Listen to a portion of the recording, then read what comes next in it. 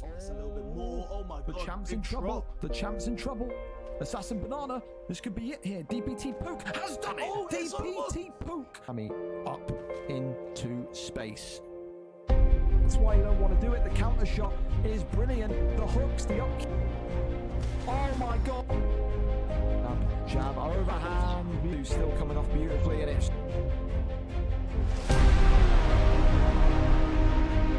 Is this going to be? Yes, it is. It's over.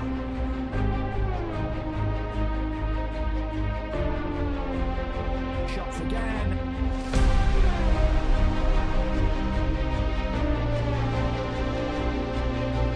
Oh my goodness me. And he's got him. Oh my god. Former lightweight champion of the world. The uppercut and the finish.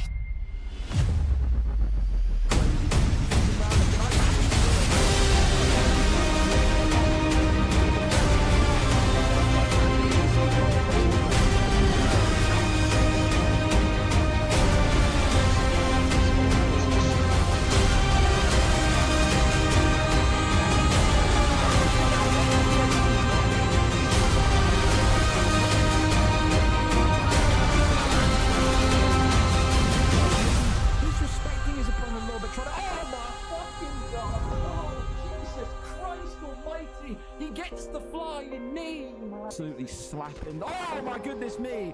He's slapping something, and it ain't cheap. There's now 1-2's over. Tries to get the takedown and gets another big slam onto him. But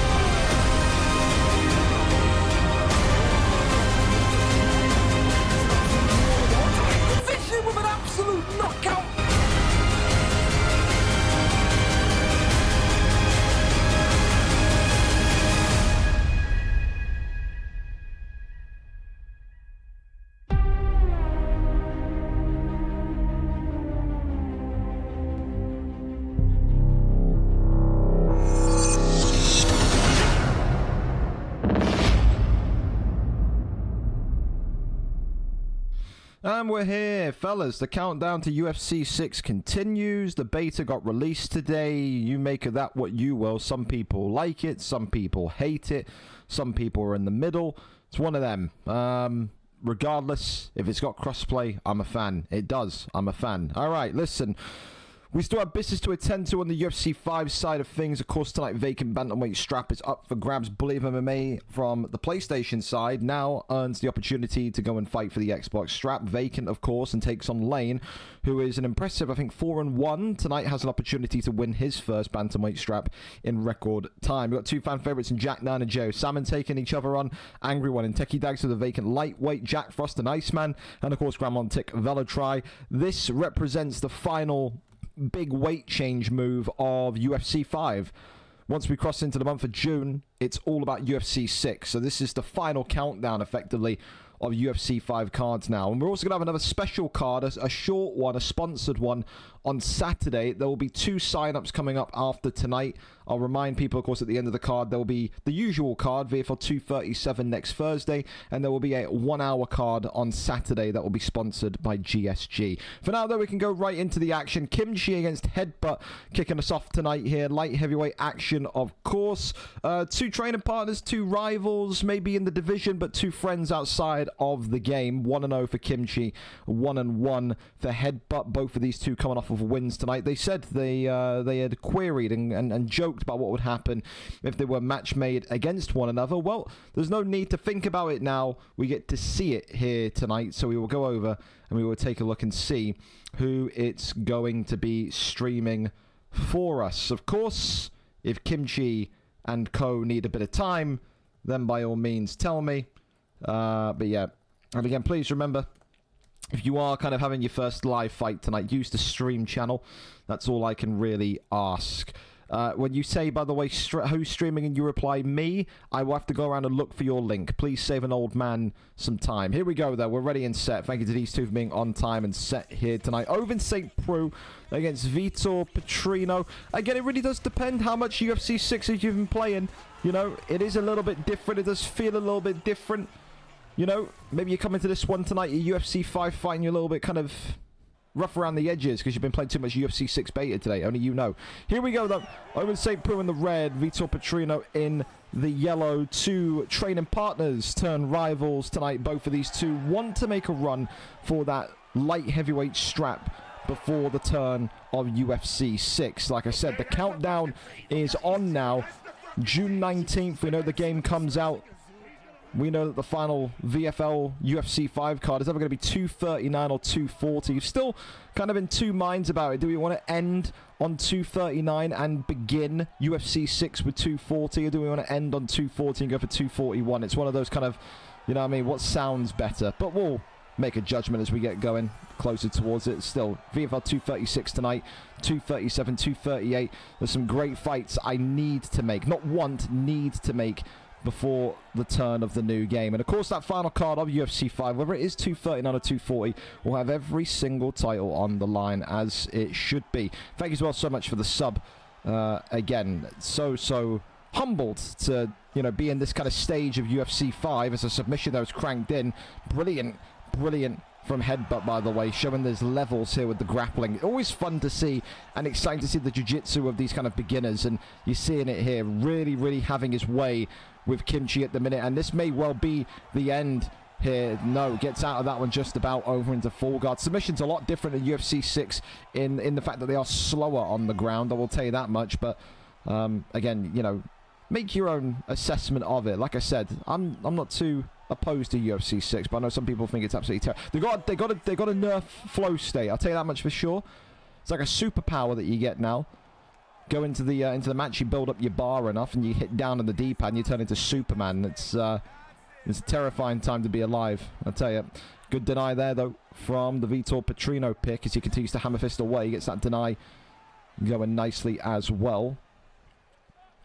But yeah, still incredibly humbled to kind of have people kind of sit back, watch every week. Some people like to have this in the background on a Thursday when they're, I don't know, working on stuff in the background. I just like to have it there to watch.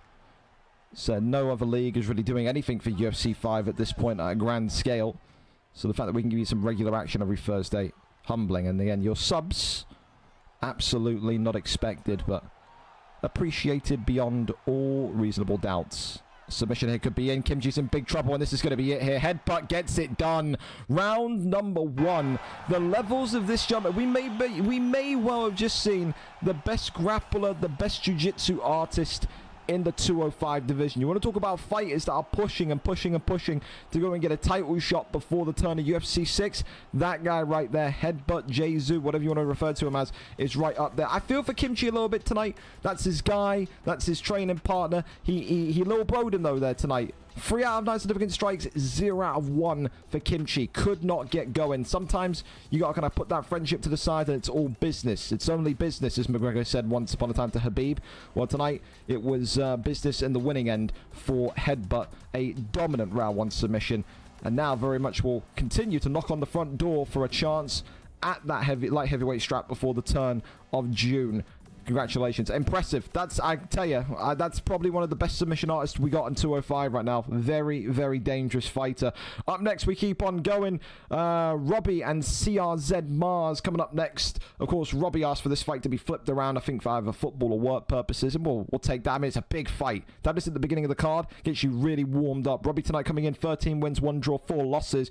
4 wins and 1 draw in his last 5 fights for the former kind of beginner-level champion. Only his third fight, though, in this division that he's coming into. Can he have success? Because Mars has been riding a wave of form recently. 11-8, yes. 3 wins in 5. 2-fight win streak. win here tonight, 3-fight win streak. You know that Iceman Brad's there. You know that Vinny's there. You'll be right in there, I think, if you are Mars tonight, with another opportunity of going for the strap should you win against Robbie here this evening. We go over and up to it. Let's go and have a look who our cameraman is going to be tonight. And, of course, it is CRZ Mars. Always a privilege to see these two fight. And we get to see it here tonight. And you can see that Jazz Cox already in the corner, just left work and bang big Oliver Streamer. So they got the coach putting down his work shoes, putting down his work tie, and saying, I'm here, mates. Give me some of that. Dustin the Diamond Poirier, WEC version against Chase Hooper here this evening. Volume's looking good as well.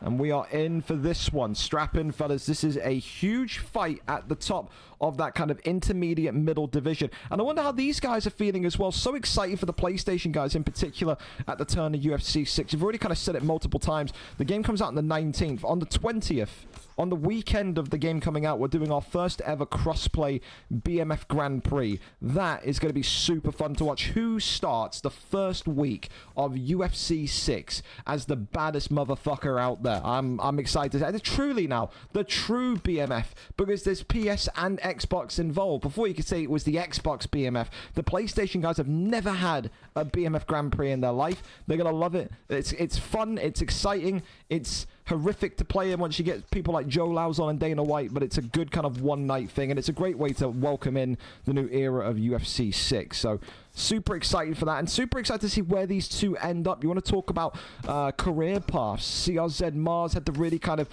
overcome, I think, difficulties to say the least. The patches of form where he just wasn't himself, where he couldn't box, he couldn't wrestle, and then now has got back into this contendership status. When you think of Robbie on the other side of things, has never really kind of landed, has never kind of landed on his feet, at least, in these kind of big divisions. Yes, he's won that amateur division, that beginner division, he's dominated, he's been a superior wrestler in that division, win streaks galore, but he's got something to prove, whether it be at the end of UFC 5 or the beginning of UFC 6, again, with those kind of mixed weight classes now, where PlayStation and Xbox guys are going to be in there together.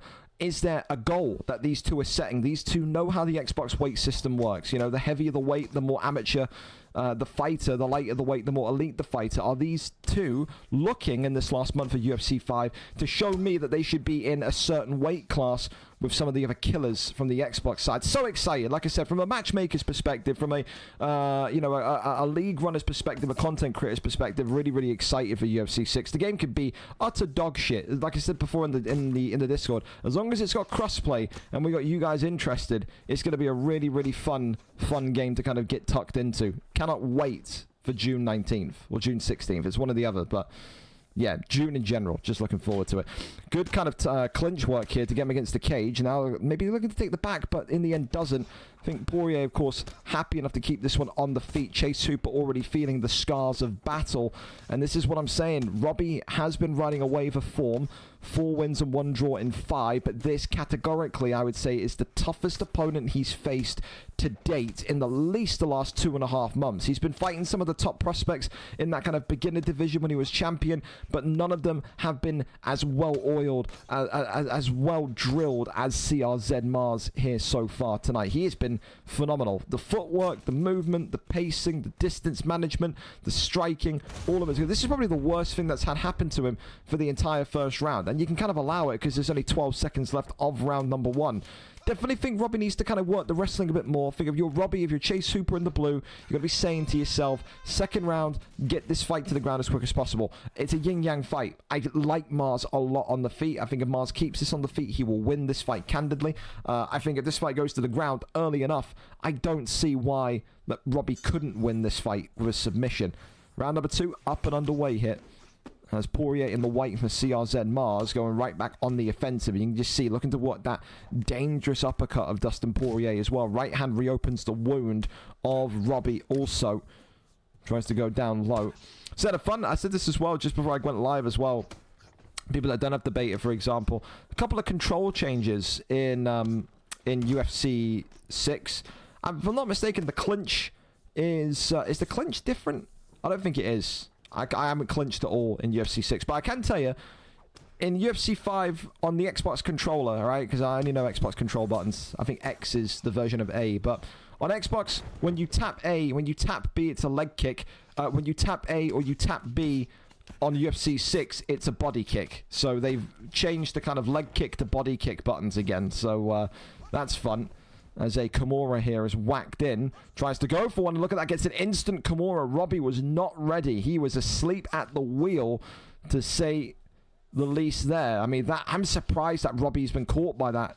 You'd think someone with his kind of wrestling background, his jiu-jitsu background, he would immediately look to deny the sub, but doesn't happen. Body shots and headshots now coming forward. 2:50 left of round number 2. As Chase Hooper's been stunned by a big one. And here comes Dustin the Diamond Poirier now. Looking to try and wade it on in. Teep kick. He's trying to create some separation, but Mars is not going anywhere, man. Well, now he is on his back. As a takedown there lands successfully. Brilliant stuff.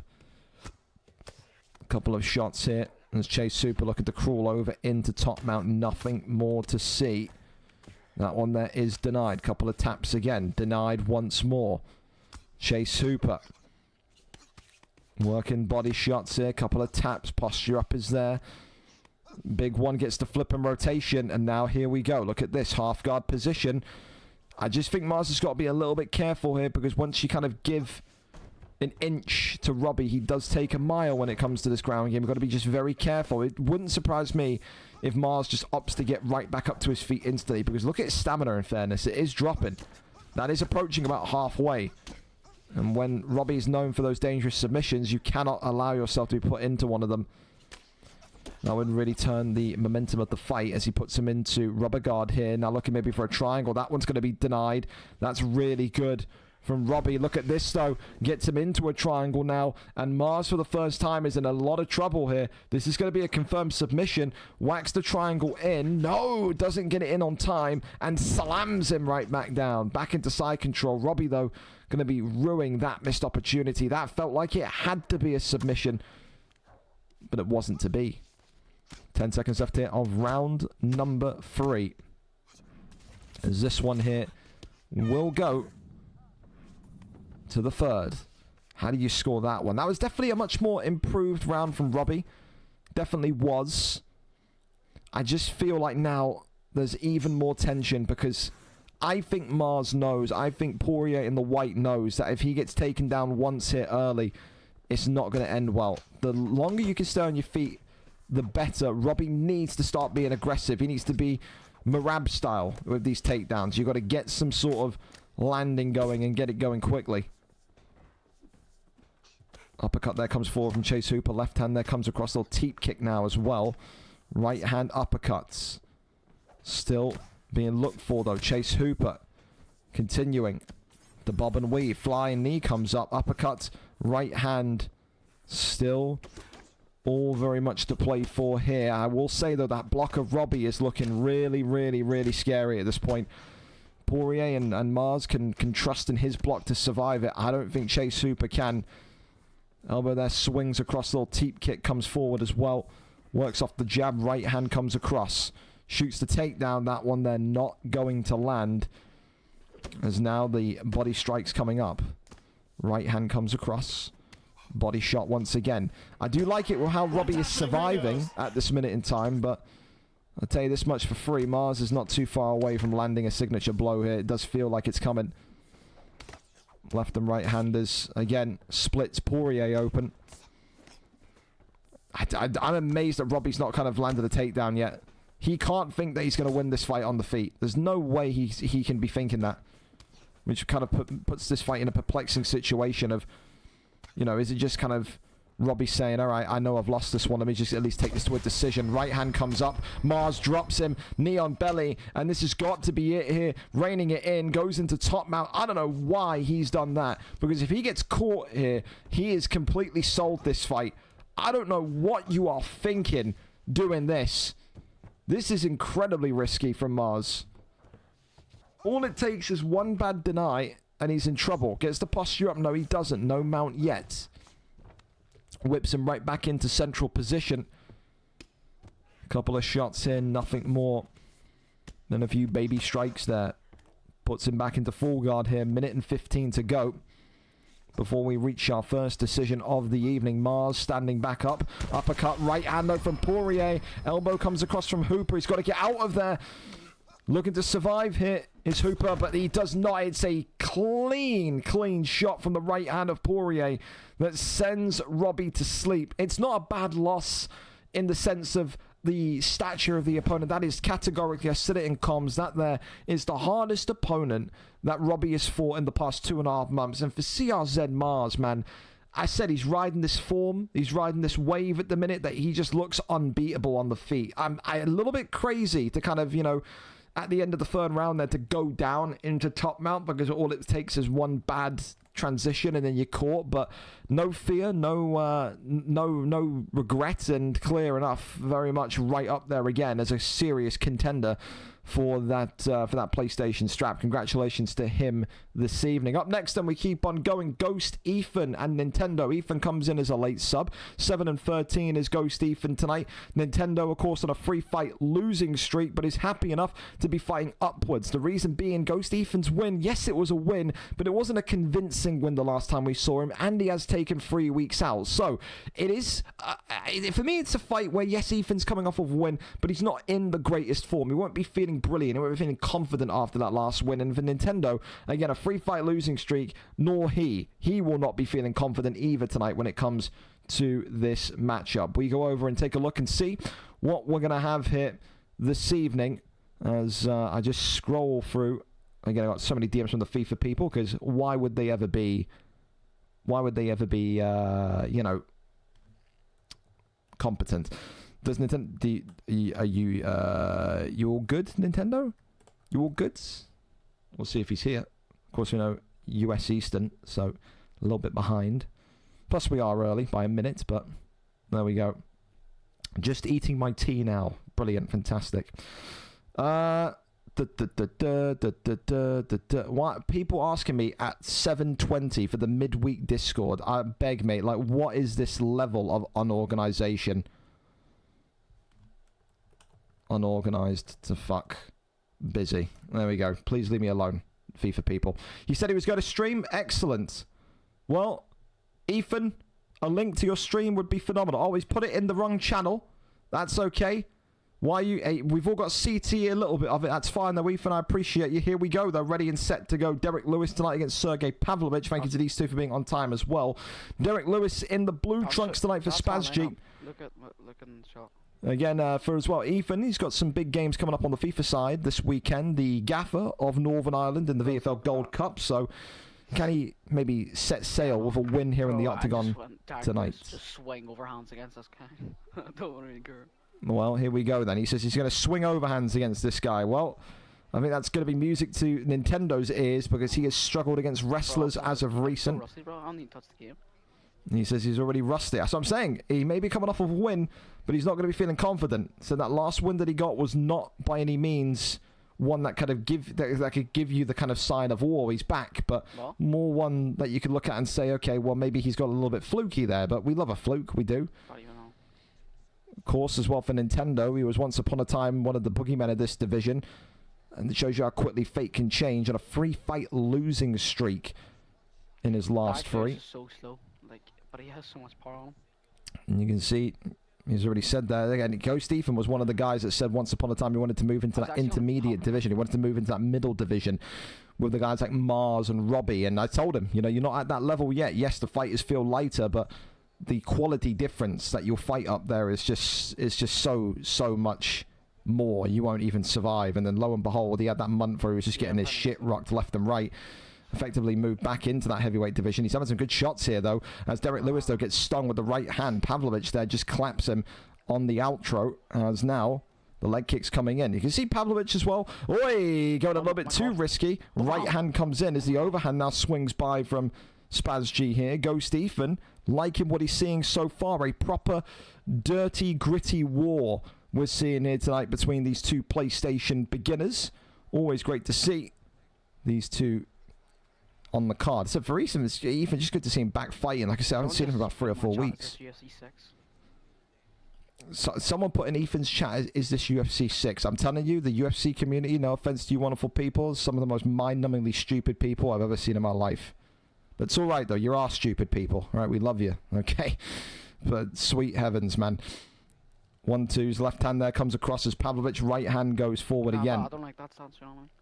I'll switch it when I get down a wee bit. He's got a corner at least to Spaz-G, so he's talked about switching things and doing different I don't know, maneuvers here, which is interesting. We've never seen Ethan have a corner before, to my knowledge at least. There's an overhand that comes in, clatters Nintendo. Works off the jab straight, nothing here so far though. In terms of damage from Derek Lewis, which is surprising. Well, I say that and there we go. He opens up the damage. Health pack there comes alive on Pavlovich. Leg kick there comes forward. There's the right hand, left hand there goes forward again. Got to be looking. No, but she pays like every entry for Jarvo. Like everything. Dude, I can't understand that accent. That accent is like he's half slurring his words and it's half Irish. I don't know what he. Like I don't talk about entry fees. Yeah, I get he doesn't really go to school, does Ethan? To be fair, he's always either playing FIFA or a cash cup. Bless him. One day, I'm sure he'll prosper. But for now, a solid round, I think, from both of them. I think definitely. I think if you're Ethan, you're happier with the beginning of the round. Probably disappointed with the second half of the round. Stop overhand, just jab hook. I don't really care. I'm just trolling to be fair. I don't think this is the version of trolling. I don't know about you see, how do I say this without being a dick? I think when you're 7 and 13, the whole thing of I'm trolling goes out the window. You know what I mean? I think that disappears out the window. This is what Ethan / Spaz-G fights like. Every fight, all 20 fights, it's been this. He's not someone that's looking to improve. He's someone that just looks to get in there and just go for kill shots. As the leg kick now comes in, taps him and breaks him. Oh my god. He's spamming leg kicks. That's just Derek Lewis and his chicken legs, sadly. Left hand there comes across as now working on the right leg. Thing is for Spaz-G as well, he's still in this fight if he can just keep his head on his shoulders. It's the one thing you can definitely tell in a lot of fights that he has. He loses composure and loses grip of fights very quickly, and Nintendo now is sensing that and is starting to tee away here. Nintendo, of course, as well. Oi, with a big right hand and now working the right leg. Tries to go forward here. Another big one down the center. He's trying to make the excuse to his friends in the party. I've just not played for a few weeks. Ethan, you got to kind of also elaborate that you are 7 and 13. Come on. I respect you. You show up when we need you. But it's not like you're actually looking to improve, fella. You know what I mean? You're our crash dummy. Every division needs a crash dummy. You are our gelatin man. The man whose brain is made out of yogurt and milk. Because it's been battered so much. Nintendo. I tell you, if Nintendo loses the fight from here, he's going to be lying down in a dark room tonight in tears. Because the way that he is teeing away now is just ridiculous. Ethan's got nothing, man. He's got nothing for him. Front kick. Oh, my goodness me. Catches him right smack bang in between the nose and the eyes. And this here is going to be all she wrote. Ghost Ethan tonight is out of there. Round 2 loss for Ethan. It's 7 and 14. When will it click? Says he plays a position on the FIFA pitch for Americans that kind of relies on you saving the day, saving shots, being the main hero. He's not really one of the top keepers, but he's consistent on his day. But he's got no consistency when it comes to UFC. He'll win 1, he'll lose 4. He'll win 2, he'll lose 7. You know what I mean? He's got to find a bit of consistency if he ever wants to be more than just a human punching bag. But Nintendo, a great way to kind of overcome that free fight losing streak. I'll say that much. Didn't look too confident in there, but got it over the line. And that's what you can really ask for when you are on a losing streak. So commiserations to Ethan. Congratulations to Nintendo tonight. Up next then, we keep on going as it's Driscoll against Tilo here tonight. 2 midweek teammates on the FIFA pitch going up against each other. 20 wins, 2 draws, 23 losses for Driscoll, the Irishman, with 1 win in his last 5. For Tilo, he had some success in the featherweight division, had the odd win there. Tonight though, into lightweight, 0-0, looking to take on one of the most dangerous wrestlers, the most dangerous jiu-jitsu nature, force of nature, I would say, in this lightweight division. I say that because Driscoll has the most career submissions in the league, 35 career submissions. Does he go for number 36 tonight? Or does Tilo continue to shock in fights that no one gives him a hope in hell for? Let's go over to it and see what we've got here. General Bean, stop DMing me. I don't care whatsoever until I get there. I love you, buddy, but I'm not going to go, whoa, lads, hold on. General Bean tells me we need a replacement. So you're going to have to just wait, Bean. What do you want from me? You know how this goes. Here we go, though. Anthony Showtime Pettis and Chase Hooper ready and set for the action tonight. Wowie. Ready, yeah? Here we go. Alright, let's go. Oh, I'm going to appreciate... I'm assuming I'm playing another ball sniffer, so I've had to go somewhere that's... Yes, you are indeed playing another ball sniffer, Tilo. 35 career submissions for Driscoll, the most submissions in the entire league. He is El General ball sniffer, El Capitan ball sniffer. #1 ball sniffer in the league. Not in terms of quality, but in terms of submissions. So be careful here tonight. Driscoll, in his entire career, which has stemmed north of 150 fights across 2 games now, I don't think he's got more than 15 knockouts. And there's the first takedown. It's match day. Yeah. Oh, we've got an N'Golo Kante reference. You have to love that. Well, immediately now we get to see what Tilo's ground game defense is looking like. As I turn my microphone down, I've just heard myself in the feedback of my ears. We can fucking grapple, pal. I don't know about all that. We can fucking grapple. I don't know, but I don't know what that accent is, but... Oh, shit, you faked me. I forgot about that one. Well, Driscoll, of course, going to be keeping calm. Does not want to be in a situation here when he gets his arms snapped. As Pettis and Tilo here looking to win the race. He's going to have to give up on the race. And this one goes back into back sitting. This is the typical Driscoll performance here, ladies and gents. Get your sleeping bags, get your pillows. It's he's a flat track bully in only one way. As this one goes into... He even teased in the general today. If the game is too different in UFC 6, he will give up. He will not play it again. He's running out of games to retire from, Driscoll. Retired in Madden. He couldn't understand it, couldn't learn it because his brain is too old. UFC 6, would his brain be too old to fathom the new buttons and the new way that the game works? Who knows? Maybe he'll end up just being a FIFA and Roblox guy. Who knows, man? Who knows? Goes over into full mount. No deny there as of yet. A couple of taps here down the center. Tries to roll over into... Oh, goes into a half guard. Wow, okay. It's getting very, very quick and spicy in here. And again, Driscoll, one of those fighters that will happily sit there and say, I'll take this one to a decision if it needs to. Can't get... Wow, I mean, that's... I'll tell you this much. That was pretty sloppy from Driscoll. Amazed. But then gets him right back down. Come on, Driscoll. You're 30 years old. Have some fun, bro. You wouldn't think these two have got to play FIFA together in about 30 minutes. I'm pretty sure they do anyway. I'm pretty sure Tilo signed for his team, which is hilarious. I'm sure that Discord call, that Xbox party is going to be a bundle of joy if it carries on like this. Half guard again. Goes over into top mount. Nothing there. Boys, you might as well turn the stream off. You know what happens tomorrow. As you can't do it, dude. Driscoll just can't keep him down there. So, but the story of some of Driscoll's recent fights, you know, he can get you down, but he just can't keep you down. Hooper eats a vicious head kick there as well. So 1-2 goes forward. Oi! Big elbow coming in now.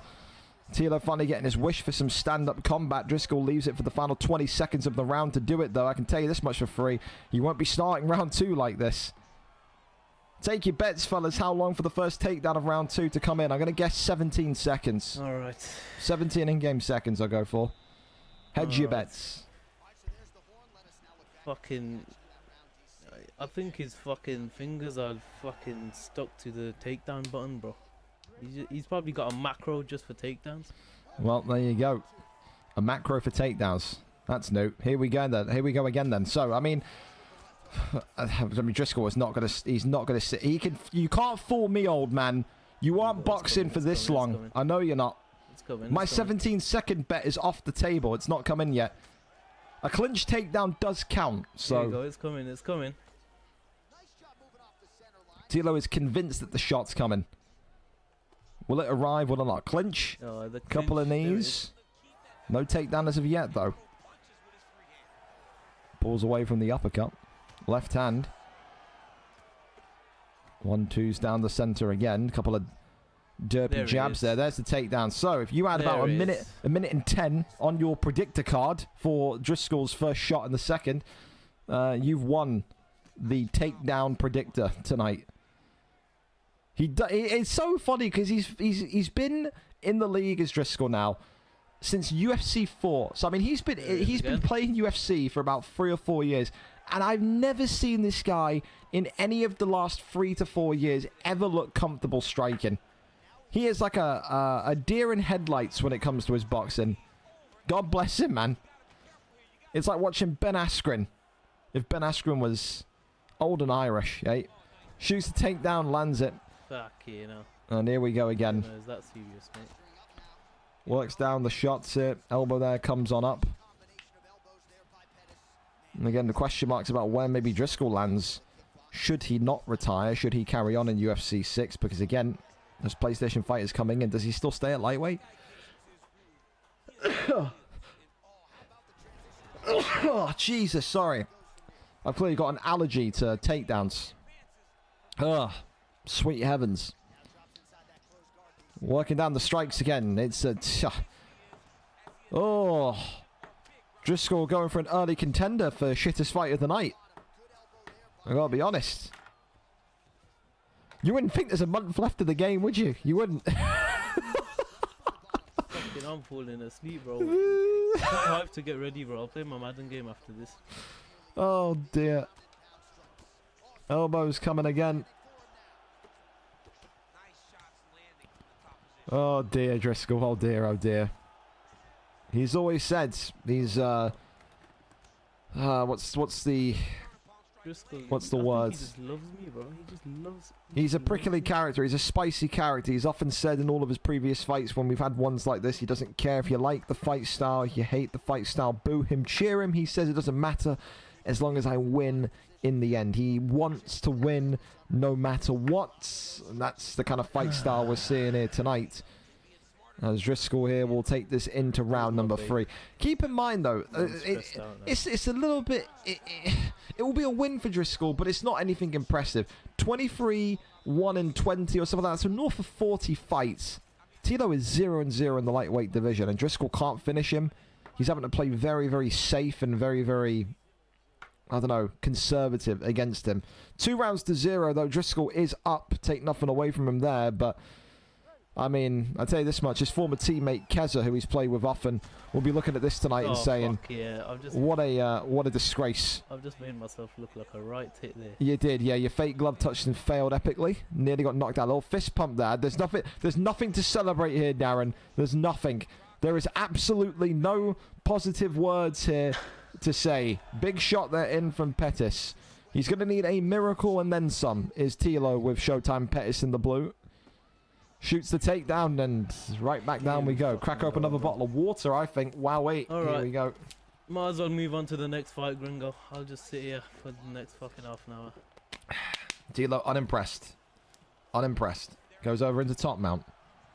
Tries to get up. That one there is rejected. Driscoll not going for a submission, looking for ground and pound. Add to his very scarce KO record, perhaps, but doesn't even crack through the defenses of Pettis. Is this the state of this league? Is this the state? He's not impressed, is he? He's not impressed. He said, "Get me out of the bantamweight flyweight division, then nerds. Get me out of the featherweight division. Score own goals, bro. Get me out of the scoring own goals tonight. Get me out of the featherweight division. If he doesn't stand up and let me win, I'm scoring own goals. Get me out of the featherweight division. There's too many wrestlers, and then he's been paired up against the Irish boogeyman that is, of course, Darrow Driscoll. Eh? Unbelievable. Gives up the back. That one there rejected. Hits the shots. And then flattens him out. Tilo in some trouble here. Trying to protect himself. As this one still goes on. Well, we burst out into song now. Those eyes were like mine. We've erupted into song. Billie Jean is not my love. It's been a Michael Jackson. She's just a girl. Hey, when you are bored, you make your own entertainment in this world. Certainly what's happened here. Crosses over at the top mounts. Minute and 30 to go here. Surely this is grounds for leaving, bro. Like, it's the whole there's no grounds for leaving, sadly. Driscoll, get a job!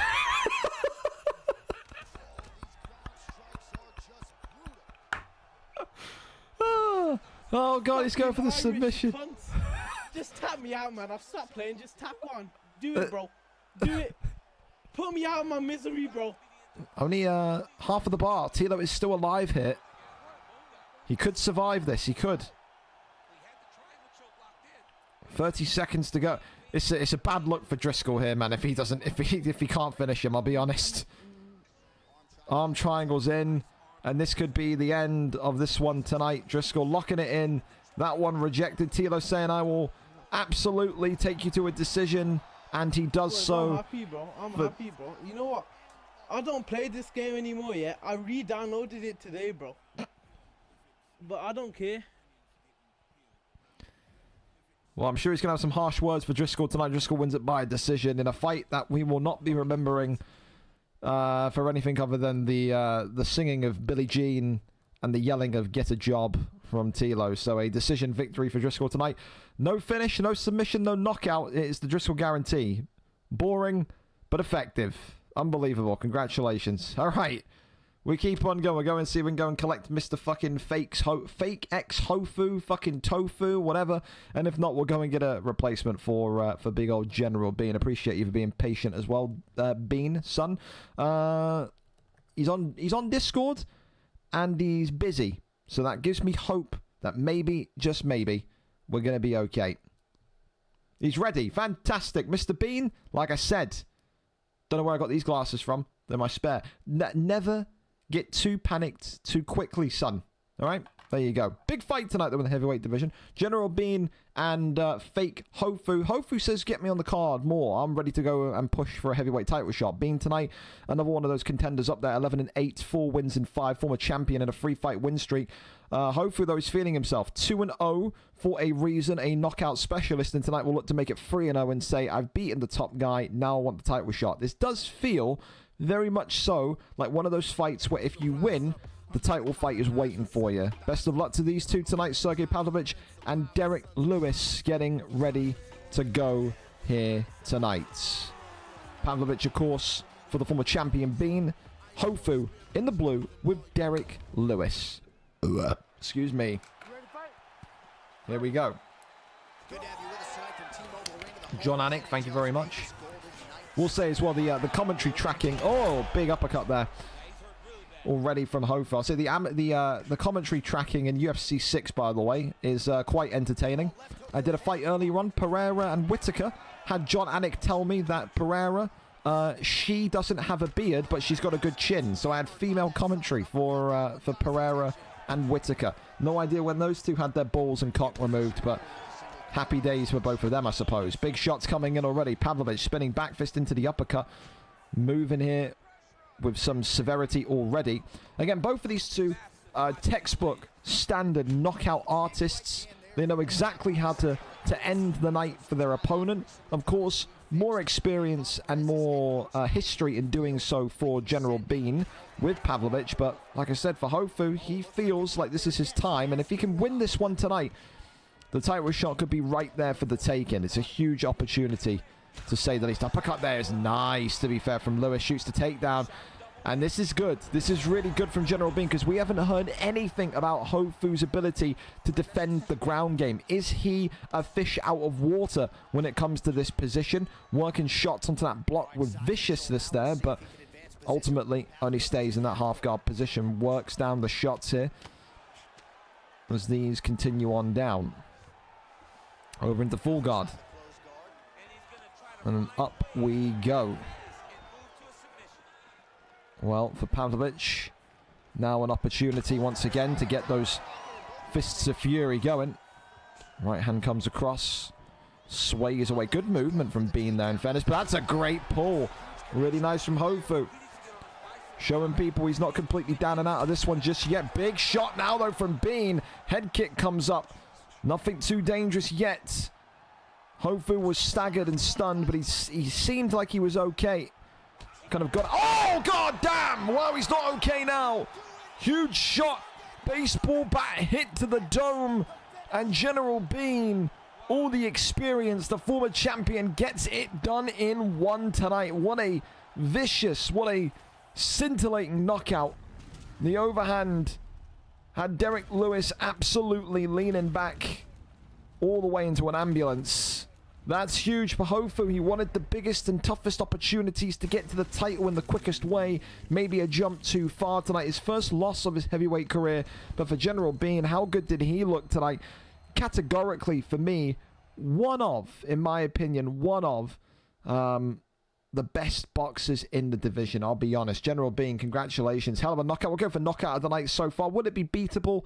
I think so, but hey, you got to start somewhere. Huge performance and a huge victory for him. A heavyweight title shot potentially coming back into his direction before you can even blink. Top performance. We keep on going tonight.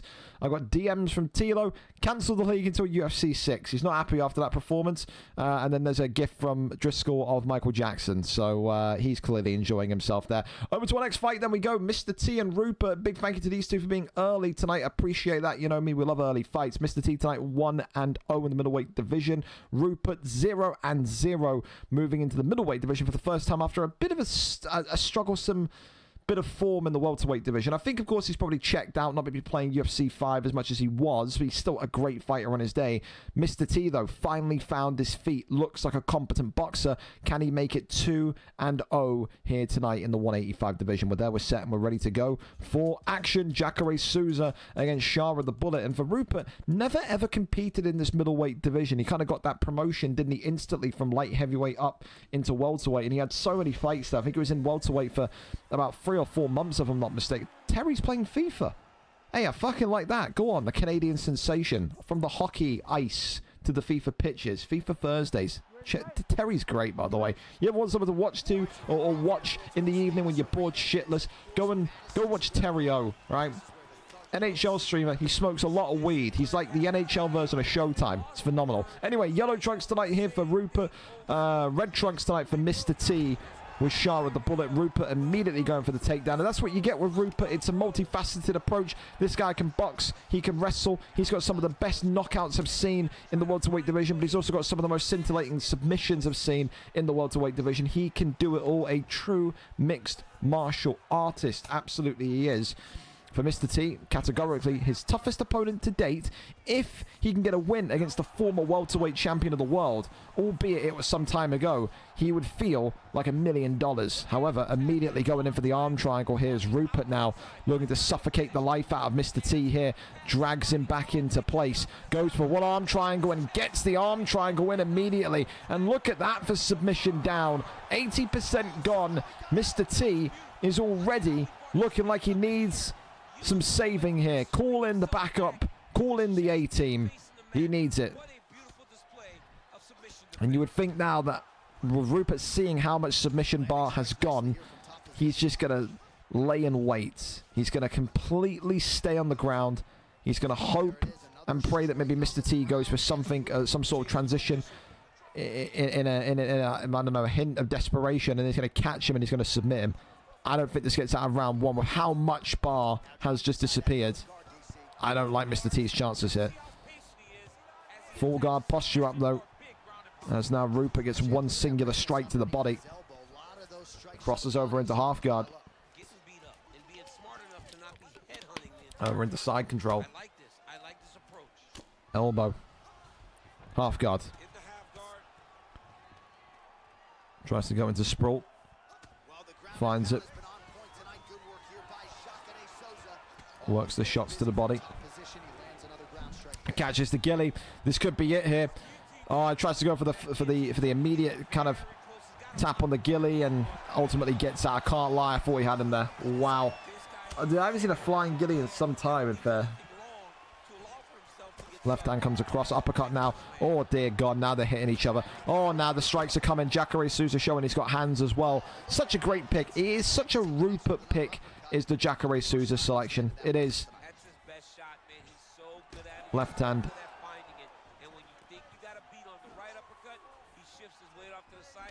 Left hand comes across.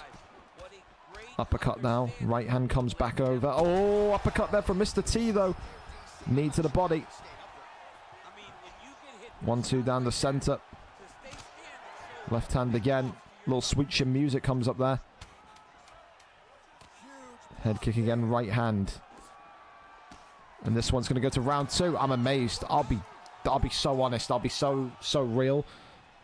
I don't know if Rupert's playing with him. I don't know if Rupert maybe just got a little bit complacent in there, but I felt like the fact that he just got out around one Mr. T is phenomenal, especially with that tap coming so early. I think the question marks are still out on Shah with the bullet on Mr. T in his ground game. I think definitely more of a stand-up fighter. I'm going to just keep calling him Cross. I always refer to Mr. T as Cross because that's the name he came into the league with us. And it sounds way less cringy than calling him Mr. T. I can't just imagine this guy as a big black man with an afro. You know, I just can't. Or what did Mr. T have? A faux hawk? I don't know. I don't know what the fuck that haircut was called, but working the body here. Just a question mark of how much can Mr. T survive here. Goes for an arm triangle. As this, oh, it's a Von Flue. Hang on a minute. Jesus Christ. All right. The Von Flue's in. And that there is one hell of a submission. Von Flue's a rare. And for Rupert 97, he's a problem in this division, man. You never know. You never know how serious Rupert's going to take it or not take it. But when he fights like this, man, he's absolutely a killer. If he fights like this for the next month, he'll be middleweight champion before the turn of UFC 6, excuse me. Dangerous, elite, and probably right now, if he's serious and fights like that, the best grappler in 185. Gets it done tonight, a round 2 submission. And of course, it's a Von Flue choke, so you've got to go so far for submission of the night. Would it be beaten? I don't know. Von Flues are difficult to beat because they're just so rare. But nah, hell of a performance from Rupert there tonight. Commiserations to Mr. T. The boxing looked alright. It's just the jury's still out, obviously, on the ground game. And against a former welterweight champion like Rupert, is it a bad loss? I don't think so. But I guess maybe there's room for improvement there. I don't really know. For now, we keep on going. Is what it is. Much more experienced fighter. Fair play to him. But we keep the head and go again. There you go, Hofer. That's the spirit there. That's the spirit. All right. Okay. Well, we know that G09G is eating his dinner. So no fucking idea how long that's going to take unless he eats like an old man, one fork at a time. If Bobby and Sovis want to go early, if Lee and Penis want to go early, Ross and Brazy, Theo, anyone wants to go early, the door is open since we have G09G eating his food at a snail's pace at this minute in time. So let me know. And we can go whenever we possibly can. Let me know. We've got stream link here for Ninja Boy. Are they ready to go? Lobbying up now. Fantastic. He's absolutely devoured his food. He has scoffed it down like a hungry wolf that he is. So we're sticking with G09G and Ninja Boy then. Phenomenal. So G09G coming into this one tonight.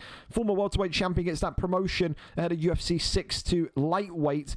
It's a difficult division, but I think he's prepared for it. And, of course, on the other side of it are Ninja Boy, who is, of course, taking pelterings in the bantamweight flyweight division. This guy, people said he's got all right striking, but did he need to be in bantamweight flyweight? They said no. It was one of those. He felt bad because he came into the league and he had his profile all hidden. I've always said, if you come into the league and you ask to fight and your profile's hidden, I can't see your game history, I can't see how many hours you put into UFC, I'm guessing what division I put you in. He was, of course, on the guessing scale where he got put into bantamweight flyweight.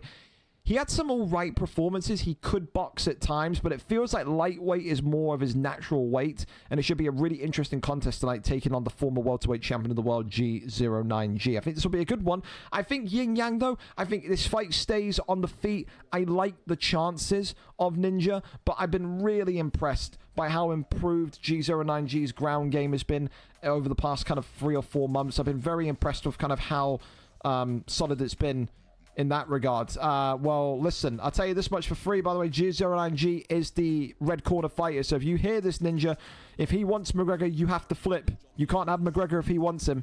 You're going to have to change. He's got more overall wins. You're both 0-0, but he has more overall wins, so it does come down to that. So we'll have to go somewhere else. There's got counters, though. You've got the likes of Masvidal. He's going Cowboy Oliveira. That would be the most silly decision of the entire night. I wouldn't do it if I were you. Certainly wouldn't. He's looking around, though. What is he going to find in the 4.5-star picks? I wonder. Zelhuber we've not seen for a while, but usually Masvidal is the counter. Jim Miller would be quite a decision as well, wouldn't it? Real Estate Owl. Definitely you can see that he's been completely flummoxed by him taking McGregor. He does not look like he's got a backup plan here. Where is he going to go? Masvidal? That is the usual kind of bread and butter counter. Here it goes then. Masvidal and McGregor, thank you so much again for the subs, fellas. Appreciate you. You timed that brilliantly as well. As we were going into the fight. Hasn't it flown? It has indeed. Thank you so much. Give you a proper thank you after this fight. Here we go though. Masvidal in the red tonight against McGregor in the green. Our countdown to UFC 6 is on. The final few cards of UFC 5 are upon us here in this merry month of May. Wow.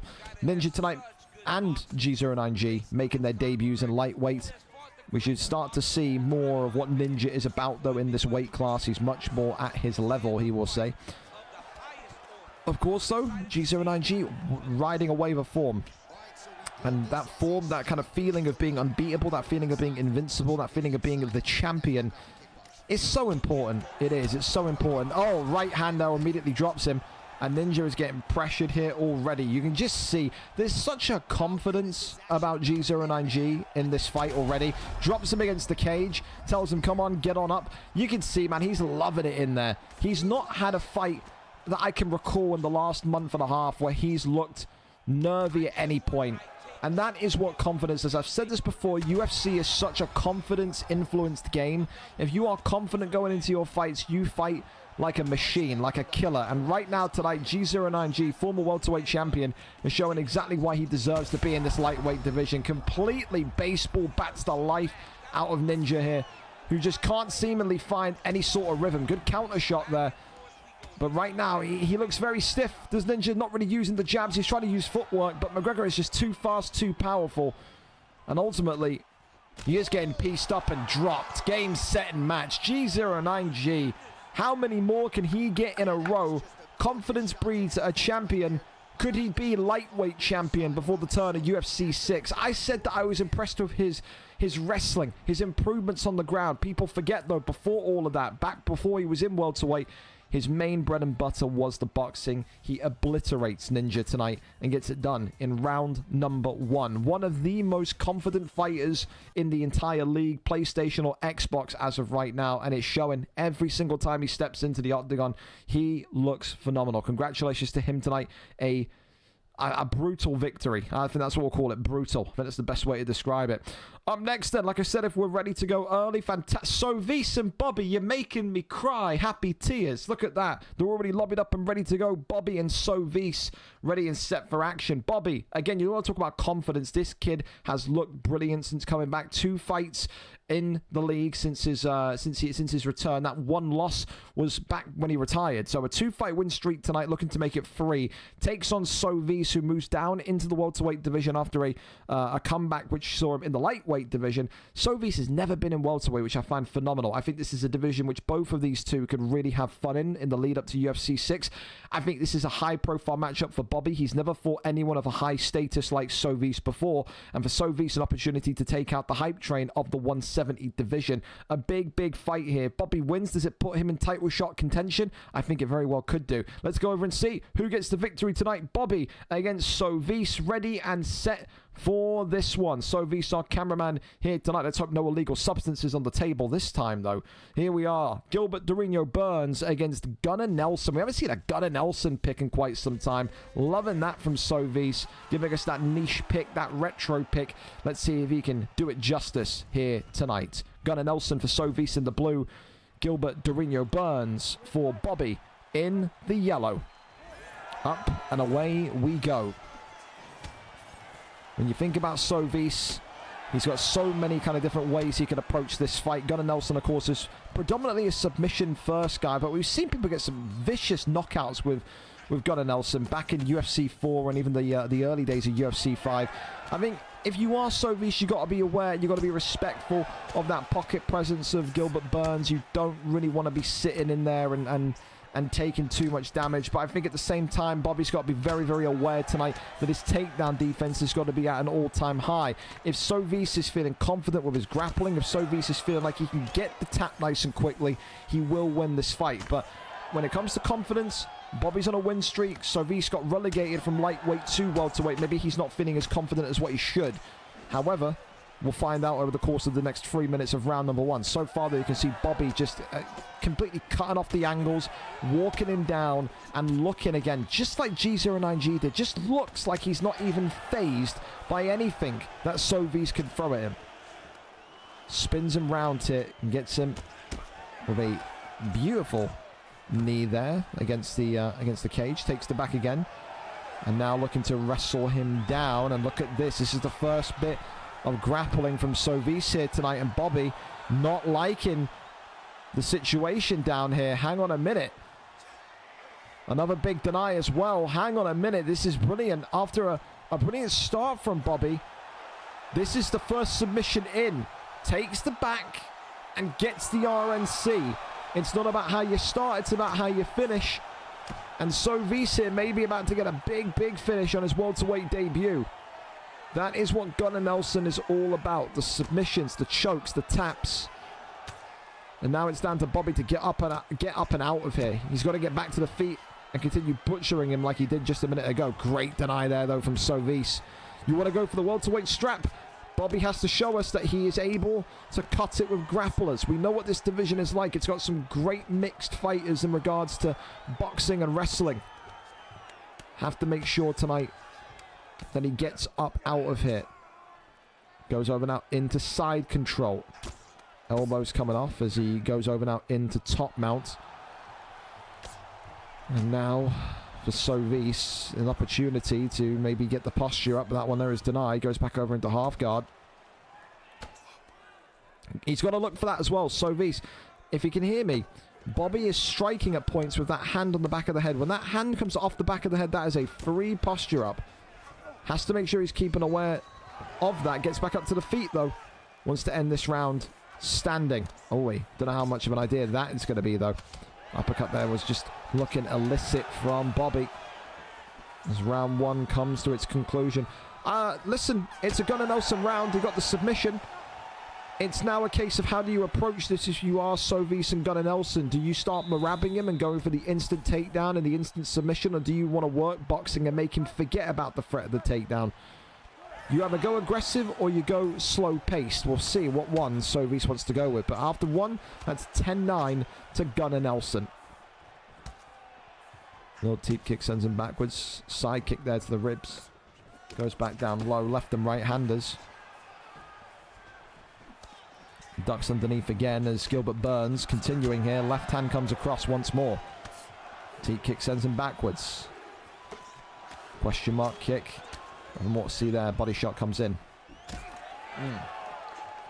Elbow being looked for. Left hand comes across, body shot. Pushes him backwards. Another head kick comes up. Left and right handers here. Gilbert Burns, big straight down the center.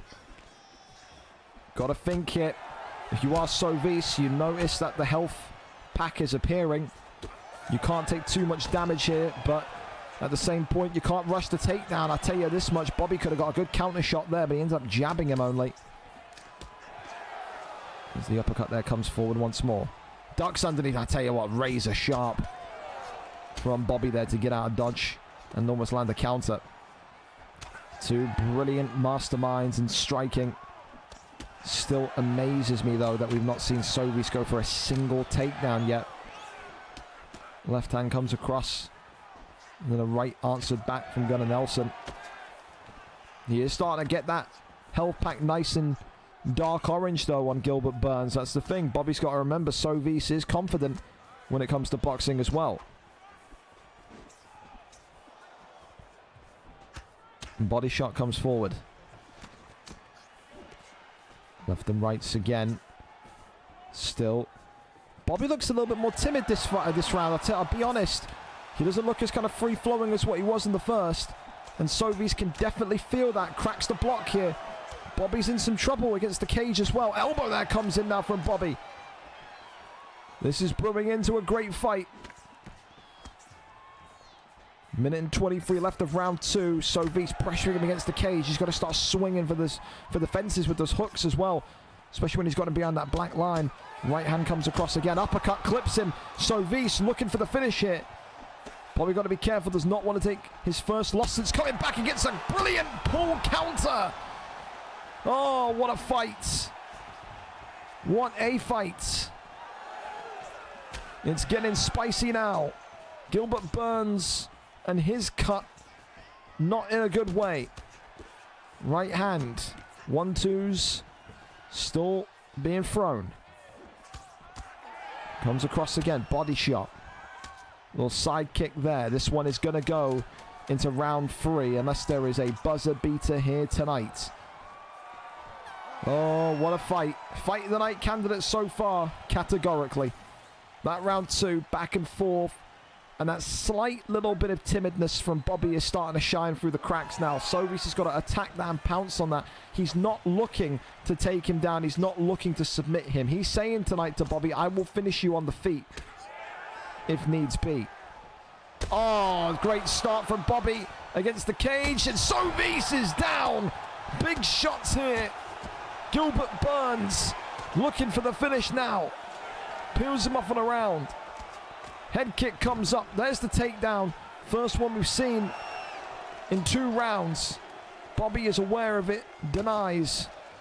And now maybe some desperation hitting the scenes from Sovis. Oh, great strike though. Reopens up that wound of Durinho Burns. Body shot.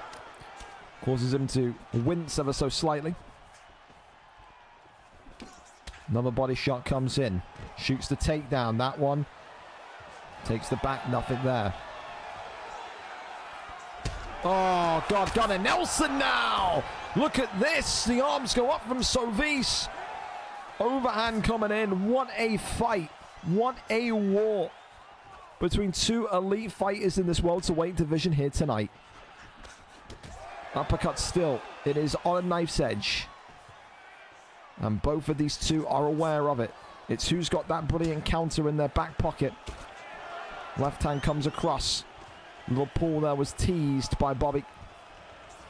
Overhand comes in from Sovis. Oh.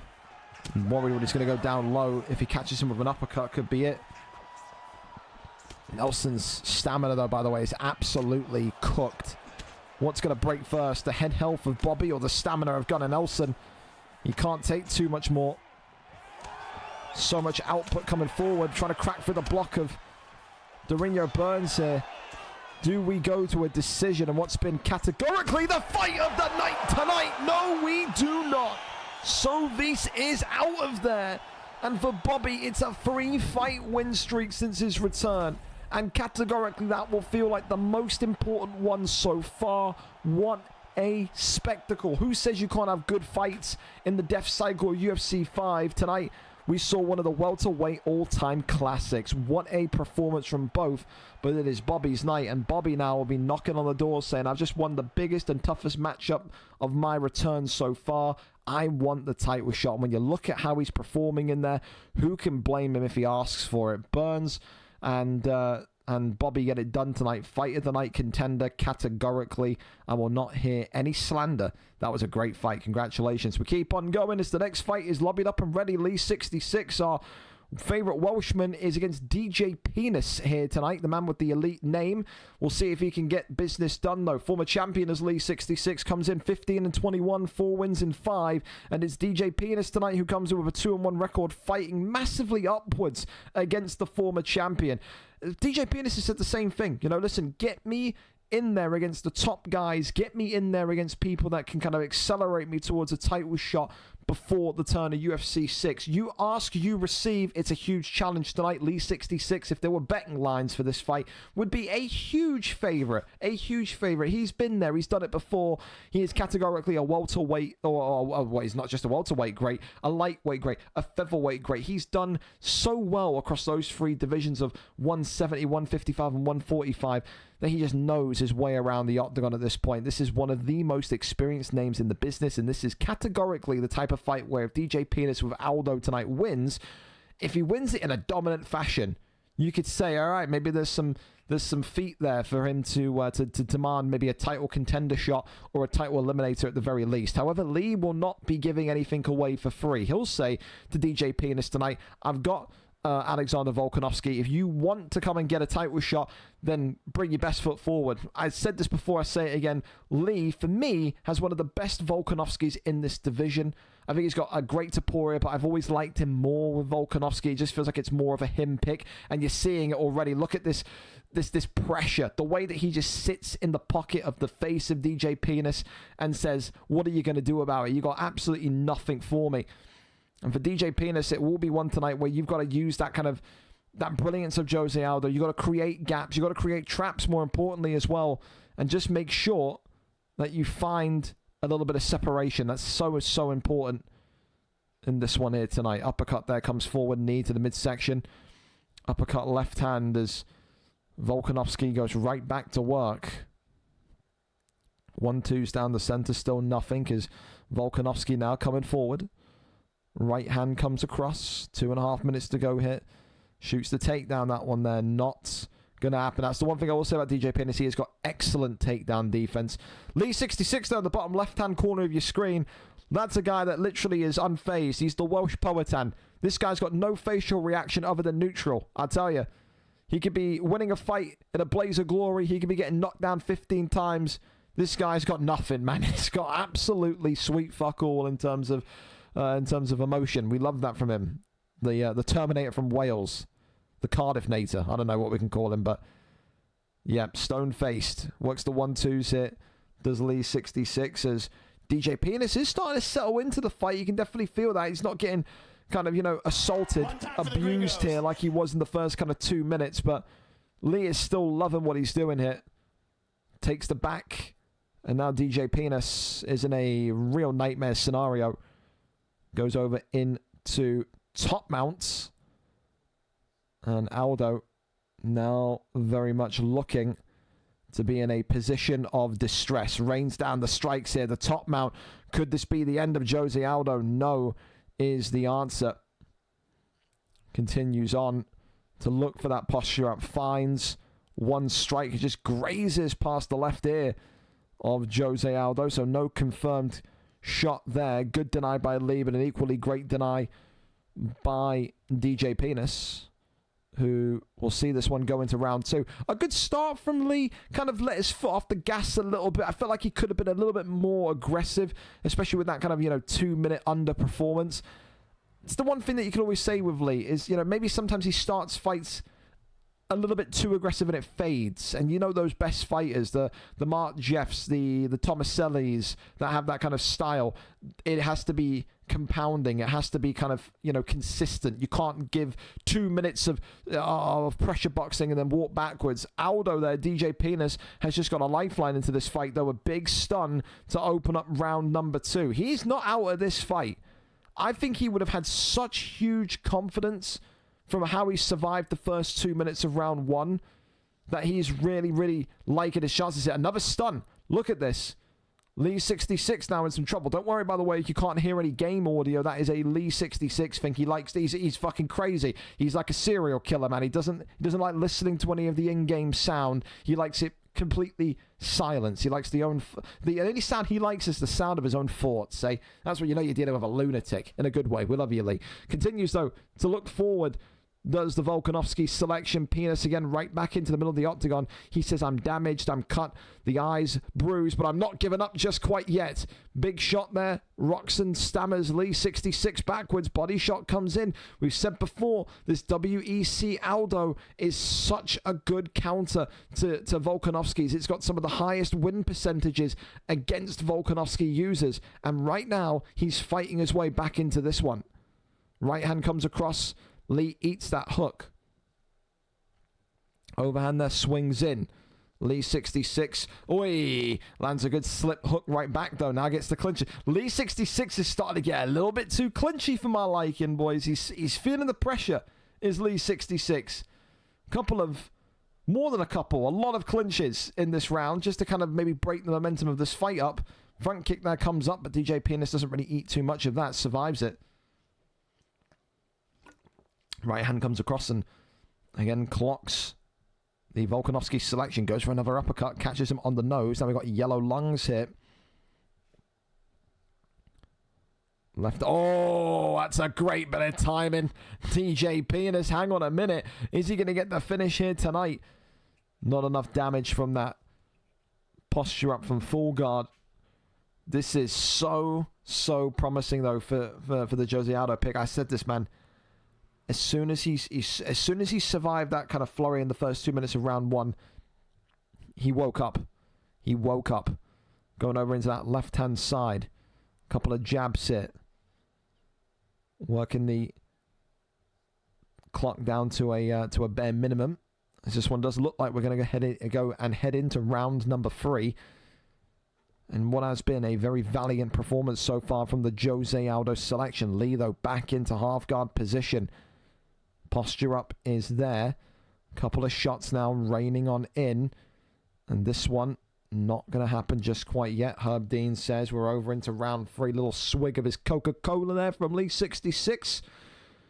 He's going to be needing that to kind of wake him up a little bit. He's not looked the same since the halfway point of round 1. Respect their pay between two fighters.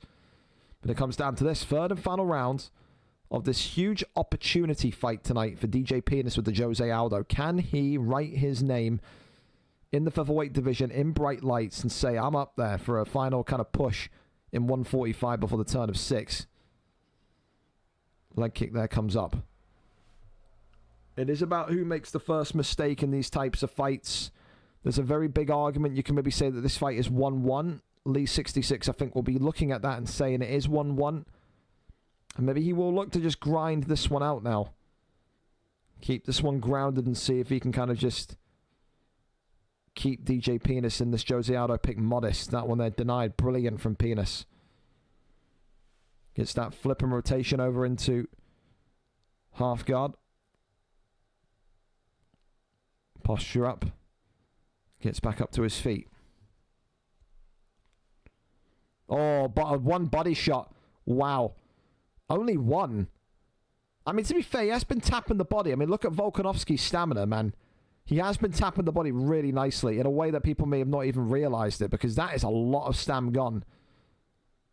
That's under 50%. Or very close to it. Definitely under 50%. Yeah, 10,000% below 50%. Same kind of story as the last fight. What kind of disappears first, the stamina or the head health? Another great debilitating body shot here. Look at the way that DJ Penis now is starting to work multiple targets. Lee 66 is in trouble here. I'll be so real. He is in trouble here. Gets him over into side saddle. And now into sprawl we go. Is this what Lee needs, though? I think he needs to get up and finish him. I think he's losing this round. Tries to grab the leg, nothing there. Works the body, goes for the guillotine. That one reversed. Absolutely phenomenal. And if you're the Aldo selection now, you don't even need to rush. I think you've won it on points. I think he has. Posture. He wants up, though. All right. He's giving him a fighting man's chance. He's a better man than me. I would have just sat there and laid on top of him, but... Flying. Oh, yes. DJ Penis and Jose Aldo, man. What a performance. I think we've had another performance bonus being handed out here. This is performance of the night. I gave him very, very slim chance. Especially in that first 2 minutes of round 1 when Lee was dominating him. But right now, this Aldo selection is going to go to 3-1, and he's going to be right up there for a title opportunity. I tell you, what a performance into stat guard. And Lee may be knocked out here. Big shots raining in. And this one is all over. A buzzer beater with 10 seconds to go. He said, give me the hardest fights. Give me the biggest names. Give me the best run that I can get to the title before 6. He got what he wanted. And he performed to such a high standard tonight. DJ Penis. A upset victory for the ages. And one that will put him right in the firing line for a potential featherweight title opportunity. What a victory tonight from his Jose Aldo. And again, I keep on saying it, man, that WEC Jose Aldo continues to be the Volkanovski killer.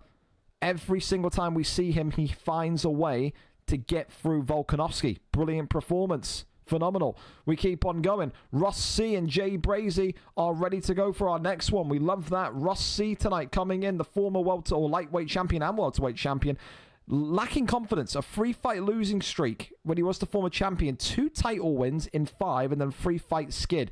Tonight, though, JB Brazy back in the octagon for the first time in what feels like forever, into his old stomping ground of lightweight, where the last time we saw him, he was 4-9 on a 4-fight losing streak. So someone's losing streak tonight has to go. Will it be the former champion Ross C, or will it be the returning JB Brazy, who has his first fight in what feels like over 6 months? We are there, we are set, and we are ready to go for this one tonight, as it's going to be Paddy Pimblett against who? Ross C, of course, has priority, so JB Brazy will have to flip off and see what the counter's going to be. 7-11 against 4-9. Where does he go?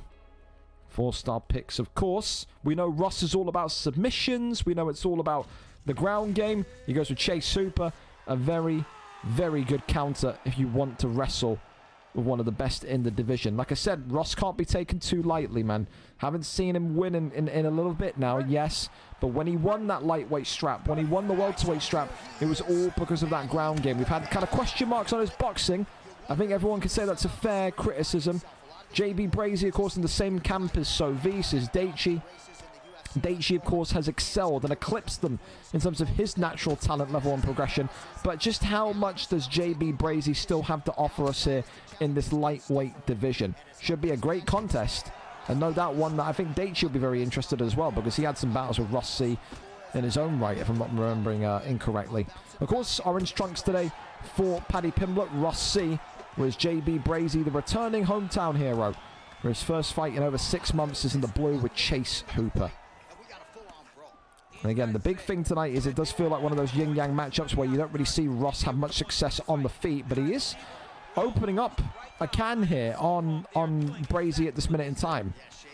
The one thing that Brazy will not want to do is shoot a takedown if he gets a little bit nervous, because Ross wants it on the ground. He may be doing well on the feet here, but this is an anomaly. He wants to be on the ground. He wants to be taken down. It's the kind of fight where I wouldn't be surprised if the first takedown Brazy shoots, Ross lets it happen just to get down there. But right now, he is teeing away. Right hand, right against the cage we go. And Ross C, looking like some of the most confident boxing we've seen from the former champ ever. And there's the takedown. Attempted and shrugged off there from Ross. And says, I'll give you one right back. Attempted and shrugged off from Brazy. You'd have to wonder what maybe Daichi and Sovis may be saying to him in the corner here tonight. How do you counteract the former champion? Left and right-handers continue upwards. 2 minutes left of round 1. There is no sign of damage yet on Ross, but there's all signs of damage on JB Brazy. Well, there's the damage on Ross. Oh, my goodness me. An uppercut there drops him. Goes down into full guard.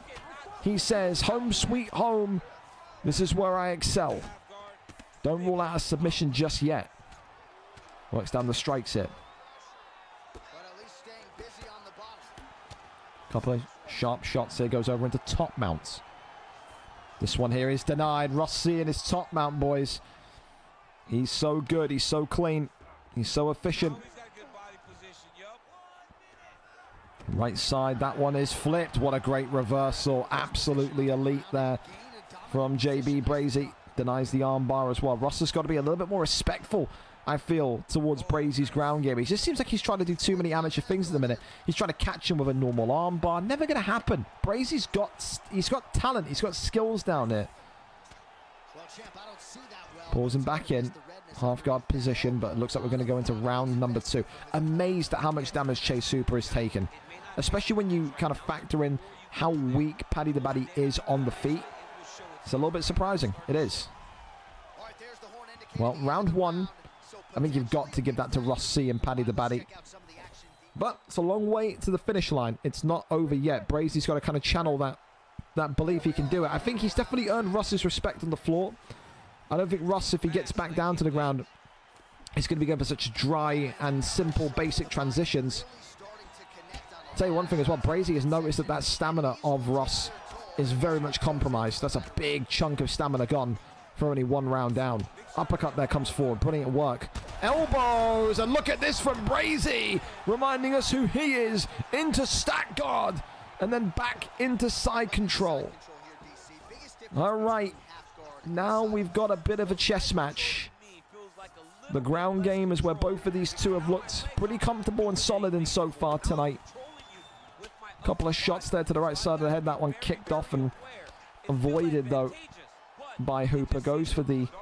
Oh, wow. Okay, goes for the DOS. Wow, that's a great reversal. Goes into back flat. He's so slippery as Ross C. As now look at this. Pounding away with the back flat. Ground and pound. He could be in trouble here. Brazy just about survives it. He's got to get out of there, though. This is not a position he wants to be in. Goes for the rear naked choke. Rostec, does he get the arm under the chin?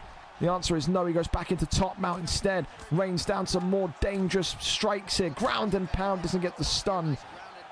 But how the fight can flip in terms of, wow, JB's doing well. Wow, Ross is now dominating him. This is what happens when you put two great grapplers against one another. Brazy, though, has got to wake his denies up. He's allowing Ross to just move across him now like a twister board. It's just getting a little bit too much for him. Gives up his back again. Rear naked choke was attempted. I think Ross was expecting him to worry about the back flat. Goes for the rear naked choke again. Instant rear naked choke put in. That one there is rejected, not once but twice. And Ross now goes for a third and ends up getting it. That there is the first submission of the night in. Drops the bar down to half. Ross is starting to take serious control here. A groundsman at its finest. Big shots coming in from back flat again. Brazy protects himself, but he's in a pool of his own blood now. Can he survive 1 minute and 10 seconds? He's pulled him into an arm bar, and this could be it here. Brazy with his comeback fight. Ross has got to be very careful because that submission is there, but his stamina is absolutely dropped. And it's going to be difficult to win these mini games with that little stamina. Has to give up on the armbar and goes into back sitting. Stamina management will maybe be the name of the game for who wins this matchup tonight. But it looks like we're going into round 3 again here this evening. I think it's still there for Brazy. I think he's got to defend the takedown of everything, and he's got to assault Ross's body. Paddy the Baddy is at maybe 40% stamina. He can get a body rock, and if you body drop Paddy the Baddy here, neon belly animation means you've got the fight wrapped up. The whole focus of this round for JB has to be on the midsection. Third and final round. For Ross, get the fight to the ground. For JB, you've got to work the midsection. Takedown attempted, but immediately denies that one. Oh, right hand there from Paddy. Drops him with the right now as well. Goes over into half guard. Exactly where Ross C, the former lightweight champion, wants to be. Couple of taps here coming in again. Full guard. Elbows coming now. Can he shimmy his way out of here is the question. Back into full guard again. Posture up is there. Rains down the strikes. Huge shots. Nothing more than a couple of small ones. Elbows coming. Half guards. And goes for the arm bar. Oh dear, Ross. This is not good. Ah, Brazy, you can't be letting him out there. Oh, Brazy. Oh, God. There's a slip and a half from Brazy. Oh, that was such an opportunity. If he got the armbar off and he got the submission off, Ross could have been in real trouble with that stamina situation. Oh, God. If I'm feeling that way, no doubt if Sovis and Daichi are watching this, they're going to be having their head in their hands, man.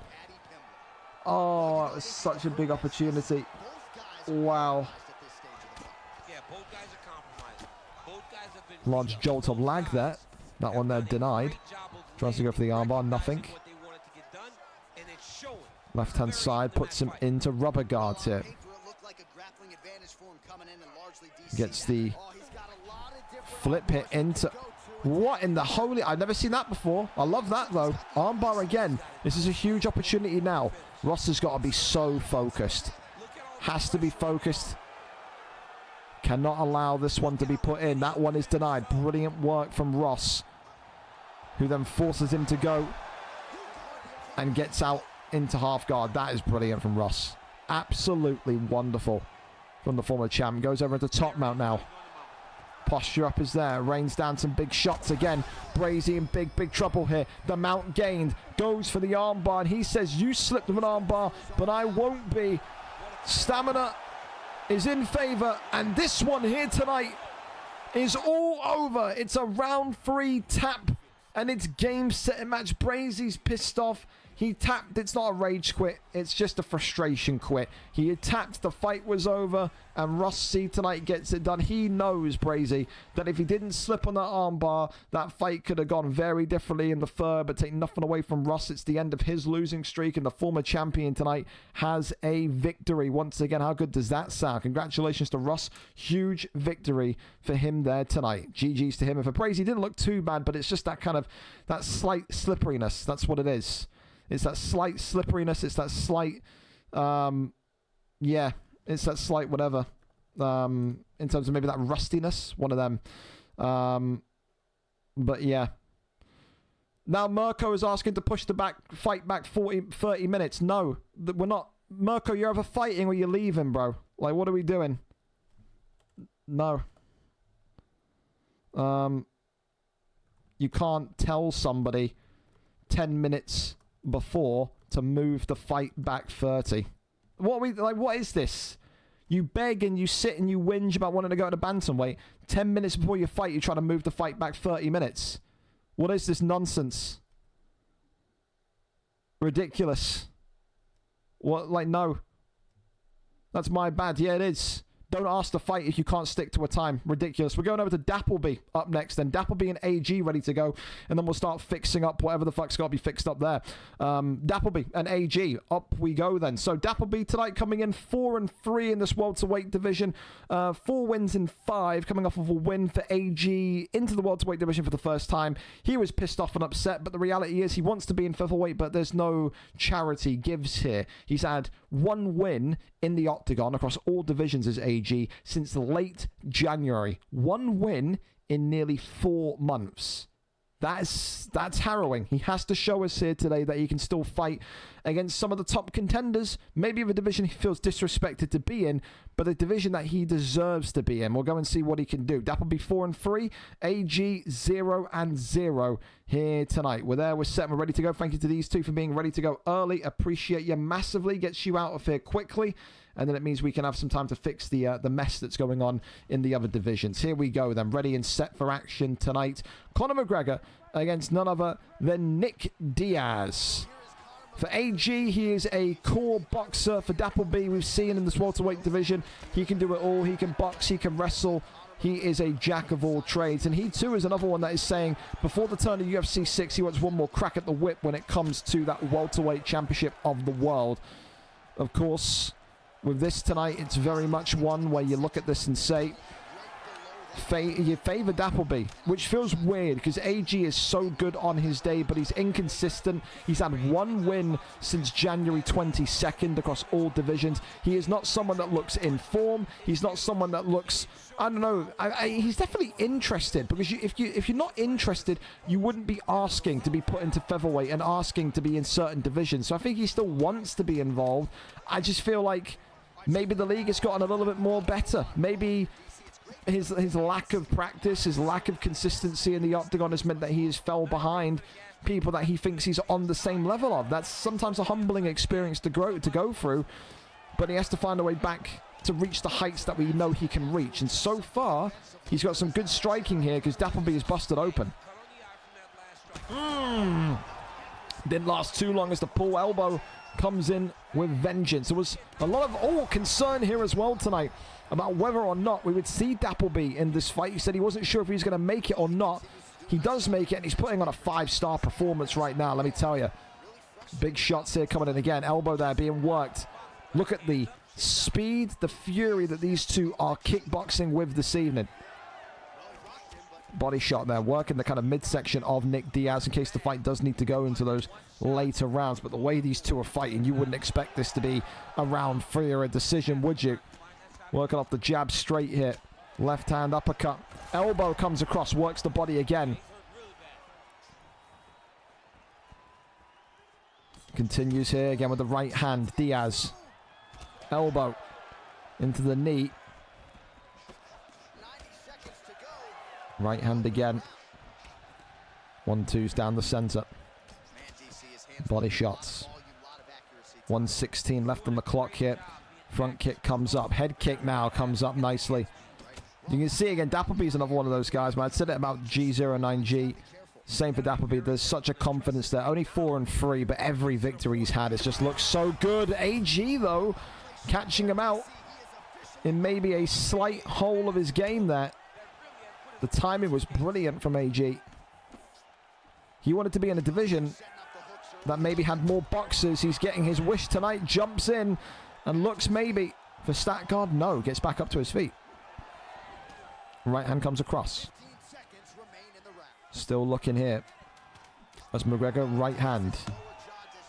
Front kick. Head kick comes up, and that there is going to be the end of the round.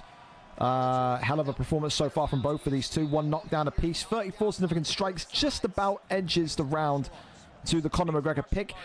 If there was a case tonight where maybe Dappleby came into this one thinking, it's a 0-0 guy, he's nothing, he's easy. He's being maybe educated in the sense that it's not going to be just that. AG is a dangerous fighter when he starts to get himself moving in the octagon. And right now, he's in this fight. It's a very even fight in terms of damage, strikes, and all the above. Right hand there, clips and drops Dappleby. AG may be looking for that quick finish, though. Diaz just so naturally taller and longer than McGregor. You can see that slight height difference as the clinch now comes in. Spin kick there to the ribs. Elbow there comes up, nothing more to see. Trying to go for that left-hander again, nothing more. Damage on the health pack now is bright reds. If you're AG, if you want to just win tonight, maybe you just kind of teep kick and walk backwards, take the coward's way out, but we've seen it work. Dappleby there, surviving the takedown? No, gets taken down by Diaz. Amazed that AG's gone for the takedown here. Couple of jabs coming in, goes over now into full guard. That one there is resisted. Crosses over into half guard. Back into full guard. Goes into, wow, stat guard. He did not see that one coming. Big shots here. McGregor could be in trouble. Dappleby only in one kind of significant shot. I'm amazed that he's looking at that health pack of McGregor and just wanting to keep it down here. I'll be honest. Maybe he's a little bit concerned about his own situation. Breaks into stat guard again. Rains down a couple of big shots here. Good evasive maneuvers, though, from Dappleby.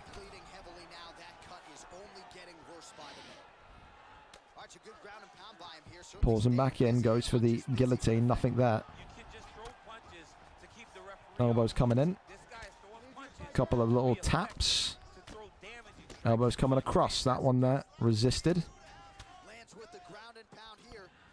Minute and 45 seconds, and that sees us stand right back up. Minute and 36 to go of round 2. Did not think we were going to see this one potentially go to round 3 with how these two started, but fair enough. Maybe some hesitance and maybe some kind of timidness from AG, who gets a big uppercut there. He knows that Dappleby's in trouble with that damage. Stockton slap came in there. Spin kick upstairs once again. Uppercut there was just being looked for. He doesn't look like he's confident to go for the finish. It feels like AG is scared shitless. That if he goes for a combination, that McGregor could pop him and drop him. Elbow there comes up and kind of rocks Dappleby again, who now is taken down from the inside clinch work. Can Dappleby find a way to come back and win this fight? He is extremely beaten up here. This one heads to round number 3. Somehow, some way, it's gone to the 3rd round. Wow. Well, I think it's not crazy or disrespectful to say that Dappleby needs maybe a finish. Maybe you could say it's 1-1, but I just feel like with the damage that is done, you know AG, you know Nick Diaz is going to get more stuns and potentially more drops. There is going to be more damage coming your way. So maybe he will need a finish. Third and final round. And we're up and underway again. At what point does that head health crack open? And McGregor instantly is the answer. AG chasing down the wounded prey. Gets the takedown though. Dappleby saying to himself tonight, if I'm going to win this fight, it's got to be through the ground and pound, or maybe even submissions with Conor McGregor. We've seen it once or twice before. Full guard posture up, rains it down again. One shot to the body.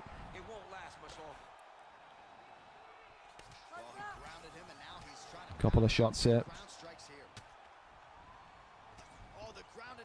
Now into rubber guard. Can't get the flip or anything. Pulls him in. Maybe looking for a submission himself here.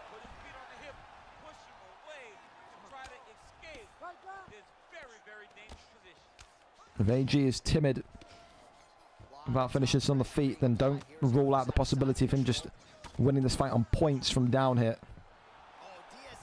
Whips him back into top mount. He's got to be so sure of his denies here. Does Dappleby? Armbar there is resisted. Couple of taps here, left hand side, nothing more. That one's denied.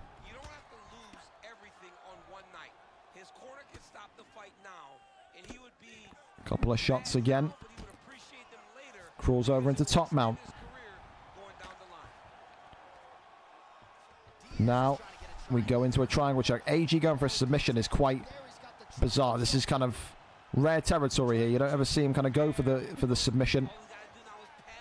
And it's not going to happen here tonight because Dappleby has gotten out of there. I would have never, ever in my wildest dreams said this one goes to a decision. Honestly. That is very shocking to me.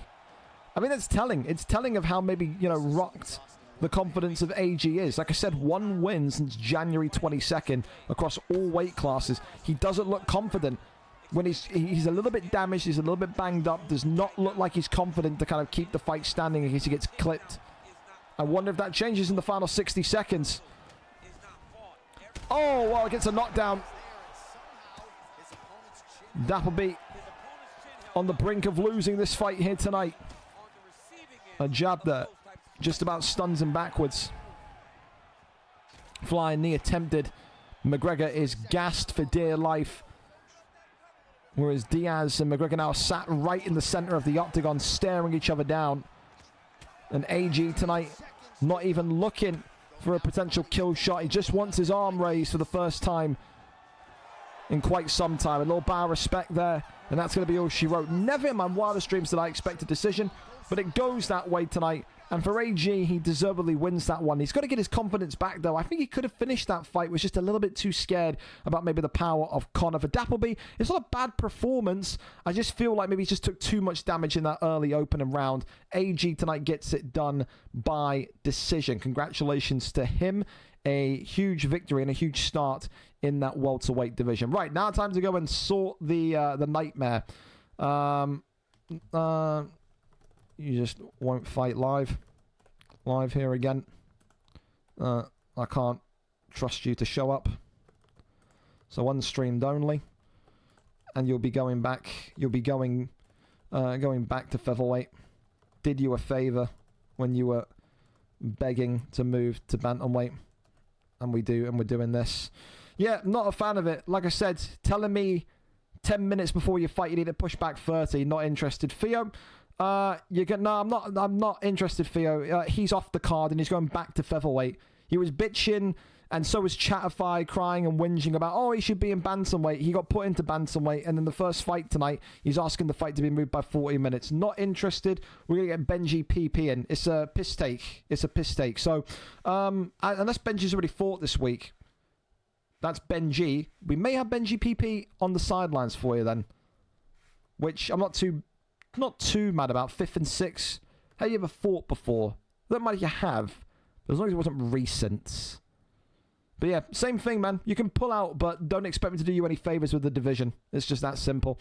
Rally, Picked Lawyer, Gamer Dude, Spooky, Techie, Daichi, Hench, Jack, Nav, Fish, Spooky. Oh, we're looking absolutely fine. Have you two ever fought each other? It's probably better for me to go and look at Theo James because he's had less fights than Benji. But that's still 49 fights, Theo. Dear Lord, you're a bit of a veteran. A bit of a workhorse, eh? Benji PP, Benji PP, Benji PP, Benji PP. I don't think they've ever fought, which makes the fight even nicer to make. So that is what we're going to do. And then for this Mirko guy, he can go back to featherweight and he can stick to doing unstreamed fights until he knows how to read a clock and show up on time. That's just how it's going to be. That's just how it's going to be. So yeah, we're going to get Benji for you, Theo. Don't recall us fighting. Yeah, there you go. That's going to be the play to make. That's the play to make, man.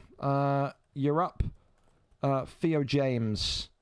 Theo, you cool? We go to the next fight and then come back, or does it need to be literally now? Let me know on that. Let me know on that, because if I need to wait, I will. But if it means we can get ahead, then I'm going to do one more fight. But I've sent Benji a message. As long as the next fight's quick. Well, I'll go to it and we'll risk fate. All right? So, there you go. That's his Discord. I'll send you his as well. If Benji's even there. He's on his phone, so he should be seeing it. Lobby up, doing the next fight, then coming back to you. Again, show up on time. It's that simple. That's all I can really say. So Benji PP and Theo there. Samson and Preston up next then. If they're good to go, I'm unsure. I see the cards ahead. No worries. There's only 2 games, so you're fine. You might want to take me and Samson off the card. He's banned from streaming, and this verify your age shite won't let him stream. Just keeps that. Why can't you stream exactly? It's 2026, and we're using the excuse that people can't stream. What am I doing here? What is this nonsense, man? It won't let me stream. Is it because you're stupid or because your internet's shit? Which one is it? Oh, mate, honestly, why have I got to deal with these FIFA people that are just fucking, just constantly just fucking giving me issues, man? Oh, God. Numbskulls, bro. Numbskulls. Do we have Inked Beasters as well playing VFL midweek? What a fucking... You can't stream unless you verify your age. Maybe tell this fucking... It won't let me verify my age. Waste of time. Do the fight off stream. Then both of you are not fighting live again. Can't trust you. Can't trust either of you. It's just ridiculous. I can't stream, and I'm not going to verify my age because I want to give a picture of myself to Xbox. What is this nonsense, dude? Ridiculous. Stupidity. Who's having a... I'm not having a tantrum. I'm not having a tantrum at all, Adam. I just don't deal with unreliable people. Talk to the wall, Adam. I do not care, buddy. We're lobbied fantastic. Over to Theo James and Benji we go. We got 2 FIFA clowns. One who can't stream. The other one that refuses to verify his identity. And then we've had Adam who can't read a clock. That's fantastic, isn't it? Wonderful stuff. Okay, where are we going then? Who's streaming for this one? Is it you, Theo, or will it be Benji? Which one is it going to be? Which one is it going to be? Toss me the link and let's get going. At least we've saved 10 minutes. Every cloud. Every cloud. He's whipping the stream up. Absolutely phenomenal. Wonderful. I got to make a note to self to move Mirko back to featherweight, where you can then fuck around unstreamed in there and waste everyone else's time in there. Like I said, show up on time. You can take the licks, man. That's fine. I do not care doing the card at the minute. More typing than showing up. That's what you're doing, Adam. You're typing more than actually fighting. Fantastic. No worries. Benji, thank you for the link. We're up to it. Okay, so Benji back in. after not supposed to be fighting this week. And it's a good fight. They never fought before. 9-16, 8-14. Yeah, Theo's won his last fight, but he's not fought in about 3 weeks. He's kind of a novelty fighter at this point. So 56 in the rankings makes sense to me. I like the fight. It's a yin-yang matchup. Theo James is more of a boxer. Benji is more of a grappler. One of those where you would think tonight Theo's probably going to get maybe a little bit frustrated if Benji opts to grapple. I say that Benji has improved his boxing tenfold as well. This is someone that very much kind of looks like he is now more prepared than what he was during his first stint to fight on the feet. However, he wrestled last week. It looked okay. It didn't look too bad, but maybe a little bit more rusty than what we remember him as. Pyotr Yan for Theo James against Benji PP, who comes in with Umar Nurmagomedov. So that is, I think, a pretty standardized matchup. Umar's been a good counter as of recent. Yan's got good power. You got no game sound in this one. Don't worry. Benji's also a serial killer that likes the silence of his own thoughts when fighting. So we'll see if he can get this one over the line tonight. Looking to fight upwards. 56. We'll see what happens here. Yan tonight, of course, in the black and gold for none other than Theo James, a man that knows how to read a clock and show up on time. Shout out to him. Benji PP, a man that's always down to fight. Right place, right time. He gets a little bit of action his way tonight. Of course, you would think for Theo a huge opportunity. Win this fight. You're on a 2-fight win streak. Yes, it's not exactly, knocking on the door of bantamweight gold, but it's knocking on the door of a title eliminator. It's knocking on the door of a contendership opportunity. It's one of those, isn't it? So tonight, I think he has to treat the fight seriously. He was kind of, whisked in as a replacement fight earlier on this afternoon because it's ironic now. Both Mirko and the other guy that was supposed to be in this fight both pulled out because why wouldn't they? Why wouldn't they?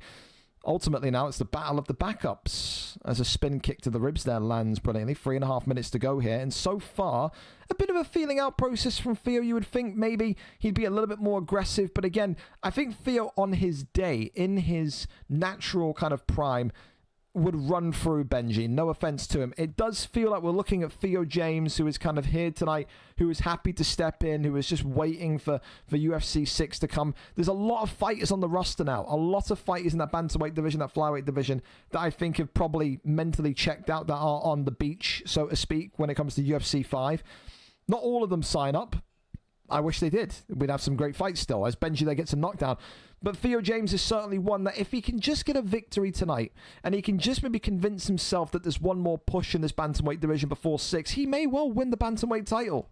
This is the perfect golden opportunity month for fighters that maybe don't ever feel like they can win belts to go and win a belt. Because like I said, there are so many of the top guys that are mentally kind of checked out that you may well still be able to compete and score a fluky win against them on your day if you are competing against them. Body shot there lands. Benji, to be fair, giving as good as what he's getting here. Both of these two with reasonable damage so far. As a spin kick back to the body, connects once more. Uppercut there, swings on in. Swings round left and right handers, uppercut there. And now the uppercut goes in again. Right hand comes across, back down to the body. Shots there landing, a little kick to the shin. As again, the left hand, right hand uppercut there works wonders. Works off the double jab, right hand. 1-2 as the body shot there continues to just find somewhat of a home. 41 seconds to go in round number 1. And again, it's one of those fights, you look at the damage and the way that these two have approached it. They're both looking to stand up and square up and fight tonight. And the reality is you look at this and say, how would this fight get anywhere close to a round 3? But we've said that so many times tonight. What more can you say? Uppercut there was just being teased, but not going to happen. Uppercut now lands on Yan, but a leg kick there comes forward, but that's going to be the end of the round. I like it from Benji so far. I'm really liking what I'm seeing from Benji so far. That's that confidence that he had in the striking 2 weeks ago, returning to the front now. And for Theo James, he looks like he's there. It just doesn't look like he's out of second gear. He needs to go up a gear. He needs to show us that Theo James performance from a couple of months back when he made his return, when he was knocking people out left and right. He's got to find that. He's got to go a bit more serious here in this second round. I like it. I think Benji's up 10-9. I do. Second round up and underway. Body shot there being looked for as the uppercut now continues to maybe be a source for Benji, there it is again. I was just waiting for it to happen. He loves it. Oh, it's all over. Just like that. Head kick, execution, Benji PP. Right place, right time. And the confidence of the striking sends Theo James into the canvas. He leaned into it somewhat.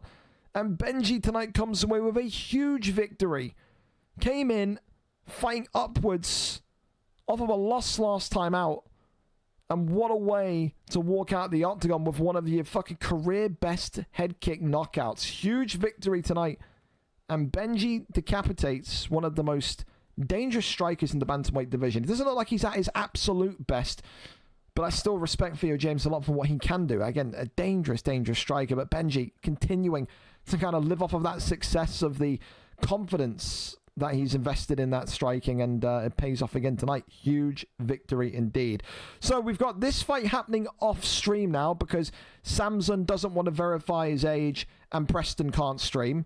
So that's fantastic. And someone's got to tell Preston eventually he's going to have to verify his age because they just won't let him load his Xbox on. He's going to be like one of those Yadars that is like, I'm not sending the government my picture. They're going to use it for illegal organ harvesting. You're going to have to at some point. You want to keep your Xbox. You may as well just sell it. So, one of those. We keep on going. What DMs have I got? Theo James. Fantastic. Adam, more DMs. Dude, this is like 4 lines of just shit, dude. I can't lie. I just don't care. Like, this is... You've sent me 4 lines, a paragraph of shit. You've sent me more lines of shit that I don't care about than actually throwing a punch in the octagon. So, like, I couldn't give a single fuck, Adam, respectfully. We go over to our next one then. So that's going to be moved to unstreamed. We'll keep that there for now, but for VOD purposes, unstreamed, refuses to verify his identity, connection's too shit to stream. We go to Dylan Lawler and Deadlocks, which I think is also going to be another replacement because Dylan Lawler's been keeping me updated with him talking to this Deadlocks guy. I haven't had one single message from Deadlocks. So when that's confirmed, he's been kicked. Keep that in mind. Watch that. Adam at least told me he wasn't going to be showing up because he can't read a clock. That's fine. Unstreamed fights and whatnot, blah, blah, blah. If you don't show up to your fight and you refuse to even message me, you're too dense for me to work with. And at that point, I will be just completely banning you. So that's how that's going to go. How many weeks left of 5 cards? Like 3? Like 37, 30, 39, yeah, about 3. So I need to get hold of Matt D. Matt D is the natural replacement here for this fight, but I can't get a single hold of him. So maybe for now, Dylan Lawler's going to have to sit back and just kind of wait a little bit. I've fixed it, whether you want to let us back on. Okay, so Preston now has fixed his streaming situation, and we do have this fight, which is perfect because we need something to fill the time. Yes, we do. Lobby up. Let's go. I need this now, though. I need it quick time. ASAP. Let's move with all the speed and fluidity we've got in the world, eh? Fantastic. We've fixed our internet. We've fixed the verification process. And we're off to the races. And we're still somewhat early. Wowee. What an absolute brilliant debacle we have. Why would I add another Adam? Not the Xbox Adam, but the PlayStation Adam. Adam, at this point in time, you're probably not going to be needed whatsoever. So we're just waiting on Preston and Samson to get set up, and then we're going from there, boys. So you've not missed anything if you just logged in, tuning in, etc., etc.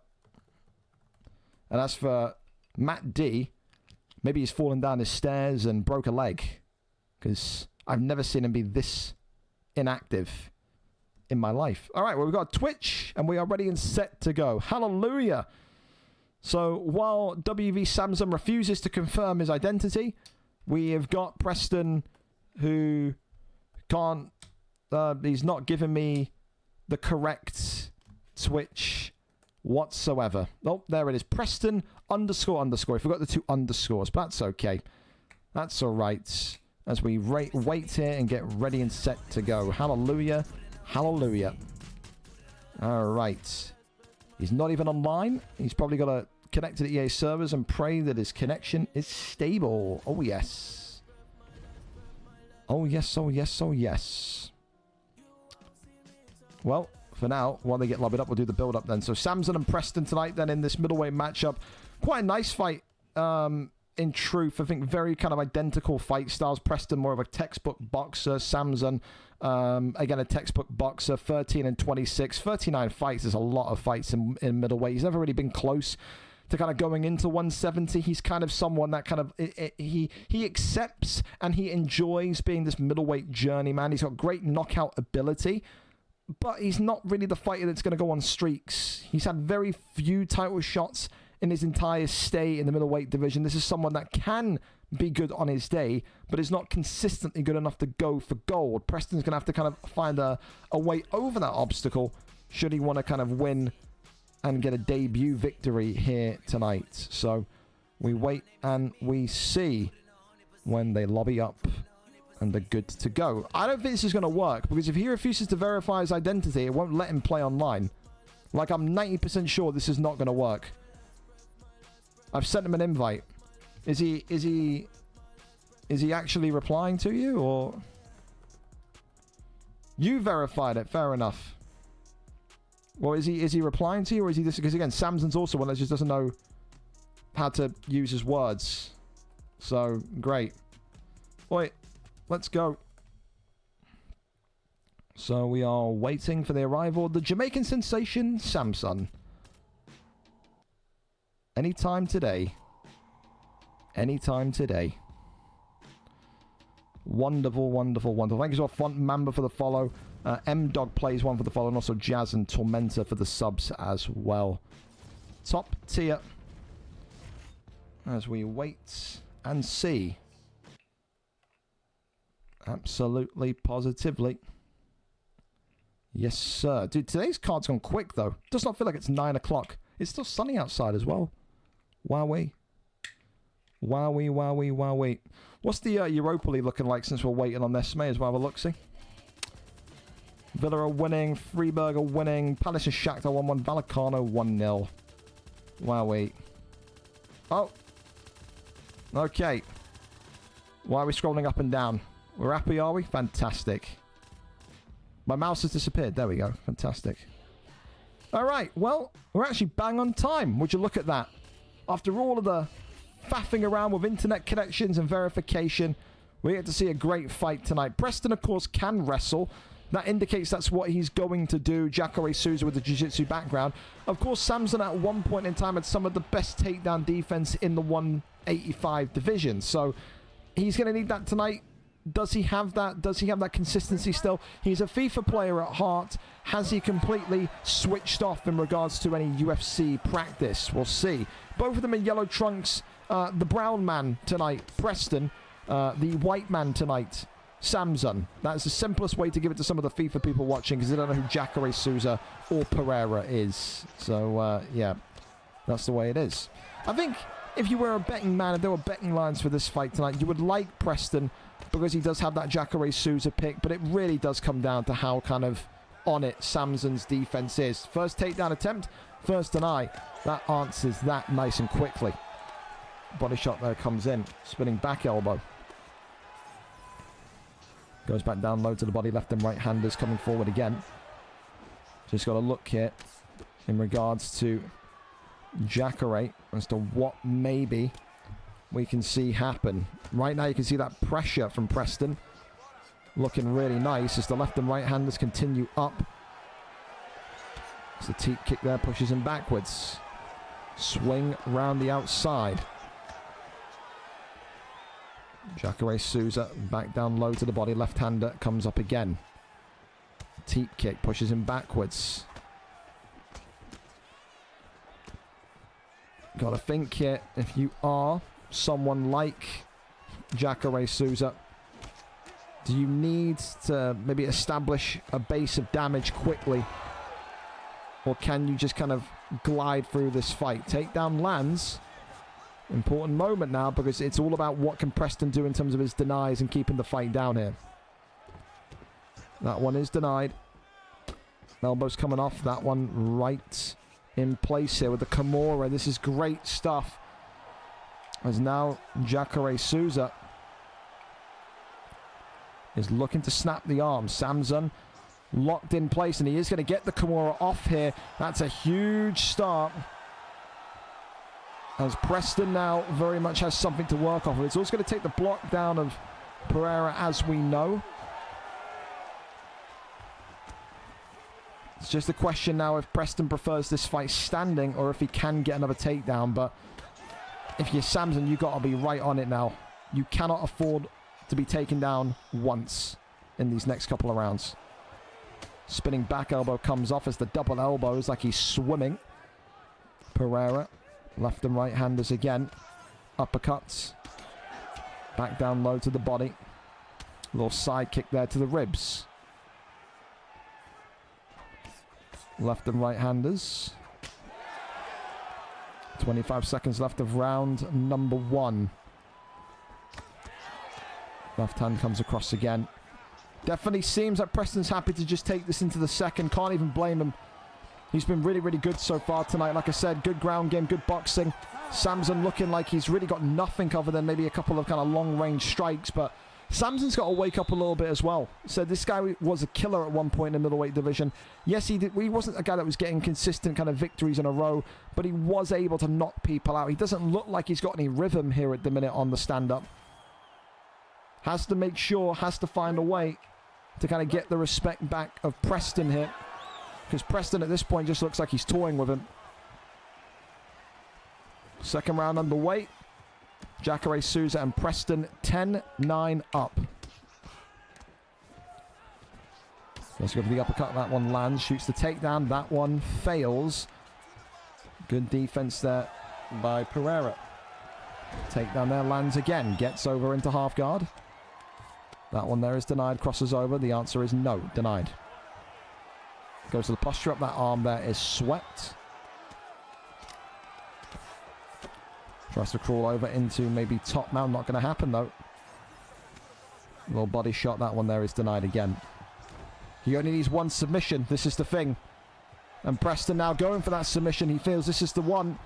Arm triangle is in. Samson's got to be very careful here. And he just gets out. It's a slip from Preston. And look at this. It's Samson who really has no understanding of the submission system. He's gone for a submission and he's got it. I don't understand how Preston has been submitted there when Samson had maybe 10% of his bar. Maybe he was just shrugging his shoulders and thinking, he's got no stamina, it's not going to work. Hey, fair play to Samson. A submission each, showing that he can work the taps as well. Well, now it's going to get a little bit of focus going from Preston, I'll tell you that much. Turning takedown, really nice shot, really nice entry. Over into side control now. Crawls over, gets the flip and rotation. Could you imagine if Samson taps him out here tonight? Oh, good reversal there from Preston. Now we get a bit of a fight. Now I'm liking it. Ba-da-ba-ba-ba. I'm loving it. Elbows in again. Denies that one brilliantly. Goes for a Kimura. Samson could be in trouble. Straight Kimura. He gets out of it. He tried to race him. Samson now has the back. Goes for a rear naked, could you imagine? All he's got to do is just straight transition out of this. Oh, wow. I thought maybe he was going to get it there. Dude, if Preston gives up this position and loses, this is going to be insane, by the way. There's no right that Samson has to win this fight with how his stamina management's been. He's keeping him locked in, and this is going to be it. He's taking the heel hook, and this one tonight is going to be game, set, and match. It has to be submission of the night. Von Flue looks cool, but the heel hook to get a deny is so difficult, and Preston gets it done. A round 2 heel hook tonight. In fairness, it was coming. The way that Samson was being so reckless with his stamina at times, it was going to happen. But again, it's very rare to see someone deny from a heel hook position. I think, yeah, you have to kind of give that one to Preston tonight. That's a nice one. It's a shame because the Von Flue looks so cool, but hey, 2 submission of the night shouts, both of them coming from Jacare Souza. That's quite nice. It's quite consistent, isn't it? We keep on going. What are we going to see then? What are we going to see? Matt ain't replying on snaps, so prob best to get someone else. No problem whatsoever. Good to go. Stick drift, says Preston. I mean, that stick drift, you looked absolutely fine. So, yeah. Well, all right then. We're going to go over and see exactly who we can go and get for Chatterfy. Then up next, Matt D. We were going to get as a replacement, but he is dead. We have not. I hope Matt D's all right. For Matt D to not reply to anyone is it's quite something. I've never seen anything quite like it. We'll see if we can get Ryan K or Falcon. I like that as a matchup. I absolutely do. I don't think they've even been on the card yet today either. And I like that as a striker's opportunity for Dylan, for Chatterfy. Ryan, you around to fight at all? And we'll see if Falcon is as well. Falcon could be working late, so that could be off the table. Falc's around to fight at all. So we'll see. Yes, we will. Oh, he's already replying. Come on, Falcon, you beautiful man. Say yes. Do it. Do it. Haven't got it downloaded, deleted it for the beta. Re-download it. There you go. You've probably not got the internet for that. Not everyone's got super fucking strong nets like me. It took me like 15 minutes to download the UFC 6 beta. Feels good having strong connection. Strong man connection. Doubt we're going to get Uncle H. Got Madden at 10. We'll take an hour-ish. Well, that's disappointing. Well, we'll see if Ryan K replies. We'll probably be watching the football, so you just have to sit tight, Dylan, for now. Chatterfy. In lobby, fantastic. We keep on moving then while we kind of fix that one up as we have Inked Beast against Stan the Demigod. Wonderful PlayStation matchup here tonight. Inked Beast 5-4, 3-fight losing streak. Stan the Demigod 4-5, 2-fight winning streak. It's a normal matchup. One guy on a win streak, one guy on a losing streak, number 10 v number 11. For Dalton Inked Beast, you have to wonder what's got to flip, what's got to change for him to win this one tonight, because he's been on such a skid. This is a guy that was looking so good at one point in the division. I don't know. It's something's got to give here. Is he falling out of love with the beautiful game? Is he not? I don't know. We'll have to see. Stan Demigod, though, in the form of his life, a 2-fight win streak, the best of his career so far. So, this one, light heavyweight tonight. So when they flip the division, we'll be over to it. 205 is our weight class tonight. Thank you as well to Avil's Wire. If I pronounced that wrong, I apologize. Thank you for the follow. About to play. This is UFC 5, so I don't know what to tell you. I don't know what to tell you at this minute in time. Oh, they were pulling out the hospital excuses. Oh, I'll tell you, that PlayStation division's getting cold tonight, bro. It's getting cold tonight. Trust me, my bullshit detector with FIFA. Oh, I've got to go for a hospital trip. It's a lie, bro. It's a lie. What more can you say? Rakic and Ozdemir, we'll fix it as we get there. We always do. We always do. We keep on going. And find it. I mean, think of it this way, Chatterfy. He's told you randomly when you've asked him. He's not said anything to anyone else. No message to me, nothing. So, the guy's probably forgot he's got to fight. He's still stuck in school because I think he's in the US. He's not going to fight. So, that's fine. But don't ask to fight. You're in 6. That's all I can say. Ozdemir, of course, the bold man tonight for Spider-Mark, also known as Standard Demigod. Inked Beast in the red trunks with the spiky hair of Alexander Rakic. A nightmare matchup for any person. We know what he's good at, and that is pressuring from the rip when Inked Beast kind of walks you down and gets you going forward. He is a nightmare matchup as an immediate submission here comes in off the rip. And I'll tell you this much here, if he gets caught by one of these, this is going to be really soul destroying, because he started the same as the last fight. He started the last fight so well as well, and then it just went up in smoke, didn't it? Going over into full guard here. Posture up, and up we go. Left hand, right hand, and absolutely nothing there. 3.5 minutes of round 1 to go. So far, it's been all about the boxing from Inked Beast. It's been all about the countermeasures from Stan the Demigod, or Spider-Mark as we know him. Left hand coming forward again as the overhand now swings on by, works the body, left hand again. Uppercuts being worked in dramatic fashion. Avoids that one, right hand drops him. Volkan Ozdemir has got Inked Beast in huge amounts of trouble, and it's all over. Anticlimactic, and the losing streak continues for Inked Beast.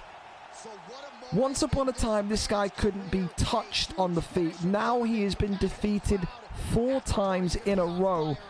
And I tell you this much, what a performance from Spider-Mark, what a performance by Standard Demigod to kind of survive that blitz at the beginning and then come out with a huge knockout. Again, Volkan Ozdemir TKO, that in itself is impressive, because that is, you do not see Volkan Ozdemir ever picked. You just don't see that happen, and well, you did tonight. That's a huge victory and compiles the misery even more for Inked Beast. I'm having a nightmare here. I think that is the understatement of understatements, my friends. But it happens. What can you do? All right, now we can sit back and we can start to kind of fix up with this nonsense here. So this toxic guy is just basically refusing to fight. I imagine Rando's going to refuse to fight. He lost 1 fight, and then since then he's not signed up ever again. Waki kind of refuses to fight because, well, I mean, he loses and then he just runs away. It's the same in Madden. Never forget when Waki lost 1 Madden game and then completely nuked his Discord. Good times, man. Good times, eh? Only J, meh. DJD, I wouldn't mind it. I don't think DJD has got a fight. I'll ask DJD if he wants to fight. I would say I would like that fight. Oi, down to fight. Let's see if he wants it. And then, of course, we've got to wait on Ryan K to give us a reply as well. Phenomenal. Absolutely. Absolutely. So we will wait and see. Of course, if any of these other scheduled fights want to go early, Non-Duel and Seneca, Matrix and Slenders, we got to see if Slenders is going to show up as well, because Matrix is concerned that Slenders isn't going to reply. But I've got no real concern on that just yet. I mean, the fight isn't for another 30 minutes. I don't really take... If someone doesn't reply to you when the fight isn't for another 30 to 40 minutes, I'm not going to be alarm bells ringing just yet, you know? So one of them not answering. He is new, so it wouldn't surprise me if he's a little bit stupid in the head as well. So we'll see. I gotta tell you, this PlayStation division is gonna get cold tonight, boys. I said before, it's always the PlayStation fighters that kind of give me the most drama when they're new. They have no idea what they're doing. Are you fighting, or am I good to boot you? Send them the... I can't... Listen, I can do no more than send people reminder messages, man. Like, when they're stupid, they're stupid. See if we can call on some fucking reinforcements here as well. I'm telling you, I said this before last week, by the way. These are the same guys. These are the same guys. These are the same guys that they'll do this shit now, and then UFC 6, they'll be on their hands and knees begging it for a chance to come back in, and they'll be told, pay up or no. That's just exactly how it's going to be. So yeah, it's all good, Matrix. Now you're cool, bro. You're fine. Like I said, it's one of them. Why sign up? Because they're stupid. They're dense. They don't know how to read.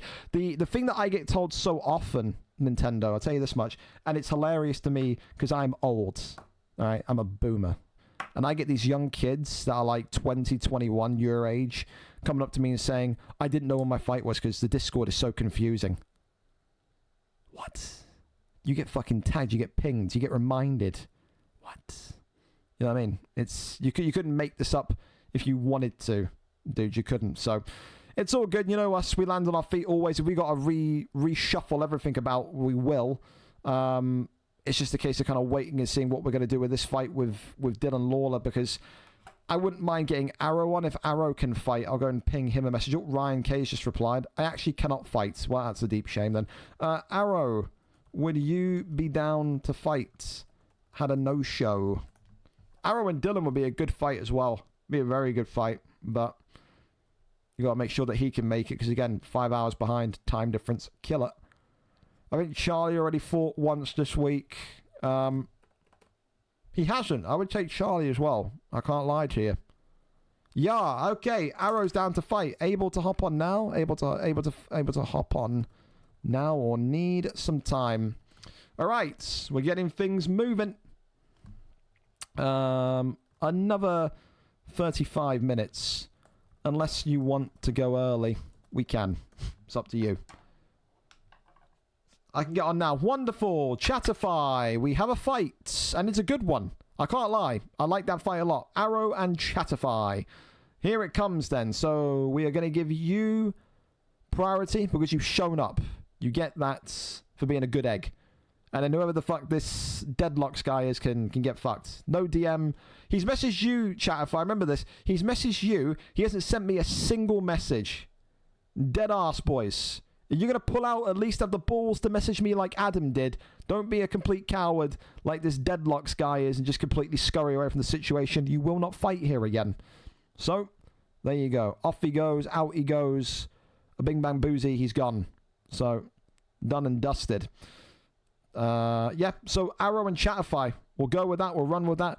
And then we'll see where the chips fall at 9:30 for the non-duel fight. Don't you worry. I will get this fixed, boys. I always do. I always do. So, I should probably link you two up then. Chatify. That's his Discord, Chatify, so you're welcome. And then Arrow. His Discords equals. There we go. All right. So we'll get ready, and then we'll be up and underway for our next matchup.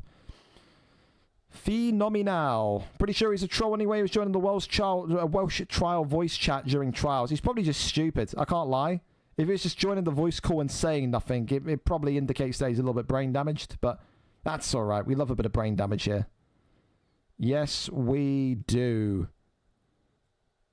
I can't really wait for him. Well, you're going to have to, non-duel, because your fight isn't until 9:30, so you're going to have to wait. Like, respectfully, I love you for showing up, but it's not a case where it's, if it's not at 9:30 exactly, I'm done. You can wait 10 minutes, bro. We usually have to wait 10 minutes anyway. So, yeah. And I believe Matrix Mr. Slenders is going to DM you, because he's happy to go ASAP, pretty much. So, yeah. Well, we're waiting for Chatify. We can start kind of preparing for the disaster doomsday impact if non-duels guy doesn't get on. Who can you even give him? I don't want to give him creativity. I don't want to put him on that horrific ping. Cass and Keza. Has Cass got a fight? Yes, he does. Does Keza have a fight? We can give him Keza. I won't be too opposed to that if Keza's not angry. Keza's so angry about UFC 6, it's ridiculous. It is time. If you are around. We can see. We're both ready. Cool. Well, again, Slenders and Matrix, you can do me a favor and just lobby up, because, again, I've just got to get this Chatify fight done, because I feel terrible already that he's had to wait an extra kind of 10 minutes. So, yeah, if you could, that'd be fantastic. Like 20 minutes. Everyone's got such horrific consoles that they don't even have UFC 5 installed anymore. Horrific, lads. You're killing me here. Do we have Ian? Ian could be a shout. No, he's playing Kasaki. Shit. We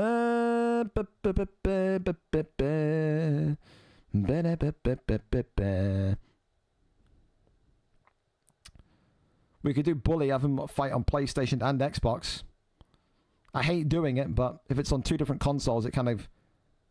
It eases the... well, he's already fought non-duel as well. I'm not sure that's possible. Horrific stinking nets. Hate to see it. I'm going to strip... Okay, well, again, again, doing another fight. I mean, are we close here, Chatify? Can I go to this other fight first? Because if you're like nowhere near, I would prefer to actually get something on the screen here. One of those. Spooky, do you still have the game on PlayStation, or is that impossible? We're lobbied. Well, can I have a stream link, or should I rub my crystal ball to get a link? What's going on? Is my stream not showing? You haven't linked it? What do you want me to do? Come on. Chatify. So we're not even sending me the link, you just give me the username. Phenomenal. Just... Why? Yeah. Thank you, Arrow. At least we've got someone here with a big brain in their head. God bless you. All right. Better late than never, man. Fucking killing me tonight, you lot, man. Dylan Lawler, here we go, 0-0. Chatify, too busy being a fucking troll in Discord to link his Twitch, but we love that from him.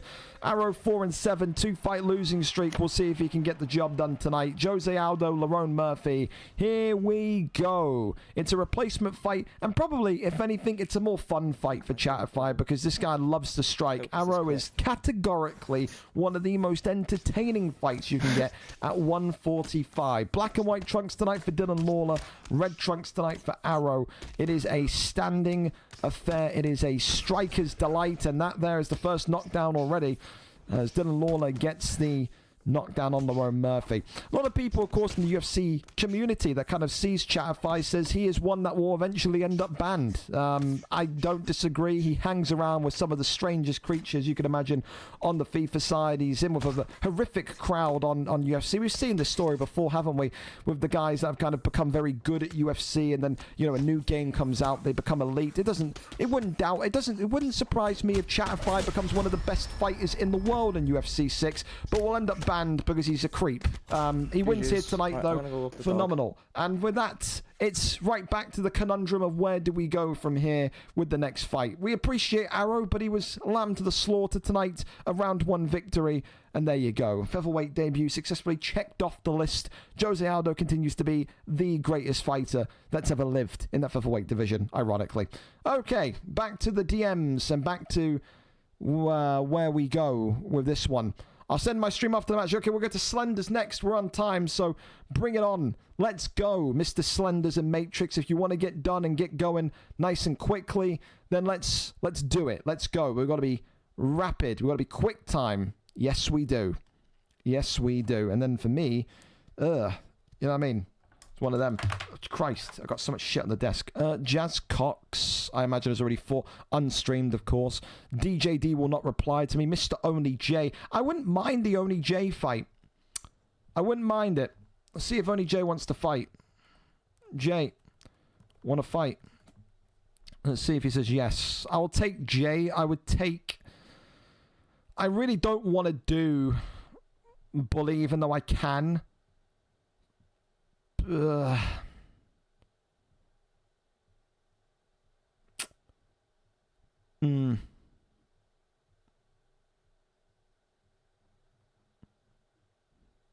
guess I could just literally put Legacy and Nondor together, but that would be kind of... I don't want to do that, but I could do that. We'll see if Tay wants to fight and wants to risk his form against any one of them.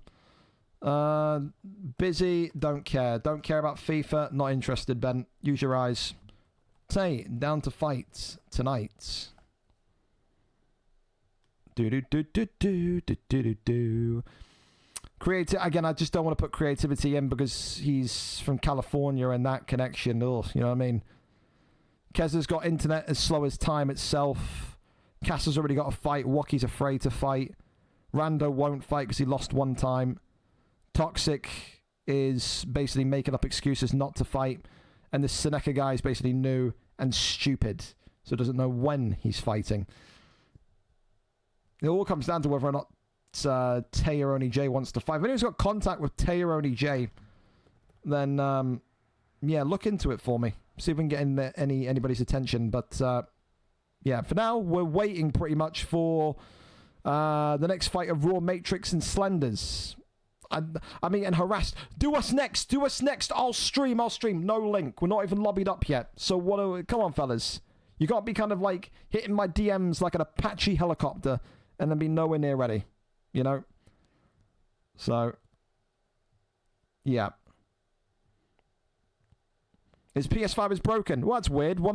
You told me before we should pad that had stick drift. That got exposed as a lie, Waki, because everyone in the same Discord as you said that you refused to fight. No, sorry. It was you were away on a work trip for 3 weeks, to which that got exposed as a lie because people in your Discord showed me that you just basically didn't want to fight because you cared about losing and you had stick drift. Now your PlayStation's broken. That's all right, man. We know you're a habitual liar and quitter. We know that from the Madden side. I still love you, though, but Christ, you make it difficult to love you at times. I'm getting a fight skin. I don't know what the fuck that means, Slender, but God bless you. We love that from you. Absolutely we do. in the next 10 to 20 minutes. So Taze replied, we could have action here. Do. Fantastic. Taze says he's down for it. Look at that. Oh, buddy boy. I like that one. Who do you put him against? Legacy or Nondor? I like the Nondor fight because they're right next to each other. Have they fought before? I feel like I've seen that fight before. I feel like I have.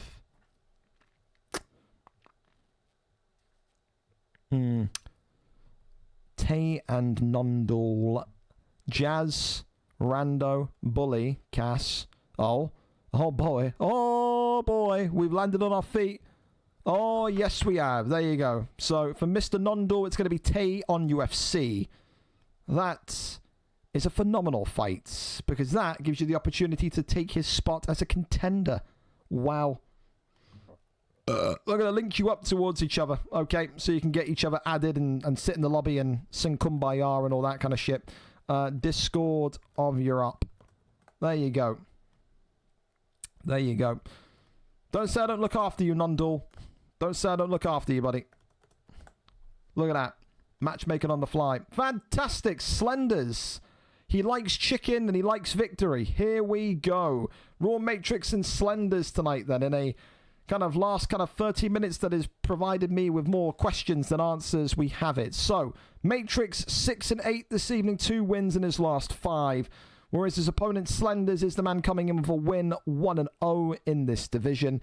Can he add to the misery of Raw Matrix? Matrix has said, I want the opponents, I want the people that will help me get back to a title shot the quickest. He gets someone that's undefeated. Yes, it's only 1-0, but undefeated is undefeated. Invincible is invincible. Here we go then. Slenders with the Leon Edwards in the blue.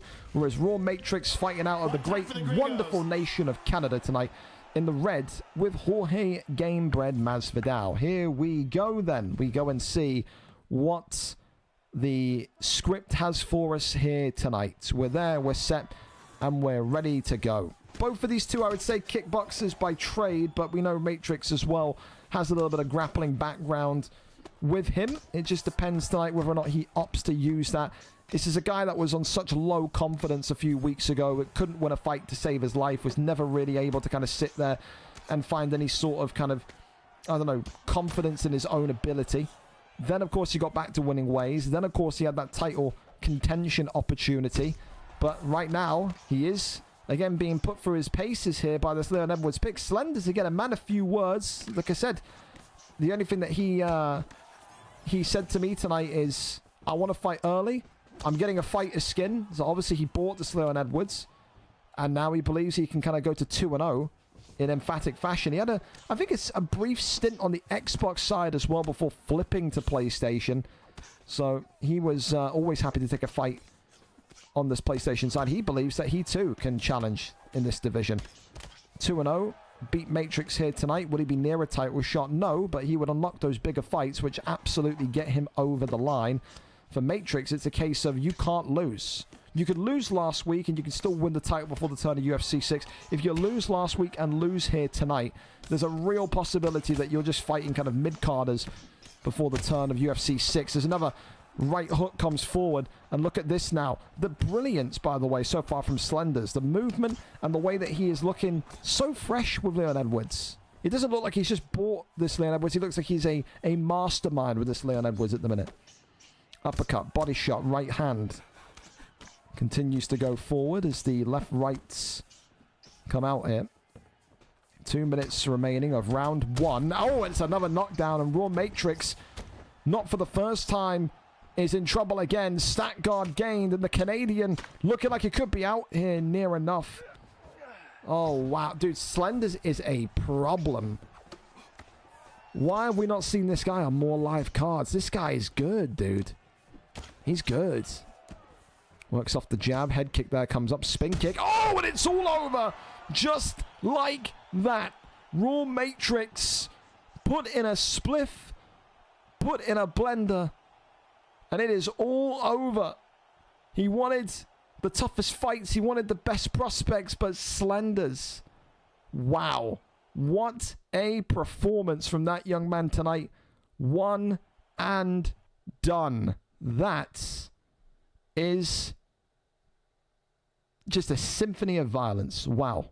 I did not think he was going to be that good. I can't lie. I'd never seen the guy fight. I had no fucking idea. Wow. That's going to be devastating for Matrix, but what can you do? It happens, and we move on over to our next fight then, which of course is he said headshot dead. You're not wrong. You're not wrong.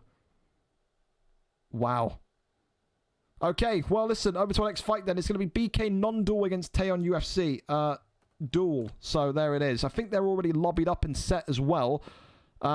Which they are. Fantastic. This is why you rely on people like Tay, man. He's he's a clutch player. When you need him, last minute, you shine the big T in the sky, and then he just appears. Here we go, then. Bantamweight division tonight.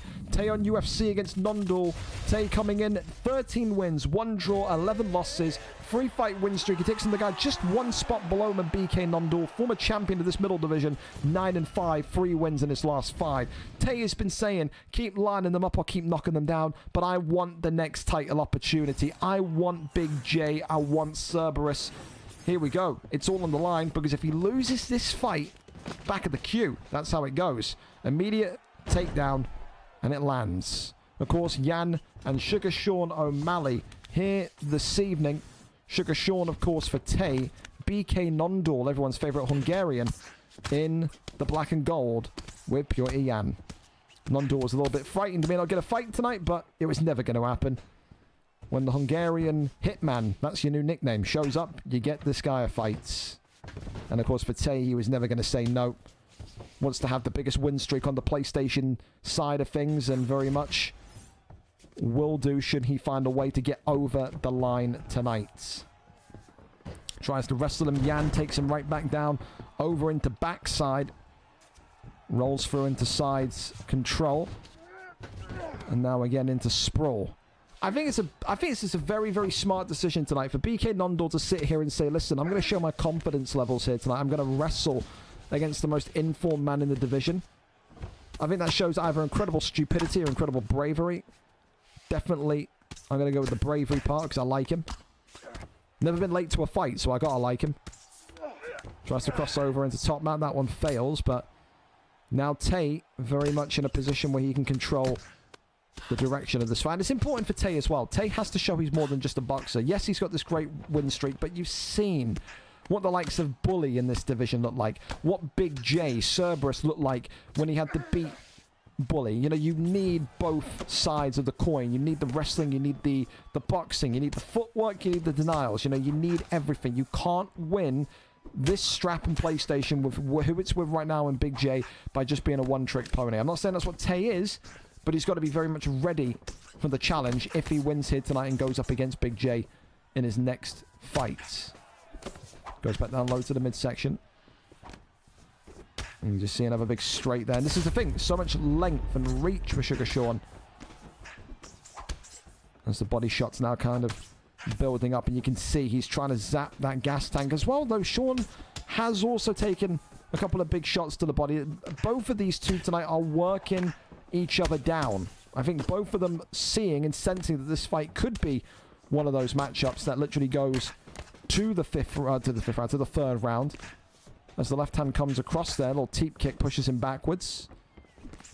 Left hand comes up, tries to go, but nothing there. Hoists him up. There's the 1-2s down the center, left and right handers again. The way that Tay boxes, so nice, but you see some great boxers tonight already earlier on in the card and get viciously knocked out. He does not want to join that pile of fighter. This one so far, they're going into round 2. I'm telling you, Tay's got to be careful here. The body work, the body work that non-duel is giving him right now is really concerning. I don't know how much recovery he's going to get here, but for only 1 round, I think he lost like a third of his stamina. Like, that's not pleasant. That's a large chunk gone after 1 round. For now, he will need to keep his composure. Don't forget, BK non-duel fought against, I think it was Bully. And got absolutely butchered. He knows what it's like to be in there against one of the top 2. Using all of that experience here tonight to kind of take out Tay. And this is why the division's so fun, man, because anybody can beat anybody. It's not like you look at someone on a couple of fights losing streak and you go, oh, this will be an easy fight. In this elite division, they are so neck and neck for quality that they can beat one another at any drop of a dime. It really can. Trying to work the strikes with O'Malley, but just whiffing every time. And that teep kick again. Just that simplicity of the teep kick leading into those body hooks. Just really nice. So it's not something that is really kind of overcomplicated or pretentious. It's something that just kind of is simple. Keeps the opposition modest. And right now, I mean, listen. Modesty is the name of the game. You got to keep your opponents modest. You got to keep your opponent respectful. Left hand there comes across. Body shots again. Left and right handers. Uppercuts, body shots. Back down we go. The BK Nondal. He's a left hand. He's in a really good... I think if BK Nondal wants to win this fight tonight, he's got to keep playing at this exact pace. I think you got to go with the... I like to call it the coward's way, but I think at some point you have to kind of also refer to it as the smart way. I think if BK Nondal wants to win this fight tonight, he wins it by decision. And, oh, maybe not. Maybe he's going to go for the knockout here. Look at this. Dude, this would blow the division wide open. Wide open. There will be no concrete contender at this point. And I don't think people could argue. I think if Tay loses this fight tonight, can you really look at him and say, well, yeah, you know, he was ready. He was ready for Cerberus. He was ready for Bully. He has to find a way to get this one over the line. He's being, as of now, beaten by Nondal. He is. Left and right handers again. Big straight down the center. Blocks that body shot well. Goes down low himself. You're talking about 50% of that stamina bar left for Tay right now. You are. Goes back down low to the body. Left and right handers. Continuing up. Body shots. Comes in. Straight down the center. Left and right hands. 25 seconds left of round 2. I did not think we'd be seeing a 3-round fight between these two tonight. Maybe that's a sign of disrespect from me to Nondal. I can only apologize, but he is in a really good position to shake this division up right now. The stamina is cooked on Tay. And I can't lie, the damage is too. 2 rounds to 0. This is Jan's fight to lose. This is Nondal's fight to lose. Incredible. To not even blink. To look at the opponent, you know, situation and say, I'll take on Tay, give it to me. No hesitation. And he's putting on a world-class performance right now. This is going to be the new performance of the night. If he gets this over the line, categorically, this is the new performance of the night. Balls of steel. Tries to go for the takedown, not going to happen. Tay has got to block out the noise, and he has to work here with 4 minutes left of round number 3. One knockdown can change absolutely everything and get you feeling right as rain again. Left hand uppercut body shots. Oh, the right hand of Jan providing some clarity. Takedown there works, and Tay judo tossed onto his side, and look at this. This is categorically without any doubt in my mind, by the way, the best performance. This is better than the performance that won him the championship. This is easily his best, if not a top 3 performance of Nondal's entire VFL career so far. Back mount here. As he sits, he waits, and he gets ready. That one there resisted, denied. 2 minutes and 45 seconds left of round number 3. One of our final UFC 5 cards of all time. UFC 6, of course, releasing the middle of June. And don't forget as well, there is going to be a mini card on Saturday this week. There will be sign-ups for that. Only be an hour long, but it's a sponsored card by the great people of GameStar Group. Saturday, 6 p.m. UK, 1 p.m. Eastern. It'll be 1 hour long. A couple of fights here or there. Get the guys some action over there Tay, though, looking like he's going to be choked out here. The Darce choke, is it going to be in? No, he flips over into back mount, and this now a really difficult situation. Denies it, goes in for the rear naked, and Tay on UFC tonight going to be choked out here. Loses 70%, 60% of the submission bar. And this is a fight that maybe Tay will look back on and say, I shouldn't have taken this. It's jeopardized his position in the line of title shots. It's maybe elevated non-dual back into the conversation. But I'll tell you one thing for sure, it's completely blown this division wide open. And you can never ever say that this elite PlayStation division is one that is easy to predict. Anybody can beat anybody. And tonight, BK Non-Dual gets it done against Tay on UFC. What a performance. Performance of the night.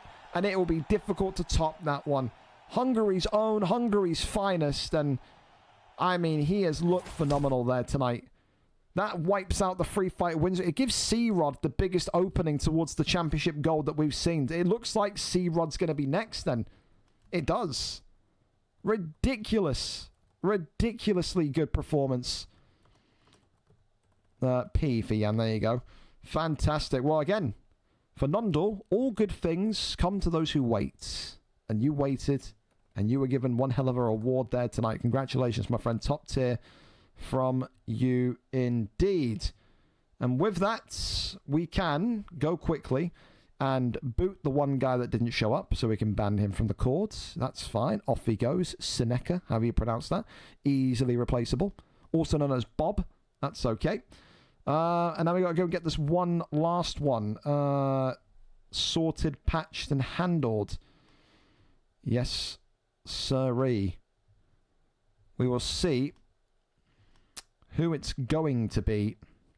The obvious one is to do Bully, but I just really don't feel Legacy is not fought in weeks. I would really prefer not to give him the number 2 or number 3 pound for pounder.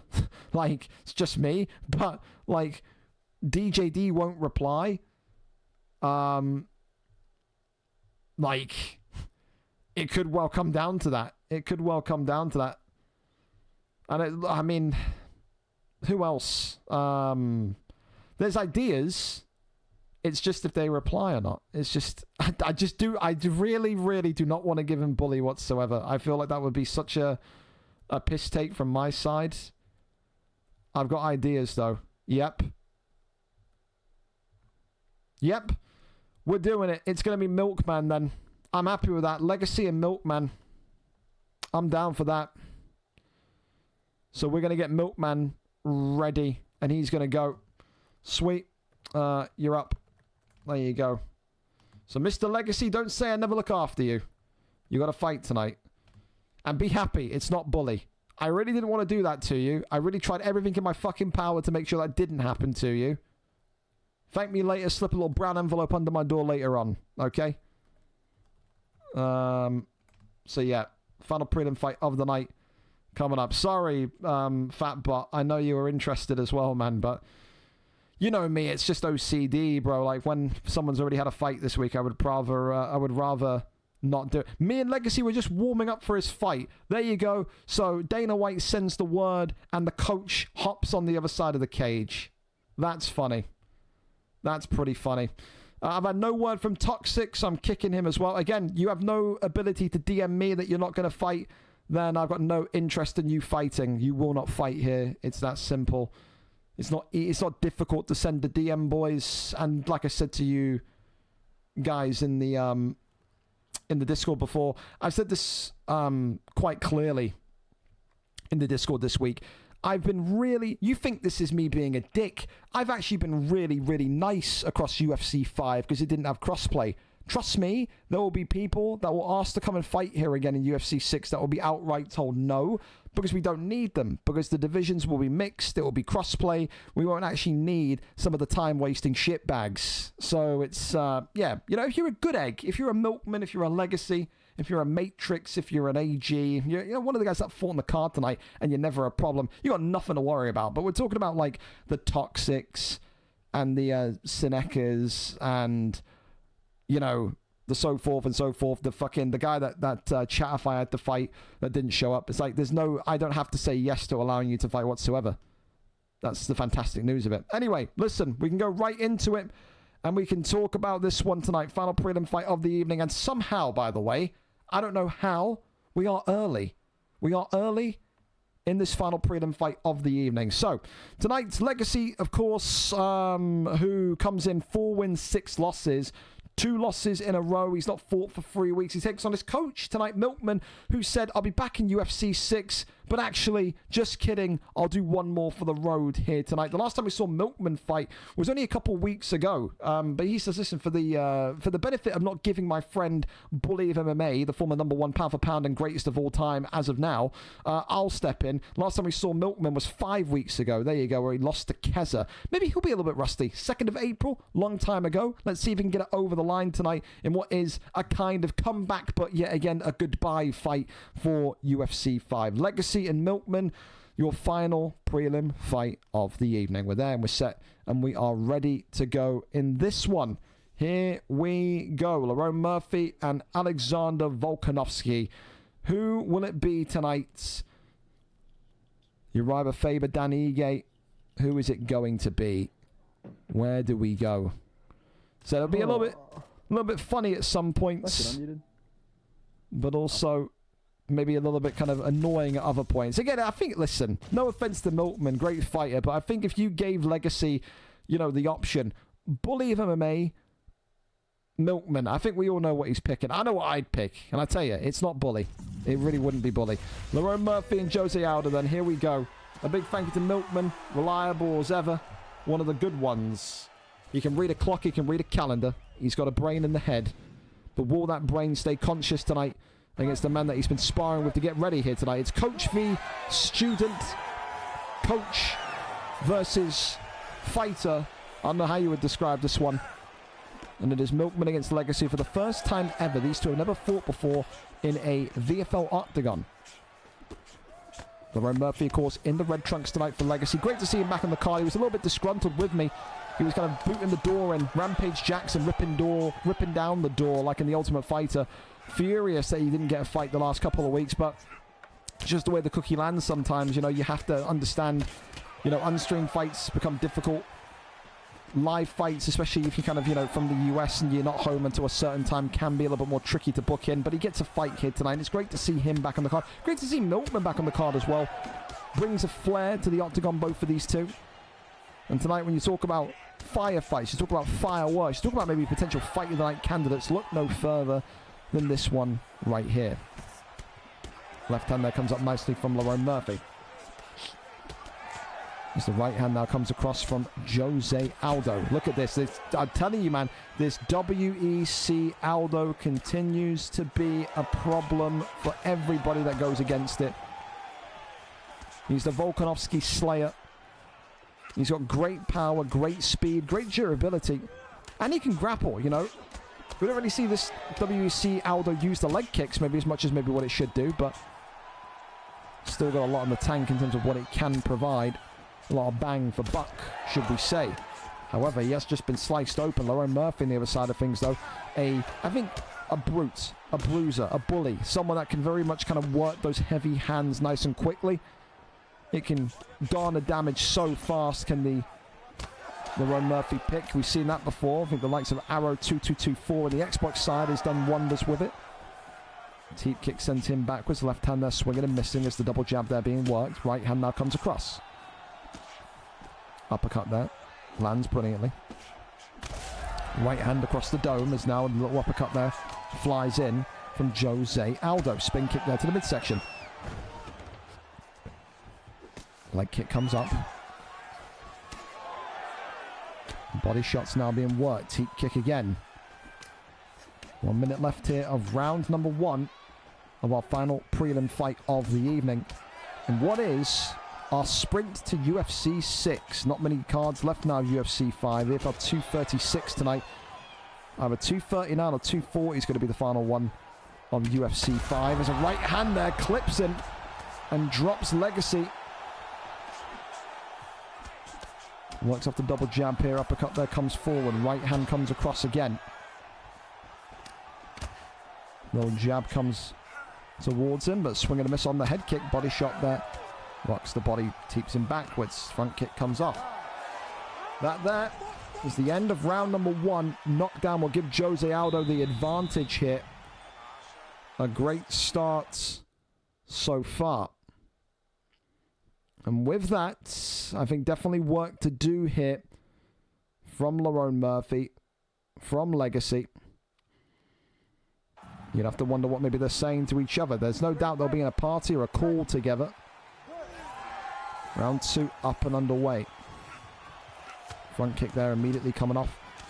No signs of immediate damage though. Lerone Murphy lands a right hand that just bursts open Milkman nice and quickly. Uppercut there. Wow. Jose Aldo now, look at this. Moving towards him like a tornado, like a tsunami. A little bar of respect there from both of them. These two respect each other so much. Left and right handers now. Look at these. The combination work from Milkman, by the way, phenomenal. You can see, even though he's not been fighting competitively for 5 weeks, he's still got that brilliance within him. Body shot there goes down low. Uppercut right hand. Works off the jab. Overhand drops him. Back of the head, Herb? Question mark. Uppercut there coming forward again. Look at the head work though. Wow. Take a bow, Legacy. That was brilliant. The kind of bobbing and weaving that he had there. Absolutely scintillating stuff. Body shot comes in again. Works off the 1-2s. Right hand again. Jose Aldo gets it done. Now that is a proper farewell fight. He lost 5 weeks ago against Keza. Said, that's it. I'm done until 6. I think that's him absolutely done now until 6 with a rambunctious knockout that sends Lerone Murphy spiraling across the octagon. You want to talk about ragdoll mechanics? Look no further than right there. For Legacy tonight, I think he's just happy to get back fighting live. We love to have him. But tonight, the coach ousted the students. And for Rush Milkman, hell of a victory. Hell of a victory. Congratulations to him. And for Legacy, it's just good to see you back on the card, my friend. Tonight's done, dusted in 2. Rush Milkman reminds us just how damn good he is on his best day. Congratulations to him. Round 2 victory. Jose Aldo again. I keep saying it. This Aldo pick is ridiculous, boys. It is ridiculous. That there is our prelim card done. And somehow, some way, we've done it and finished it early. So, I mean, holy hell. You want to talk about brilliant kind of timing? There's that. And it also gives me a chance to go and get a bottle of water as we get ready for our main card tonight. Make sure you play the prediction card mini game, please, as well. Chance to win free cash. Main card is about to start. Get your predictions in. All right, fellas, don't you go anywhere, all right? I'm going to quickly nip downstairs, get a bottle of water to get me parched as my throat's turning into the Sahara Desert. And then we'll be ready and back here for our main card tonight. You'll see that we're live when the trailer hits or when you get the ping in the big Discord that we've gone in for the main card. Don't go anywhere. Get a snack, get a beverage, and then I'll see you in like 2 minutes, all right? Don't go anywhere. I'll be back.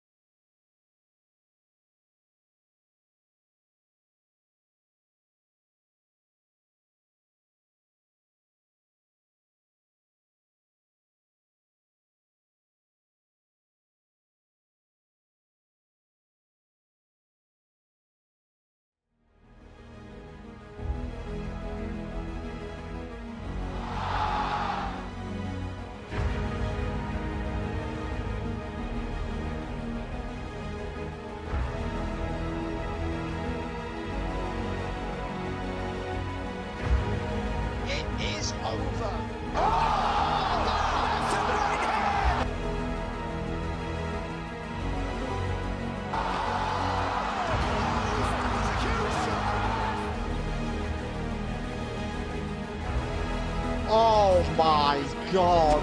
Leg beat up, man. That's the Poirier. Oh, picked up from Poirier now right here. Oh my God. SLG Jokers has put the former middleweight champion to sleep. Light heavyweight champion. Goodness! It's time.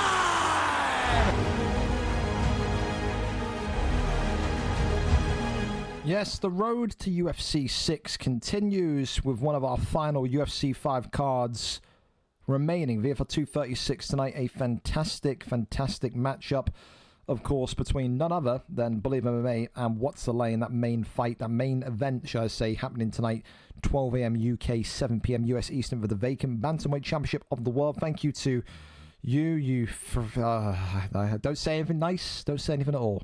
Thank you so much for the sub. There you go.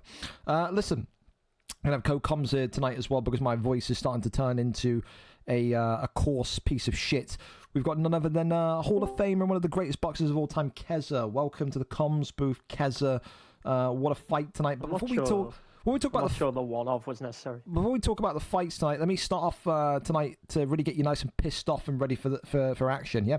Quote from Whimpering Ian, I've played a few sets on the beta and I can confirm it's one of the best games we've ever had. Comms. It's fun, but that is possibly because it's new. It plays like a mobile game. The best way I could describe it, if you went into your local arcade and went on the Mortal Kombat machine, you'll be playing UFC 6. Yeah, I think I'm obviously not you or the top guys that have played.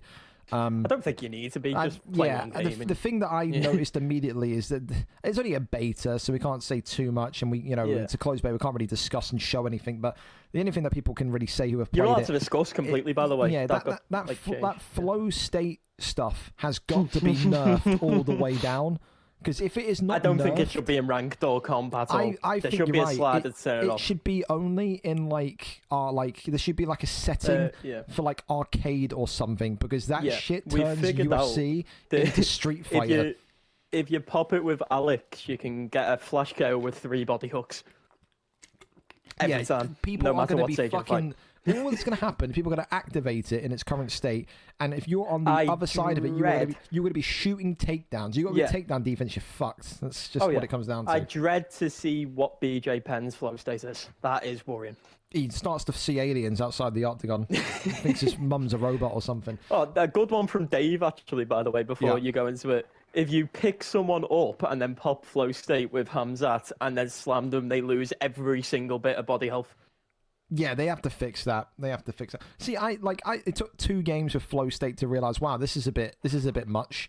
So I think they'll fix that. The control changes are good, though. I think they'll fix that. I think the control changes are good. The commentary tracking as well, they've got to fix. I said earlier in the general, I was doing a fight with was it Pereira and Whitaker, and I had John Anik telling me that Pereira she doesn't have a beard, but she's got a good chin. So I mean that's probably not great from the tracking. But yeah, I mean.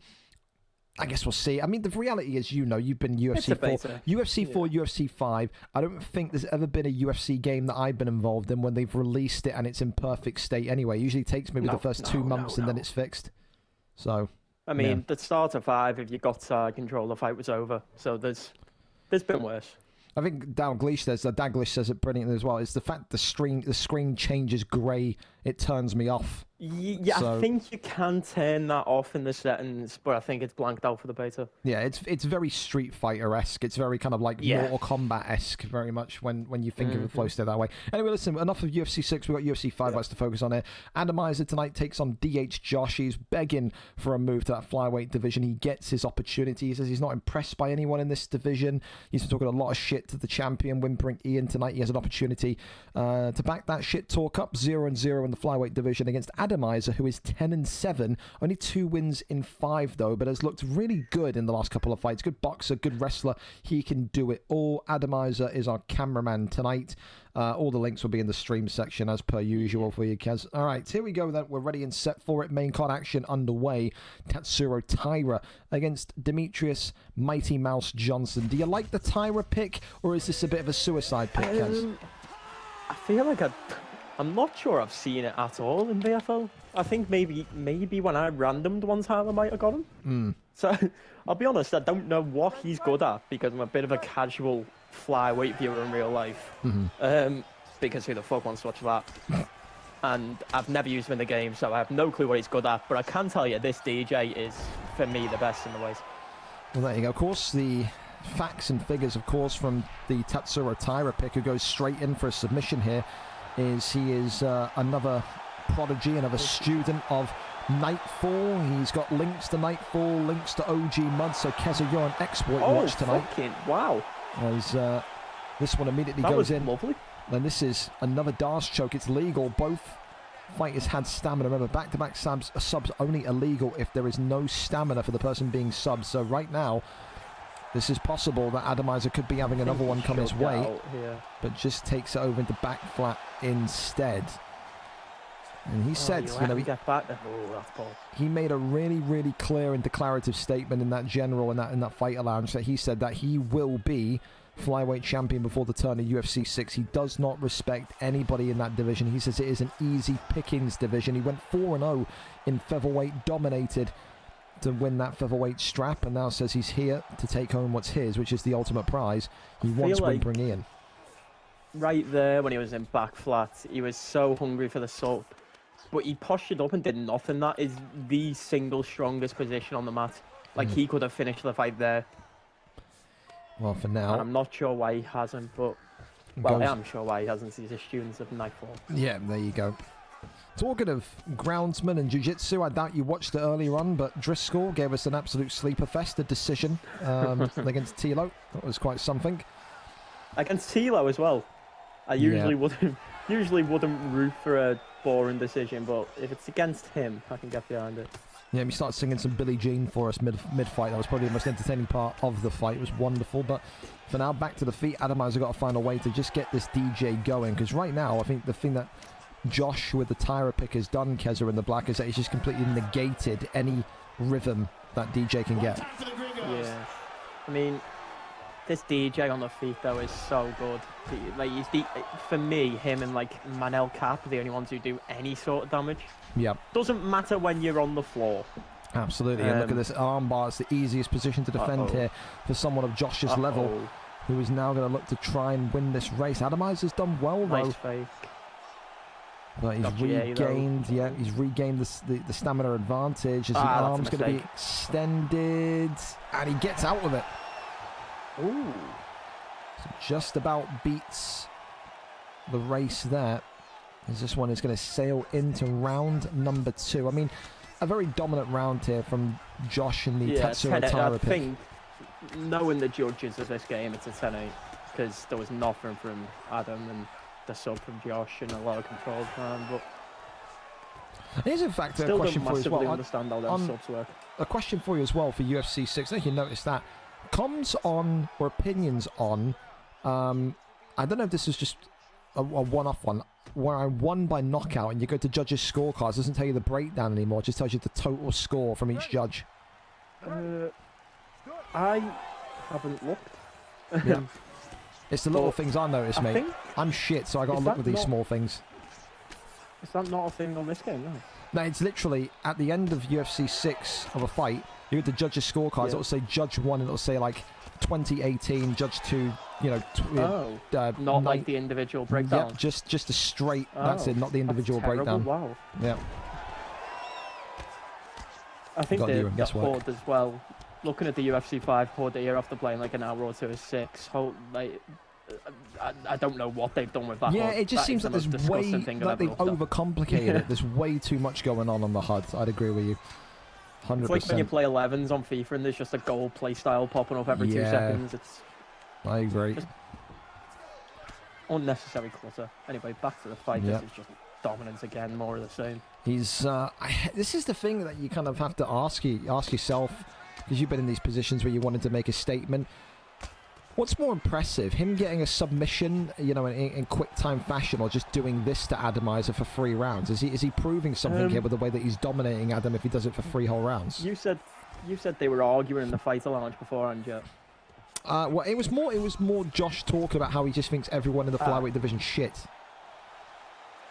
I've been there. I've done that. Oh, this is going to be wraps, I think. Yeah, this could be it here. And it's a sliver left. There's about 10% now from Adam left to hang on to. Goes back down into that top mount position. Rains down the strikes. Clatters on down with the elbow. I mean, this is the... I mean, again, not to... The other thing to say as well, I know we don't want to talk about UFC 6 too much, Keza, but a lot of these guys, Josh included, maybe using these last couple of fights in 5 to prove that when we go into these kind of cross-play divisions where everyone's mixed, that he should be up there in the top division. I mean, yeah, it's one of them because you have to prove yourself because I think they know there's going to be people come back. Like, it was an example I could think of. You? Yeah, there's one. But yeah, the top end who have been around, done it for years on the comp scene, like they will come back, and that's where guys like Josh can potentially start getting pushed out. But with more performances like this, I'm not sure he'll have an issue. Nah, he's looking absolutely phenomenal. I know I have never seen... I've seen Adam lose fights before.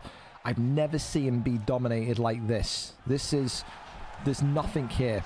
There really isn't. And this goes back to what I was saying earlier on. Do you look at Adam here, because you've seen Adam have good fights before, do you look at him and say maybe he's on the beach, he's not really thinking about UFC 5 and it's just is in the back of his mind? Or would that be taken away from Josh's performance? I think it would take away from Josh's performance as much as I haven't enjoyed it. But I also think he just is outclassed. I think even if his head was fully in it and we were like a year into 5, I still think he's going to lose this fight. Well, listen, round 2 in the books, and so far... Probably 2016, yeah, I think that honestly, you could be talking about 2 10-8 rounds there, and that's not often you talk about that when you discuss Adamizer and his fights. I mean, this right now is, for me, definitely going to be taking performance of the night, and I feel terrible saying that because of how good Nondor just performed against Tay, but I have never seen dominance like this before against Adam. Third and final round, Adam is going to need a Hail Mary and then some to come back from this one. Tries to go for the roll there, but Imanari roll not working, and the arms go up at least in a bit of a comedic exchange there between the two. Works off the jab, right hand comes forward, works the body shot, right hand now back from Demetrius. Just feels like Adam knows he's on a timer for when that bail's going to come. Yeah. But he's not doing anything to prevent the bail, and there it is. He's oh, that's nice. But I think he's throwing too much in combination to the point where the bail opens up. I feel like when you know someone is trying to bail you, it has to just be get in, one shot, get out. Well, the elbows there coming down, breaks through into stack guard, rains down the heavy shots here. As Demetrius Johnson nearly getting some damage, but nearly is not going to be enough. Another takedown attempted, another takedown denied. Peeps, man. Takes the back here, knee there comes up, and so far Adamizer just not really finding too much success. Left and rights coming in from Tyra. Goes for the roll this time and gets the roll. He wanted it at the beginning of this round. Can he get a deny off here and maybe snap the leg of Adamizer? The answer is he can, Keza, and this is going to be it now. The submission is in, and that will cap off one of the most dominant performances. No, he gets out of it. Yeah, just about. Heel hooks are so hard to get because the get up is just so fast. And for now, he's back into stack guard, goes out down into old familiar, old reliable inside control. One thing I will say though to people who haven't got the beta, because I've just noticed it there, the slip hook isn't really a thing anymore. Yeah, it really especially is. The outside one. Like the pullbacks are even weird as well. They're like half pulls, aren't they? Really weird. Every fighter has like a different pullback animation as well, I've noticed. Oh, it's got to be a Darce. Yep, here it comes. Adamizer. Do we fade to black here tonight?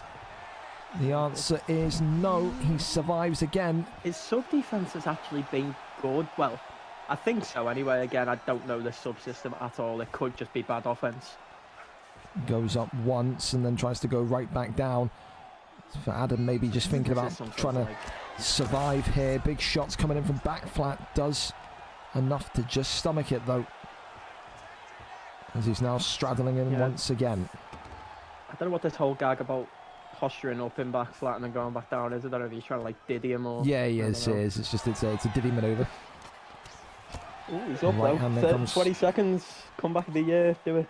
Yeah, imagine point to the centre of the octagon and just go for a kamikaze strike. That'll be something. But tonight, the first victory of his career in the flyweight division is by decision. Is that anticlimactic, Keza, or is that just dominance? What do you look at that one? I think he had a lot of opportunities to end it. I don't know whether he wanted to end it.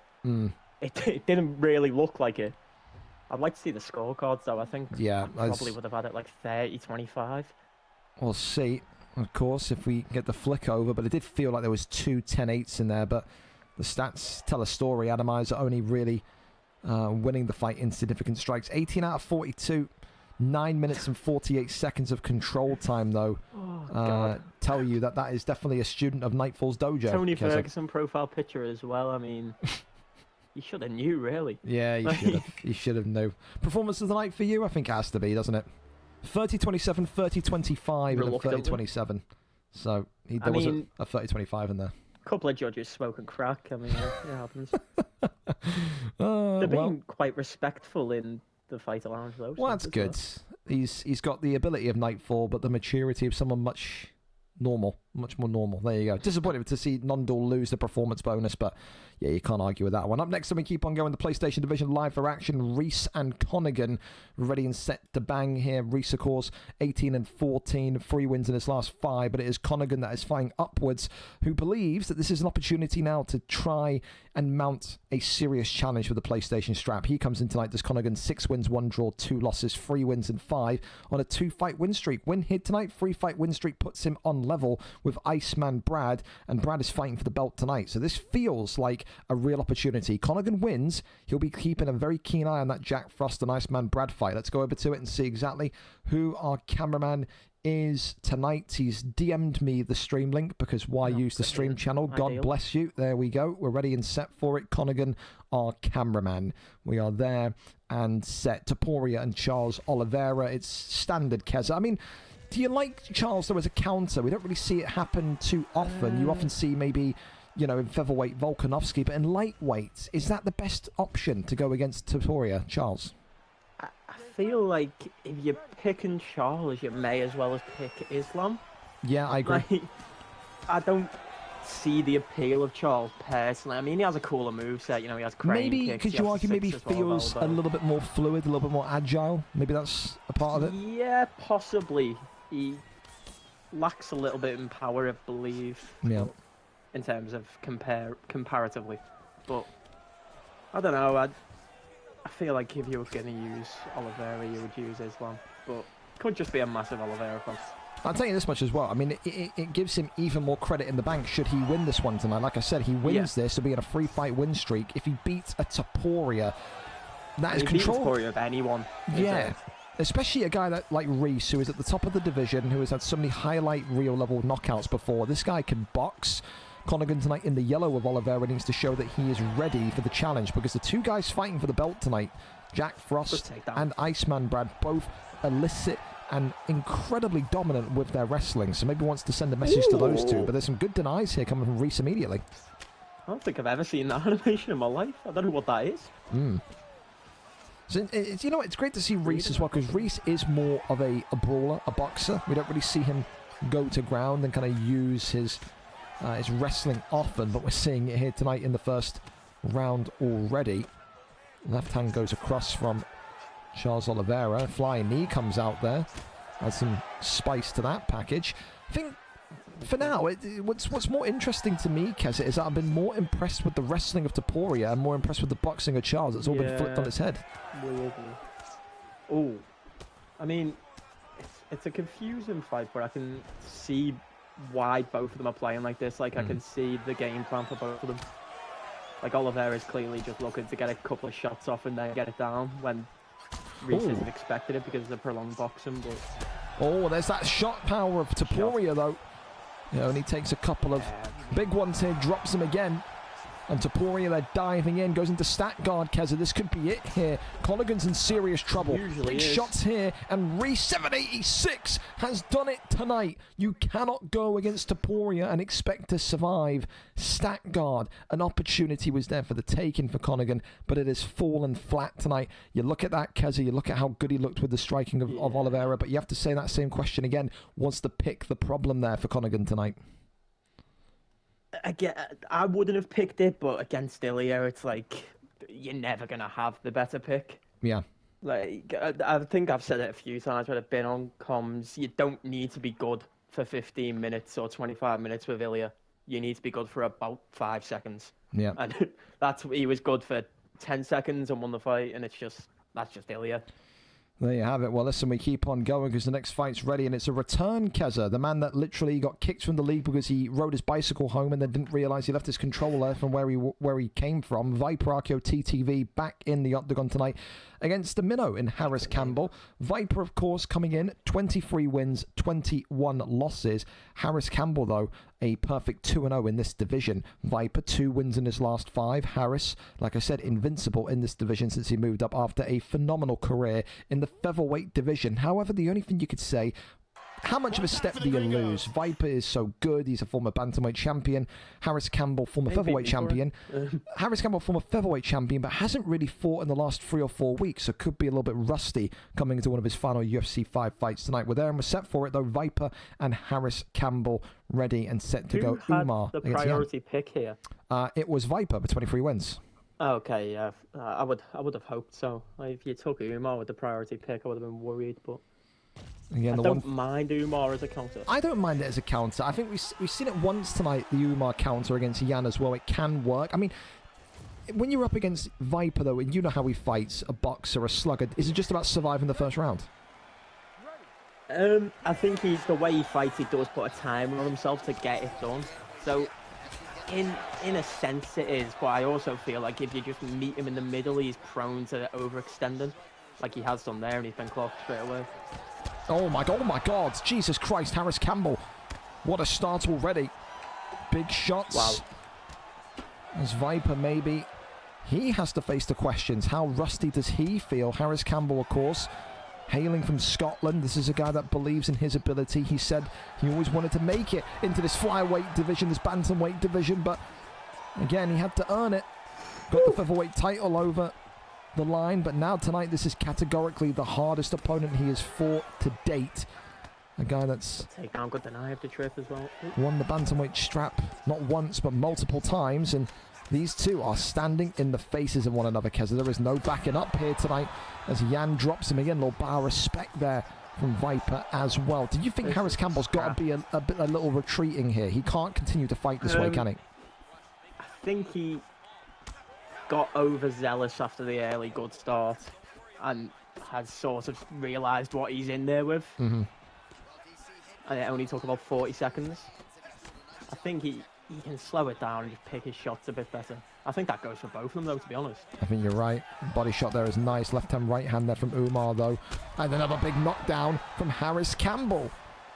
And also, look at that. The orange health pack appearing on Viper Archeo TTV. What a victory this would be tonight if Harris Campbell can get this over the line. The minnow, the Scotsman that nobody knows, that no one has any kind of idea who he is. But right now, Viper reminding me exactly who he is. This is a back and forth slobber knocker here, Keza. This is unreal. I think if either of them could take a breath, it would be all right. But I also don't mind just watching this all night. Absolutely. This is your style of fighting. This is Keza fighting 101, pretty much. Uppercut there comes forward. Left hand there just trying to meet the low block of Jan, but double jab, but met with a teep kick. Little side kick there to the ribs again. Trying to go for the jumping switch kick, but doesn't consistently work on its day. Big right hand comes forward again. Thank you so much for the gifted. Wow, you're too kind. At the end of UFC 5, fellas, every sub is appreciated. Thank you so much. Even in this death cycle of 5, we can still have some great cards. Thank you so very much. Give you a proper thank you after this fight. Don't want to tab out and miss the potential knockout here. Uppercut that comes forward again. Left hand. I'll tell you this much, because I did not think this was... With the way this fight started in the first 60 seconds, you would not put your house on this one going to round 2, but it looks like we're going to. Oh, no. Ooh, almost. Oh, I tell you. Oh, there's that knockdown. Wow, Jesus. Okay. We're going to round 2. Well, these two have got the respect of one another. You can see Viper loves fights like this. He said to me back when he was returning to the league the last time, he says, I don't care about, you know, the super technical fights. I just want to have fun fights. I think the definition of fun tonight is right there in front of his very eyes. This is very much a fight which is going to be decided on a coin flip. Who makes the first mistake with their movement, with their blocking? Round 2 up and underway. Who says you can't have good fights with a month left of UFC 5 to go? Let's see who can get this one over the line, though. The undefeated quantity in Harris Campbell of Umar, or the former champion in Viper Arco TTV, making his return after a good few months away from action. Works the jab there. The scary thing about these fights with how the game works, sadly, is it can just come down to random EA coin flip if you're going to get hurt at this point from a strike that hasn't hurt you at all fight. Yeah, it's the axe kick, isn't it? That's the one that I think you're alluding to. The axe kick. Oh, gets a knock there. I thought maybe a double drop, but the uppercut came forward, but Harris Campbell's still up, and he's still alive and kicking here. Wonderful work to the body. That's one thing Viper really kind of, you know, homed in on the last time he was in the octagon, was mixing in that headshot work with the body shot work. There's the uppercut now, teasing forward again. Jan, of course, with that force of nature perk. Always going to be tricky to beat. Umar continuing to just stay completely pressed against him, though. There's a freeze. Oh, no. Oh, thank goodness me. It doesn't result in a disconnect. That would have been completely anticlimactic. The overhand, though, works. And Viper pressing on again. Right hand comes across. 2 minutes and 40 seconds to go of round 2. It just feels like there's a moment coming as a hook there stuns him. Jan continuing to shadow forward. Left and right handers again. It just seems like Harris Campbell now is kind of frozen Keza, not really throwing as much as what he did in the last round. Yeah, I mean, and I'm not sure why, because he has the stamina advantage. He's got range to go and throw what he needs. Well, the stand-up battle has ended. It is a back suplex that now sees us enter half guard for the first time in this matchup. Is that maybe, from you're a great striker, Keza, is that Harris Campbell waving the white flag saying, I can't stay up here much longer? Possibly, but I've also been known to take that when it comes to me. Like, if you go back to 4, I mean, I was subbing Deco and Warbsy. Like, sometimes you take the easiest path possible, and I think he might think that's what it is with Viper, which I wouldn't disagree with. I'd say this not much. That Viper's not qualified on the map, but yeah, of definitely course. worse than his striking. I think it breaks up the momentum of the fight as well, which I think definitely is what he's aimed to do here. He's not looking to kind of advance position. I mean, he's just looking to kind of get some sort of control and rhythm back here. 40 seconds left of round 2. If he can get back flat here, this would be excellent. Trying to go for the arm bar instead. Camping the back flat. Only one way to find out. Well, you were right. Gets the instant deny on back flat. There's now a couple of elbows there coming across and shakes him off. Somehow, Keza, we're going to round 3. Yeah, I don't know. I probably wouldn't have stayed on the back myself, but I'll tell you, great fight so far. Definitely a candidate for fight of the night with the way that these two have slugged it out. I mean, how do you score this so far, Kez? Are you going 2 to Jan or 1-1? Yeah, I think so. I think I'd have it 2. Okay. So, if you're in Kez's mind, you're saying the Magomedov, Harris Campbell needs a finish here. Yeah, if I was in Harris's boots, I would be going for a finish. I wouldn't be confident. The overhand kind of clips him and it stuns him, I think. He's on wobbly legs here. That's been money all night. Body shot's now working. Head kick there comes up, and these two right back into this kind of foam box fighting here. But there kind of goes across the dome of Viper as well. Uppercut lands. Right hand comes across. Axe kick comes up. He was hoping that would be the one that finally cracks through the defense of Jan. Doesn't happen though. I think he needs to block a little bit lower for that to become effective. Oh, there's the elbow, though. Harris Campbell. A stun that gives him hope. Oh, my God. The jumping switch kick would have been absolutely brilliant. Viper doesn't connect, though. Head kick. Nurmagomedov. Look in here. Harris Campbell. Look now, Harris. Oh, there's the axe kick. Go to the body. Oh, God. And another one. Oh, he's maybe tried too many in a row there. Oh, it is absolutely on a knife edge. Both of these two were flashing. Truly go either way. Flashing. I think head if you're health. Viper E, you start looking to get this one to a decision. Yeah, I think you go for the takedown. Been completely out of his favour. Yeah, you're so right. It doesn't even have to be a takedown. Just get yourself away from him. Yeah. Spin kick comes up. Harris's stamina though is maybe a serious concern. Uppercut though was nice.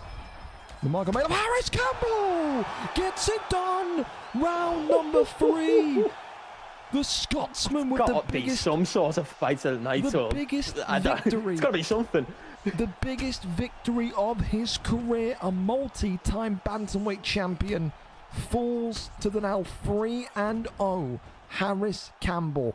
Who says you can't have good fights at the end of UFC 5? And who says this kid isn't one of the best strikers in the bantamweight division? What a victory from him tonight. Keza, he looks good, man. He looks scary. The fact that he hasn't just pulled the plug on his fight and gave up after being 2 down is impressive. I mean, it's only May, but we've got to put that one in a shortlist for fight of the year. Surely. I think you're right. I think incredible. I think it has to. I think you're absolutely right. I think it's categorically a contender. I think that's one of the best fights I've seen of 2026. So it's got to be up there. And that's going to disappoint Bobby and Sovis, who lose their fight of the night bonus. But what a fight that was! Harris Campbell with the biggest victory to date of his career.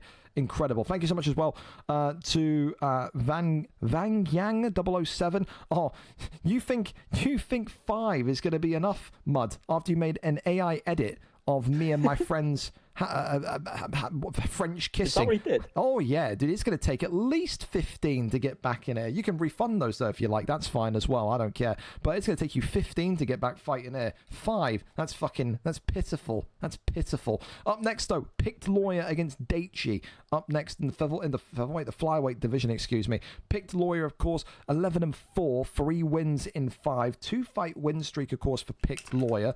On the other side of the octagon, note Daichi 5-2, 4 wins in 5. I said, he fights with Sovis, he fights with JB Brazy. He is categorically the one that has excelled the most tonight. One of these two, picked lawyer or Daichi, goes into a 3-fight win streak and probably Keza announces himself as the next man up for the flyweight championship of the world against Whimpering Ian. Picked lawyer, Daichi.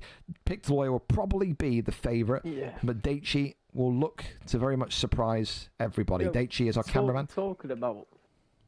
this is why I'm happy Crossplay is coming for 6, because Picked Lawyer only came up on Xbox after I'd left, and whenever I've watched him, I sit there and think, what the fuck, I would have loved to have fought him. He's so good. He really is incredible. Yeah, and that's what I mean. You get these kind of like matchmaking wet dreams, man. You get these kind of guys over there, like the Krugers and stuff. Go on. Gonna separate it by region, or are you just gonna I'm throwing everyone in there. Yeah, I mean, I don't blame you. To you be know honest. me, I love the chaos, mate. Yeah. I do. Sometimes. Every Until time. you're watching a slideshow at fucking 11:30. Yeah, but at the same point in time, we've seen a lot of those slideshows be UK-based people. So yeah, and it went a dig. It was more of a. Hey, I know. But I'm just saying, we got some people, we got some poverty merchants in the UK that still play on Wi-Fi. So we can't be too harsh to our American friends. I mean, creativity, maybe he's got some of the worst ping in the world, but maybe he'll invest in a Wi-Fi adapter. But for now, though, listen, picked lawyer in the black and white trunks here with Manal Cap. Demetrius Johnson hitting the green trunks for Daichi. Is there anything to lose here for Daichi? I mean, you're going into this fight, you're a huge underdog. You win, you're going to be up there competing, of course, for the championship gold against Whimpering Ian. Can he take this as a free hit, Keza, or does he need to be focused here tonight? Yeah, possibly, because Lawyer, as I said earlier, he is special. Like, this guy is... has he won a strap yet? Yeah, on PlayStation and Xbox, I'm pretty sure, yeah. I mean, there you go then.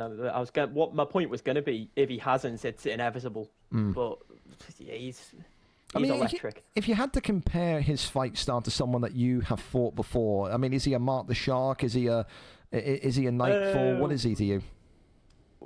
Winter.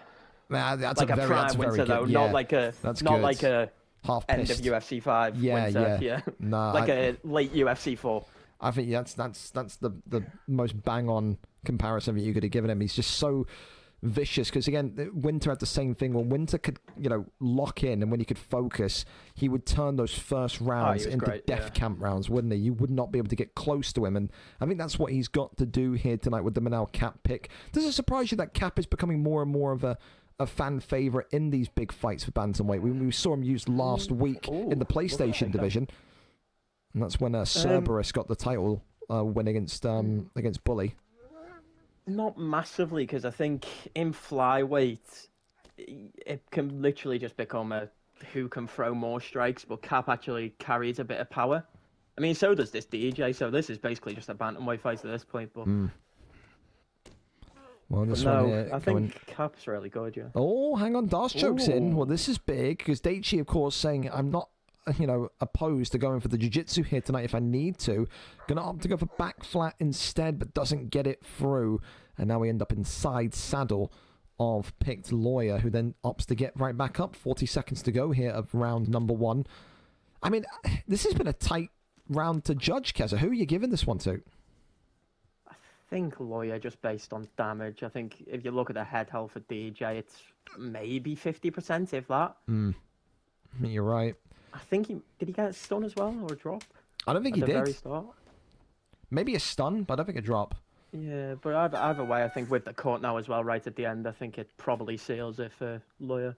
Definitely not a round, though, that Daichi should be too upset with. He's very much in there. No, it's a round that was split by nothing, but a quarter and a bit more damage.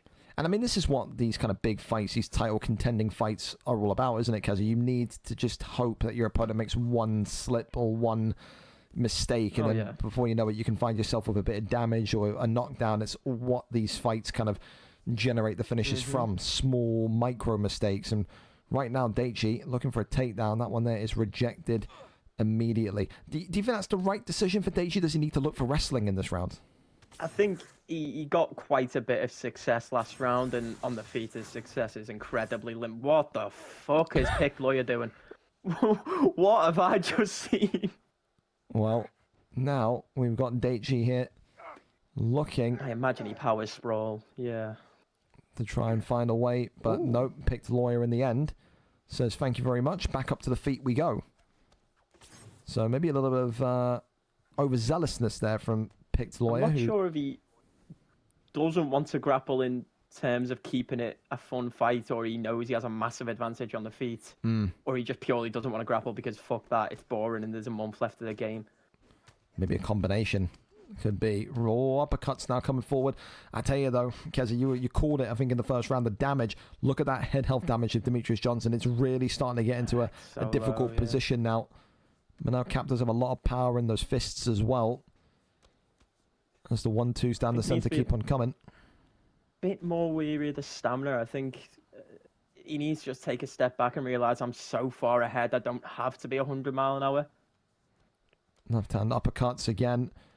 Daichi trying to find a way to maybe getting a stun, a lucky stun, and then maybe steal this opportunity away from Pick Lawyer. Right hand though drops him. Pick Lawyer going to go into stat guard. You'd think at some point, no, he's keeping it in the posture up, and then gets up and out of that. And Daichi, he's got nowhere to go. He can't. The thing is as well. This is bad. The thing is as well that he had to shoot there because he was just getting pushed closer and closer against the cage. It's just he can't escape. It gets him back into the middle even when it is denied. Yeah, he can't escape. And there you go, against the cage. This has got to be it here. Pick Lawyers still, though. Daichi survives this one. How many more drops can this Demetrius Johnson take and come back from? He can take one more. Left hand that comes across. He is on ice here, is Daichi. Tries to go for that cartwheel kick. Oh, he goes for a flying knee. Gets uppercutted just before he leaves the ground. Into stat guard. And surely this is going to be it. Picked Lawyer, the new #1 contender again. He says, whimpering Ian, I will see you soon. That there is a dominant performance, Keza. That's a #1 contender's performance, to say the very least. Oh, that is, yeah, I mean, from start to finish, he was fairly flawless. Even when it hit the mat, he didn't ever look in too much trouble. Yeah. Like, the Darce wasn't much of a threat, and then in the backs... I didn't even go to back flat, I don't know. But, yeah, I just don't really think Daichi had much for him in any area, which isn't a dig at Daichi. Pick Lawyer's just that good. I think there is a gap, as we've always said, even when you were fighting, there's a gap between the top kind of 3 or 4 and then the middle. And I think Daichi is solidly in the... Daichi is categorically a bantamweight, flyweight fighter. It's just what does he have to do to go from that middle point to that top point now is what he's got to figure out. I think he put in a good performance, but I think you're right. Pit Lawyer tonight was just too much for him. Up next, so we talked about whimpering Ian, our Xbox flyweight champion. He says, I've got unfinished business. YouTube, isn't he?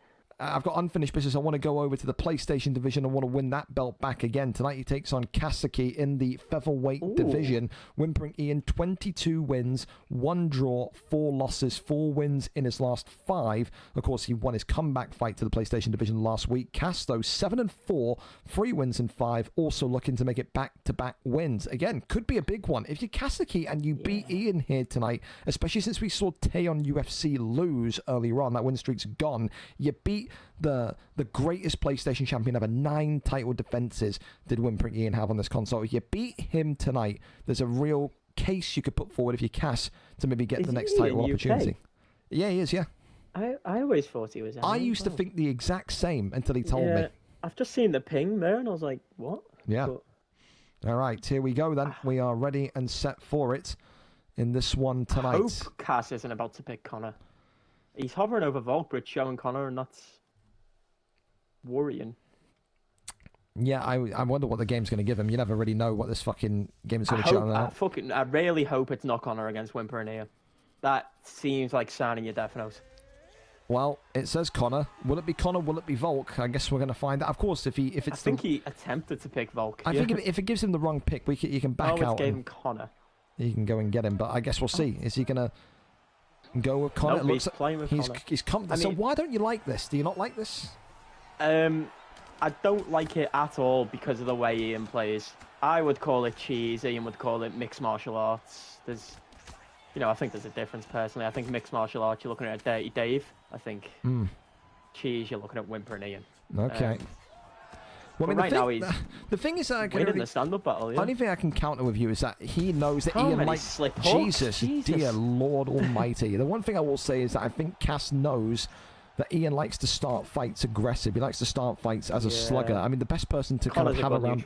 Yeah, exactly. That's the perfect kind of answer for it in round 1. But right now, Cass has got the damage on him, and Ian is looking like he is untouchable. The movement, the precision, the speed that he's going with here, it just doesn't look like Cass has got anything in the locker right now. And there it is. Oh, he's out though. That's good. Oh my jeez! Oh, what are we doing? You're not a fan of it, Kez, no? I've just seen slip hook, double bail, failed, double bail, failed. Like. Well, he's taking him again. And he gets that one. Gets that one. Flicks him over into top mount. There'll be people keeping an eye, of course, after the bail behind the black lines kind of controversy, but that was very much inside of the black lines, so... Apparently still in the beta, by the way. Not that I've tested it, I'm not why? I mean, why would they remove anything buggy in a game? Why would they ever do that? Yeah, there's still the white screen glitches, so... Oh, fantastic, Cass in massive trouble, by the way. Yeah, Cass is not gonna... There's the first. There's the first. That's a large chunk. That is 70% of the bar gone. Got no sub defense. That's his block gone as well. So if Ian has to take this into round 2, he's going to be very, very happy and confident to do exactly what he did in the first kind of 60 seconds here.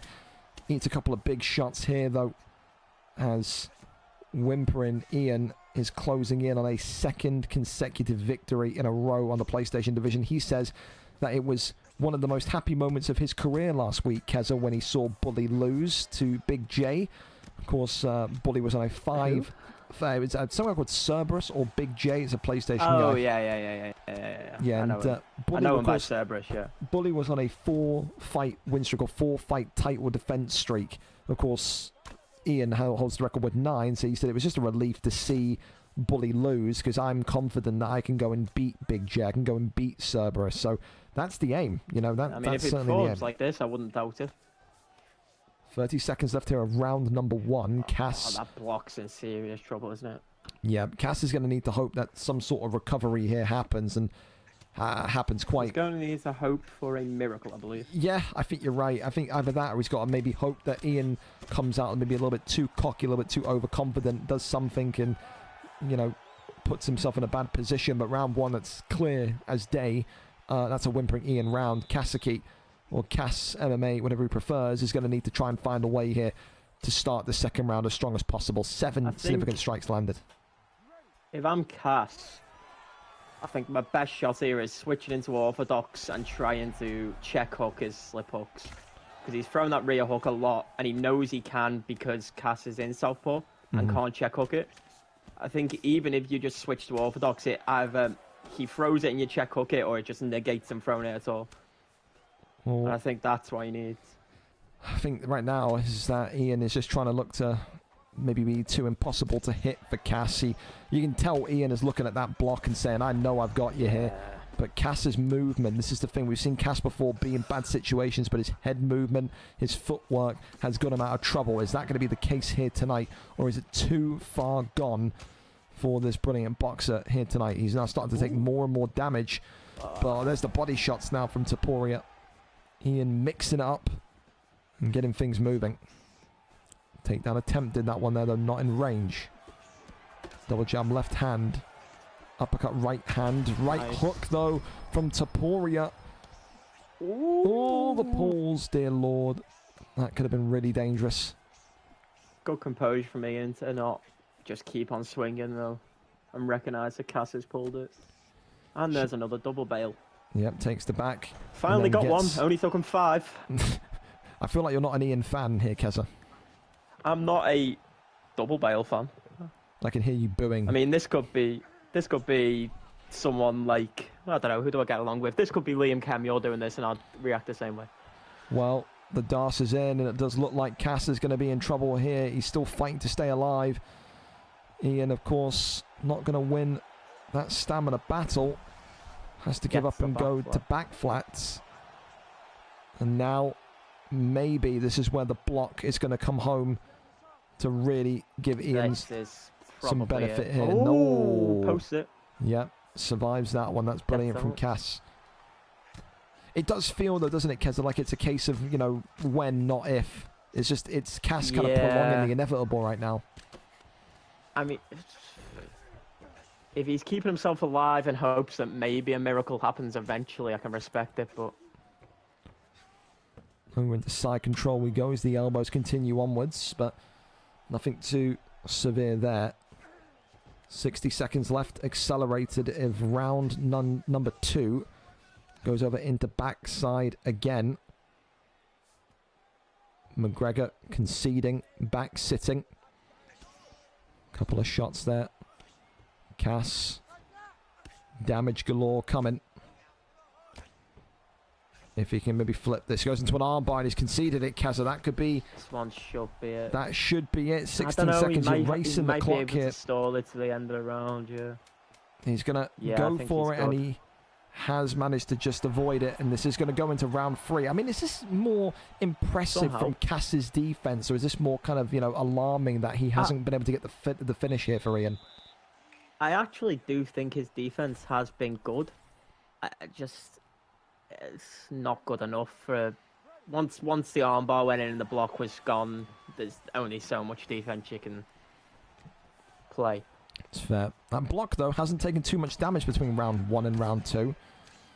It was the majority of that came in round 1. He's not really kind of added on to it, so to speak.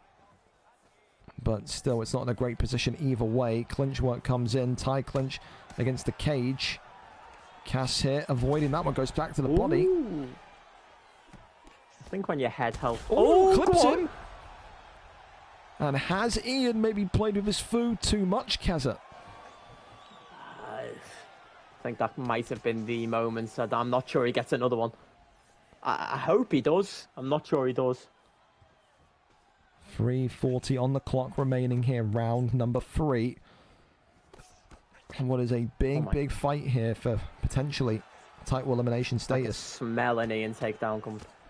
Oh my God. He's eating some shots now, Ian. He needs to shoot to take down, Jesus.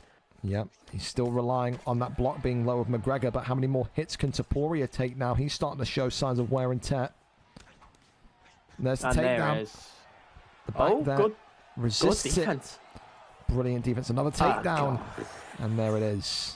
I mean, he needed that though, didn't he, Kazza? He really did. Oh, he did, yeah. I mean, I can't complain at that one. That was a case of holy fuck, I'm getting beaten up.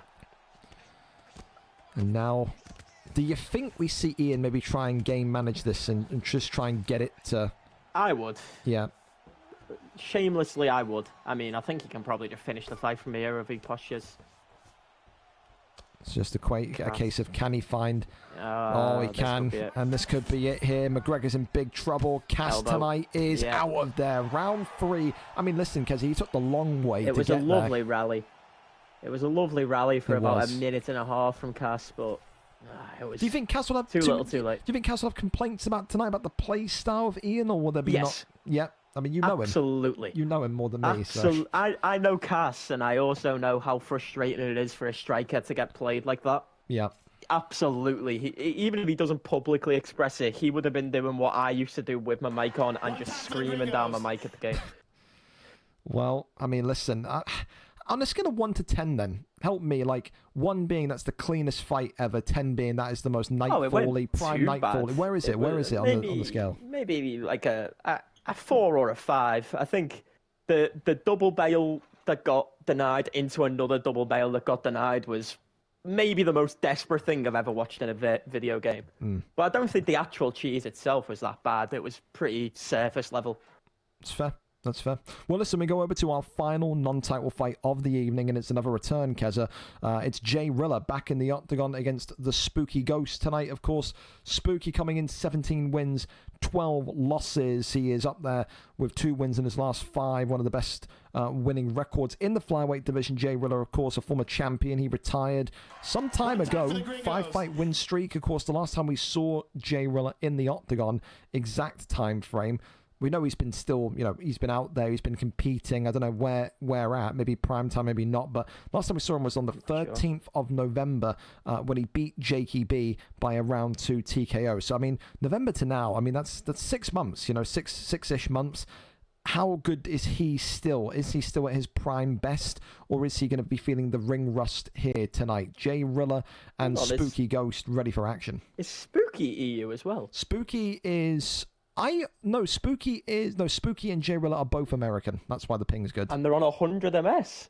That's kind of normal for American v American, I can't lie. Is it? Yeah. I mean, it is big America, yeah. I suppose it's West Coast, East Coast. I know Jay Rilla's New York, so... I think they're both East Coast. East Coast. I just think the separation is just so different between cities. I don't know. There you go. I suppose.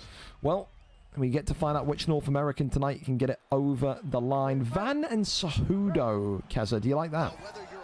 I'm not shocked with the Cejudo pick from Ghost because we know how he plays. Like, he is a grappler at heart. Mm-hmm. Also not shocked from the Van pick from Jay Rilla because, again, he's a striker and he's one of the only guys with power.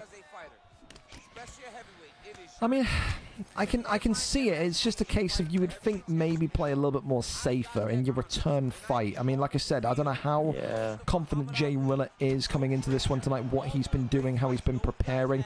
There were kind of rumors that in some other league or somewhere else he had someone ult for him. I don't think he would be stupid enough. I've heard them rumors. I don't think he'd be stupid enough to do that here, but if he is, it will eventually come out. There was no integrity check requested by Spooky tonight, so again, you're kind of maybe looking at you, the experts watching this, to see if maybe there's any telltale signs that maybe it is or isn't Jay Rilla. But I mean, that's always difficult when you've done it once, Keza, when you've cheated once. If Jay Rilla has cheated, we don't know.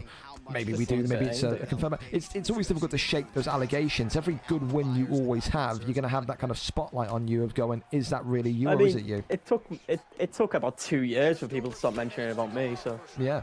But I mean, you know, if the allegations are true, cheating on UFC 5 in May is just worse than cheating in general. Like, that might be worse than murder. Like, that is one of the saddest things ever if true, especially if he paid the person. Oh, God, never change. It's true, though. I can't disagree with anything you just said. For now, though, listen, we've got a good bit of a rally going on here. The one thing I'll say to you, Keza, is that since you've been away, Spooky has really kind of honed in on the fundamentals of his striking and it has looked like he's become a better boxer. Are you seeing that so far? Is it still a little bit too scrappy for you? I mean, he's dumbed it down to the simple combos and not tried to get too flashy, which is nice because, I mean, look at Dave. Like, that guy only knew how to throw a jab hook and he was serviceable because everyone was worried about the takedown. Valid. Shots to Dave, but deserved. He literally doesn't have a good meal in his body, so that's fine. Or a good bed to sleep on. Oh, mate. Did you see that the other night? Yeah. Fucking terrible, isn't it? Fucking terrible. The worst part is I wasn't at all shocked. Couldn't believe it.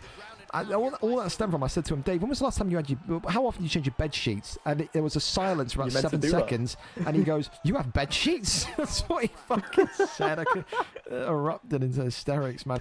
Backside here gained as Cejudo there hammering away, but then it's Jay Rilla who gets back into side control. Jay Rilla looks good, though. He's got some good denies in his game. His boxing still looks as fresh and I think as elegant as it did when he was last here back in 213 in November. Crawls over now into top mount. 18 seconds to go, though. Spooky gonna just about survive this. Are you surprised though so far? Because at end of round 1, both of these two have had a large chunk of their stamina disappear. Yeah, I mean, it's not massively expected because I think, I could be very wrong, I think both have good cardio. But when you're seeing accuracy like 45 or 120, it becomes no longer a surprise. Yeah, that's valid. That's incredibly fair. I mean, who do you give that round to? Do you like Van for the significant strikes? Yeah, I would give it to Jay Rilla. So on that basis, then, would your advice, if you're in the corner of Spooky here, to shoot the takedown and go back to what we saw him do on PlayStation, wrestle? Just get grimy, just annoy him. Oh, good shot there from Jay Rilla. I tell you, that left hand, surprised it didn't stun him. And now look at him, he's taken over. He's entered UFC 5 flow state as he's knocked and dropped him here. Big shot, Spooky in some serious trouble here at the early stage of round number 2. I don't even think Spooky's doing anything too wrong apart from the game plan. Like, don't trade with Van. And say at the same time, though, he has just got the health pack back on Jay Rilla, so maybe we're feeling a little bit confident. Uppercuts there being worked. I'm not sure if he meant it, but it was lovely. Oh, it's a huge drop though. Jay Rilla. Oh wow, that was an overhand that tracked as he was getting back up. Drops him. I mean, that's UFC in a nutshell for you. I don't think Spooky's going to be too happy with that one. Uppercuts again, and that one is all over. Round 2 TKO. I mean, how do you look at that one, Kez? It's kind of a raised eyebrow, Carlo Ansalta. Yes, the overhand when he was getting back up. We've seen it with that with head kicks before. Is that? Can you blame him for that? Do we have to look at EA coding for that, or is that kind of an exploit, so to speak? I doubt he's meant for that to happen. I very much doubt it. If he has, he's got probably the best reactions of all time. It's fair. But like, I don't know. I also don't think it was massively detrimental because I think the fight was as good as done already. I think Spooky, I don't know if you agree with me, I think Spooky went a bit too aggressive in that start of that second round. Yeah, I think it's hard because the Cejudo pick doesn't give you the range to pick your shots against a guy like Van. Yeah. And I think that's what you really need to do, especially when you are clearly outmatched on the feet. You can't just get into a brawl. Oh, that's funny from Dave. Alice said, who's this gimp on comms, man? To which Dave replied, that's Aaron. Thanks, Dave. Appreciate you. Thank you, Zeus, as well, for the prime.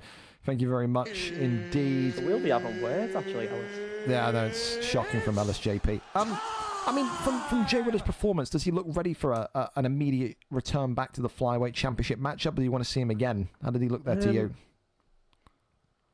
I mean, if there's no one else in contention, I mean, who did we have before?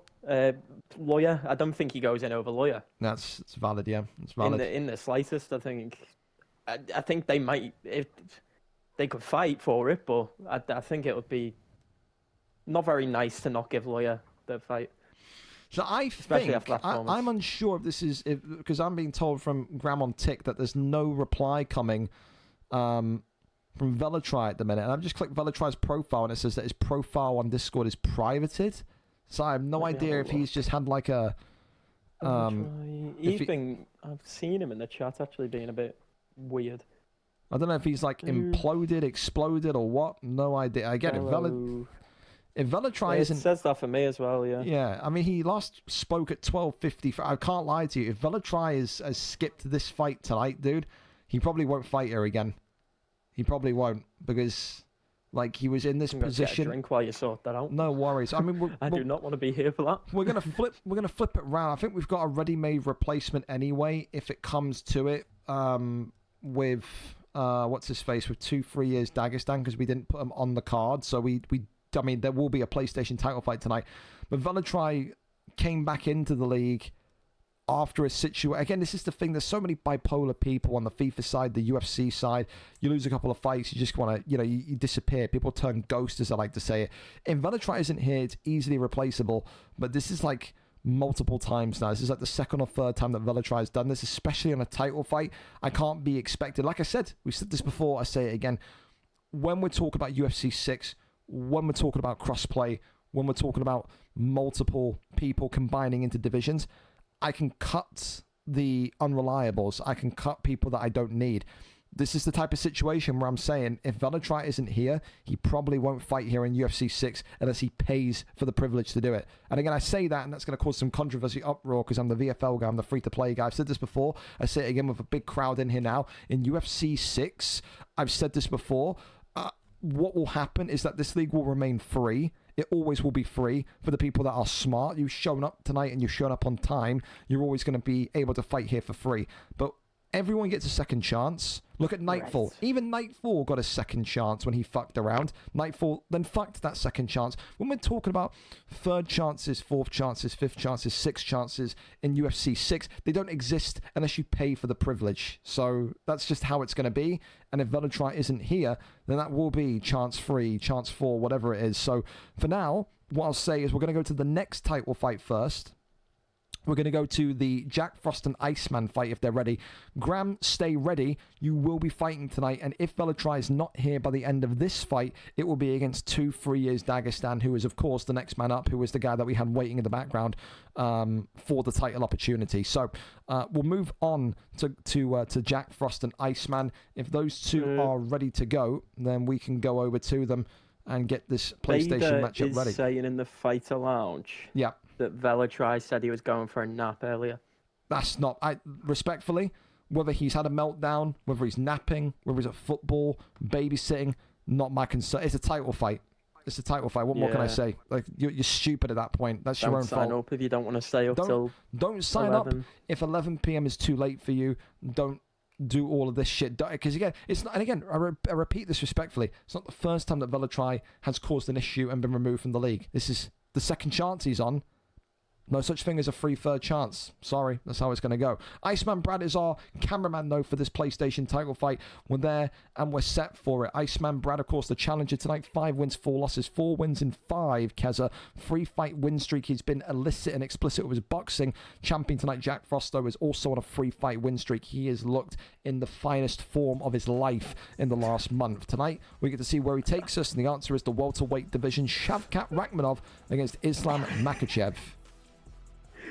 Sorry for the outburst of laughter here. Liam Kemure has told you mad bro 69 to message me on PS, and he's messaging me, hello bro, your homie told me you can hook me up with a UFC 6 code, please. So you're saying you can't hook him up? Absolutely not, no, considering their account. They've actually managed to restrict them this time. It's terrible. So all I'm hearing is that you're a liar and you can't hook people up. I'm sad. Because it's shocking, really. Shavkat Rakhmonov against Yaqueen Buckley. You can never say his name. I mean, Buckley in a title fight, Keza, is a little bit strange, isn't it? You know what? I really like Buckley. I used him a lot in other leagues in welterweight. I think he's like Robbie Lawler in the sense of he's a short, stocky boxer. Clearly isn't working too well, but... I'm not sure about shooting with Buckley. Yeah, I mean, flying knee from Shavkat already. And Buckley here is already rocked for the first time, and he's opting to wrestle, and he takes Shavkat down. I was going to say, I can get behind the Buckley pick, but against Shavkat, it just seems a little bit crazy, Keza, Yeah, I think, especially with the range Shavkat has, you'll probably be better suited going for someone like Ian Gary. Yeah. Especially if you want to mix in the grappling. Left hand there comes in nicely. You can see Jack Frost is looking so confident with his boxing, and again, we know that he's always been a boxer first, but where I've been impressed at is his inroads and development on his ground game. He's been phenomenal. The uppercut there stuns Iceman again. Again, for Brad, this is someone that you would think knows that this opportunity is probably one of the final opportunities he'll get of UFC 5 to secure the strap. So to go in there with Buckley, maybe a little bit crazy, but he has to have belief in that. Body shot there comes in. Side kick there somewhat works as Rakhmonov continues to just bear the front of those side kicks. That's the thing as well. We've not really seen a lot of Shavkat picks as of recent, Keza. He's seemingly become, a pick of the past. You don't really look at him and see him as the meta welterweight to go anymore. I don't. For me, he never really was. I feel like everything Shavkat gives you, you can get from a Leon or an Usman, especially the alter ego Usman. Yeah.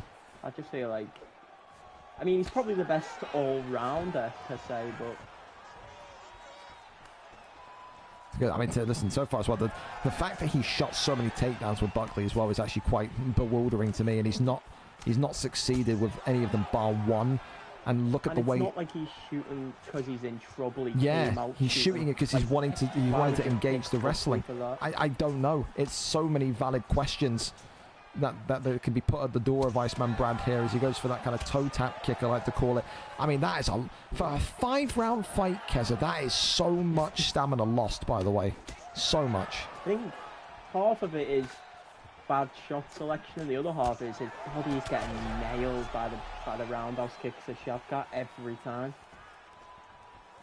He's going to need to hope for some recovery at least, but 10 seconds after round one, in a fight that I thought tonight could be really close.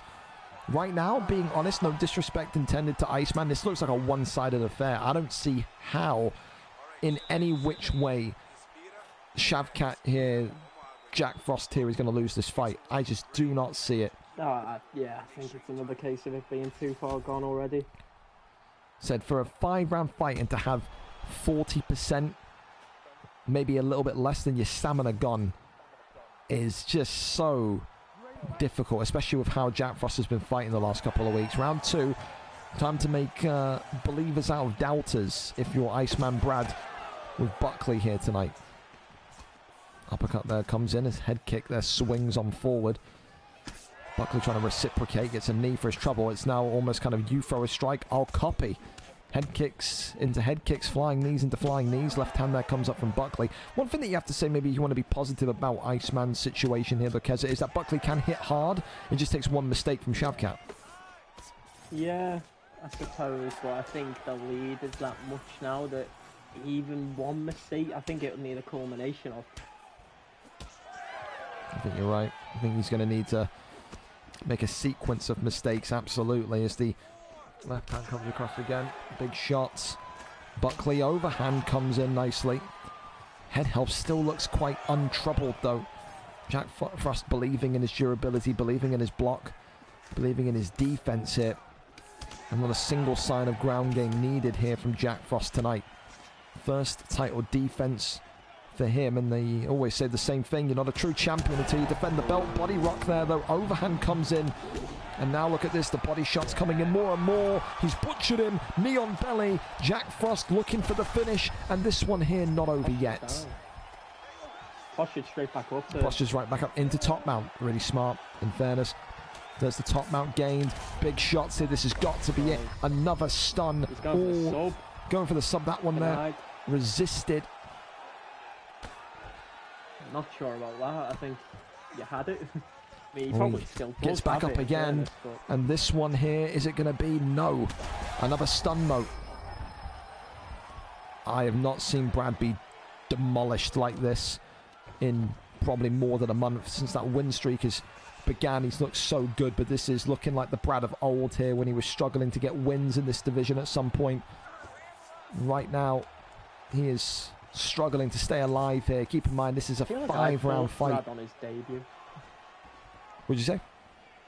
I feel like I fought Brad on his debut. I think you may have fought him. I remember the name. I think you may have fought him back like very early on. Maybe like 2 months ago. Yeah. Said he found his feet. Said he was wrestling so well in the last couple of weeks, but he's just not had it here tonight. He is itching for this submission, by the way. Instead of it. Oh, he's going to get it, I think. No. No, he's not. Maybe he should have went for the armbar there, but... Well, so we saw and we said maybe 40% of the stamina gone at the end of round 1. This is about 60, if not more. Yeah, I think you could be right. Well, listen, a Darce choke coming here. Iceman Brad on the verge of tapping out again. But no, gets out of this one. He is absolutely crazed with the idea of a submission, and I wonder why. Round 2, though, if it was a hill to climb at the end of round 1, Keza, it is Mount Everest to climb now for Iceman Brad. And then more. Yeah, you're right. You're right. This is going to be some level of cock-up if you're Jack Frost and you lose here. It was those body shots there. It was the kind of body hook into the body, the body kick. The stamina is completely gone. And at this point, you're looking at the situation, and you're looking at the way that these two are fighting and saying, well, what way does the Shavkat pick want to close this one out tonight? He could have maybe finished the fight with knockouts, or a knockout, should I say. But he was hunting for the RNC. He was hunting for the Darce choke. Does he want to prove a point and send a message? I think it's always nice to submit a grappler, isn't it? But I guess that could be one way to look at it. Just get it done. Yeah, I think you're right. Just get down the tunnel, you know what I mean? Flying knee there. You don't get paid per minute. Left hand there comes across, flying knee from Jack Frost again, knee to the midsection. The body punctured again, knee on belly. It's got to be now. Shavkat Rachmanov, can't even speak. Shavkat Rachmanov, not possible. Brad defends himself, but how many more shots can he take? It's an absolute violation what's happening here. As a lag spike comes forward. Body shot again. Right hand comes across. Spinning back fist. Body shots, and that there is a stylistic finish there tonight. Round 3, 1 minute and 27 seconds in. A butchering from the champion, Keza. I mean, yeah, that was just bell to bell, wasn't it? It wasn't really close for any portion of the fight. I mean, it's again, not to downplay Brad, it's just an incredible performance from the guy he's opposite. I'm going to go the other way. I expected more from Brad. I think Brad... I didn't like the style with the pick, but yeah. I don't think it's like...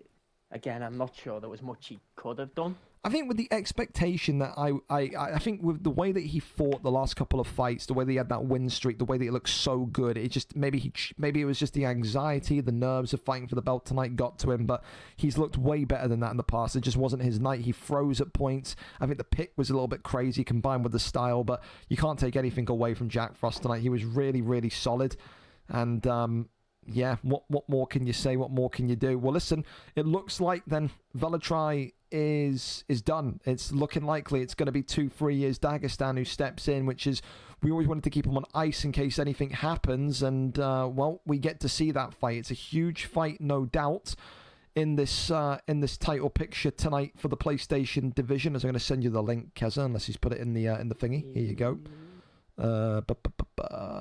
There you go. That's for you.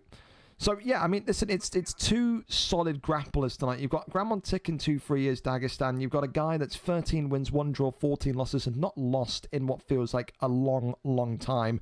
2-3 years Dagestan, 6-4, 4-fight win streak. All 4 of them have come from the base of his wrestling performance. Tonight, an opportunity for him to get the belt for the first time. Alex Poatan Pereira against none other than John Bones Jones. So this should be an interesting one, to say the least. But listen, you have to say to 2-3 is Dagestan, right place, right time. When your opponent isn't going to be here and your opponent doesn't show up because he's asleep or whatever, you have to be ready to take that opportunity, to take that gap. He does take the gap. PlayStation title is on the line. New opponent, same objective for Graham, to show people that he is still absolutely categorically the best man in this division. Champion, of course, in the grey trunks. Graham on tick with Jones tonight. Whereas 2-3 is Dagestan with Pereira, and already a huge stun. You often forget, Keza, how powerful this Powhatan is until you get hit for the first time. Yeah. Straight to the mats, and I think that was already needed. But again, you know what? I'm going to say this. You know, this is a huge start already with a knockdown or the stun, sorry, and then the takedown. What are your thoughts of what I've just said? 2-3 is Dagestan, this guy that was so good with wrestling the last couple of fights, and he's gone out there with someone that's got no wrestling in Pereira. He's completely gone against his own style.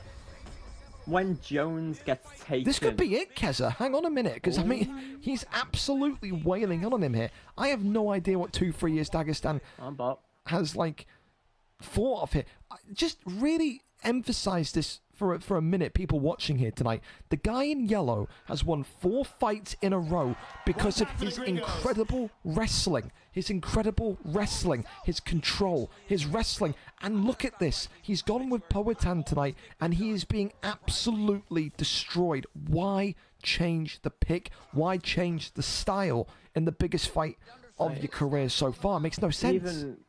Even when Jones gets picked, you've got guys like Cormier, like, you can still pick someone. Like, obviously, Cormier are much smaller. This is going to be it, Keza. He's got to make... This has been nowhere... This is 2 contenders in a row.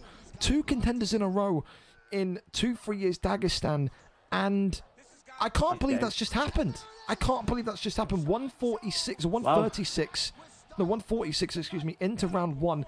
Why has a wrestler just come out there and put on a boxer's performance when he did not do that to get there? That is such a sad way to lose an opportunity, and such a sad way to lose I think the best opportunity you had to end the game as a champion. That's so mind-numbing. That's like Colby Covington coming into a fight and deciding that he's a boxer like Conor McGregor. It makes no sense. I would love to get 2-3 year Dagestan's thoughts as to why he fought that way, but take nothing away from Graham Tick tonight. I'm confused. I've got no real words for it. He stuck to his game plan. We know that he was a wrestler. He had that Jones pick.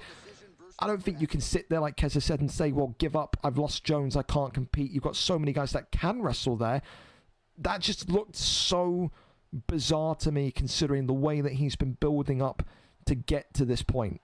A brain freeze, a moment of madness, call it what you will. The reality is, and still PlayStation champion of the world, Graham Tick. And frankly, sadly I say this, it wasn't even close. That was a demolition job. And I think for 2-3 years Dagestan tonight, he's going to be looking at that and just pounding his head saying, what have I just done? Why have I just done that? Round 1, 246.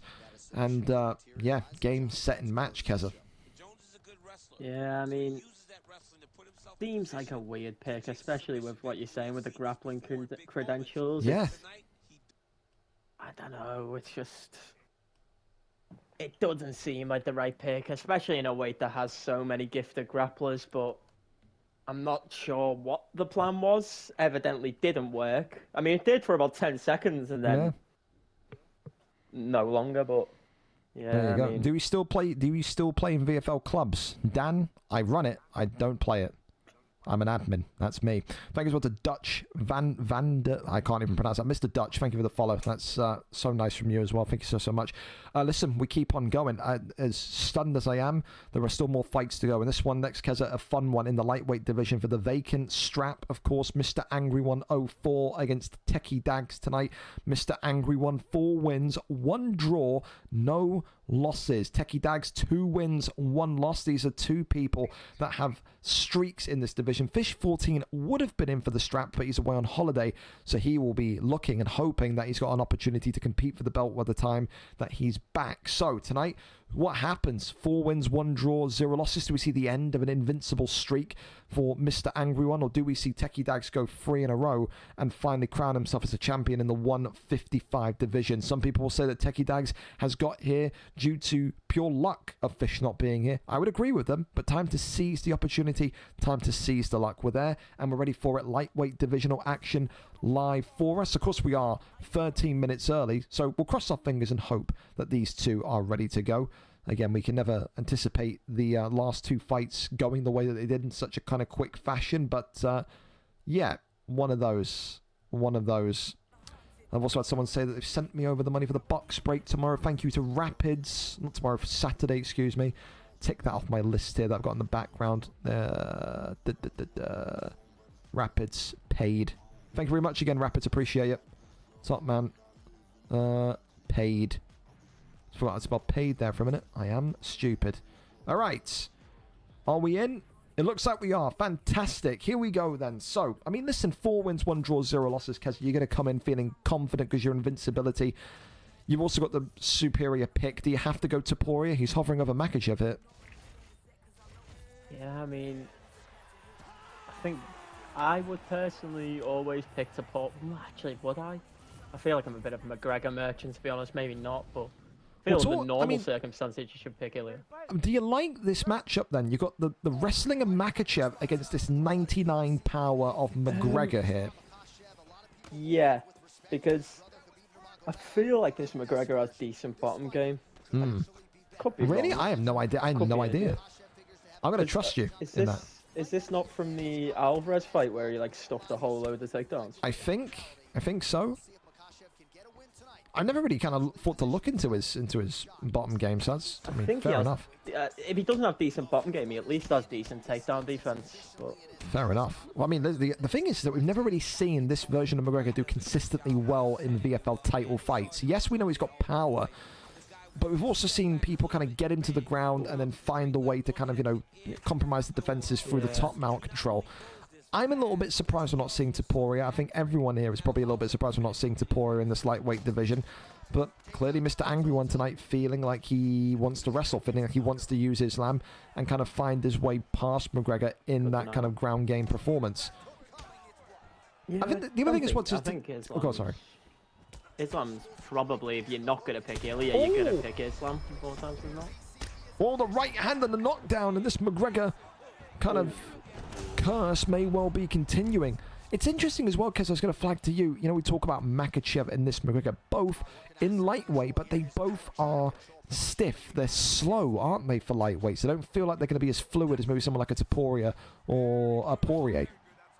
I feel like if you use McGregor right, he is very flowy, but... Oh, no, he could be in trouble here. Oh, the elbow claps him. Yep, this could be bad. Posture up again. Techie's in big trouble here, Keza. And this one, is it over? No, he's 1 strike away. He's undefeated for a reason, this Islam Makachev pick. And Techie Dags right now is struggling to find a way to get out of this grounded position. That one there is rejected. Crawls over it. He cannot get out of this top mount position. Yeah. He's completely locked in here.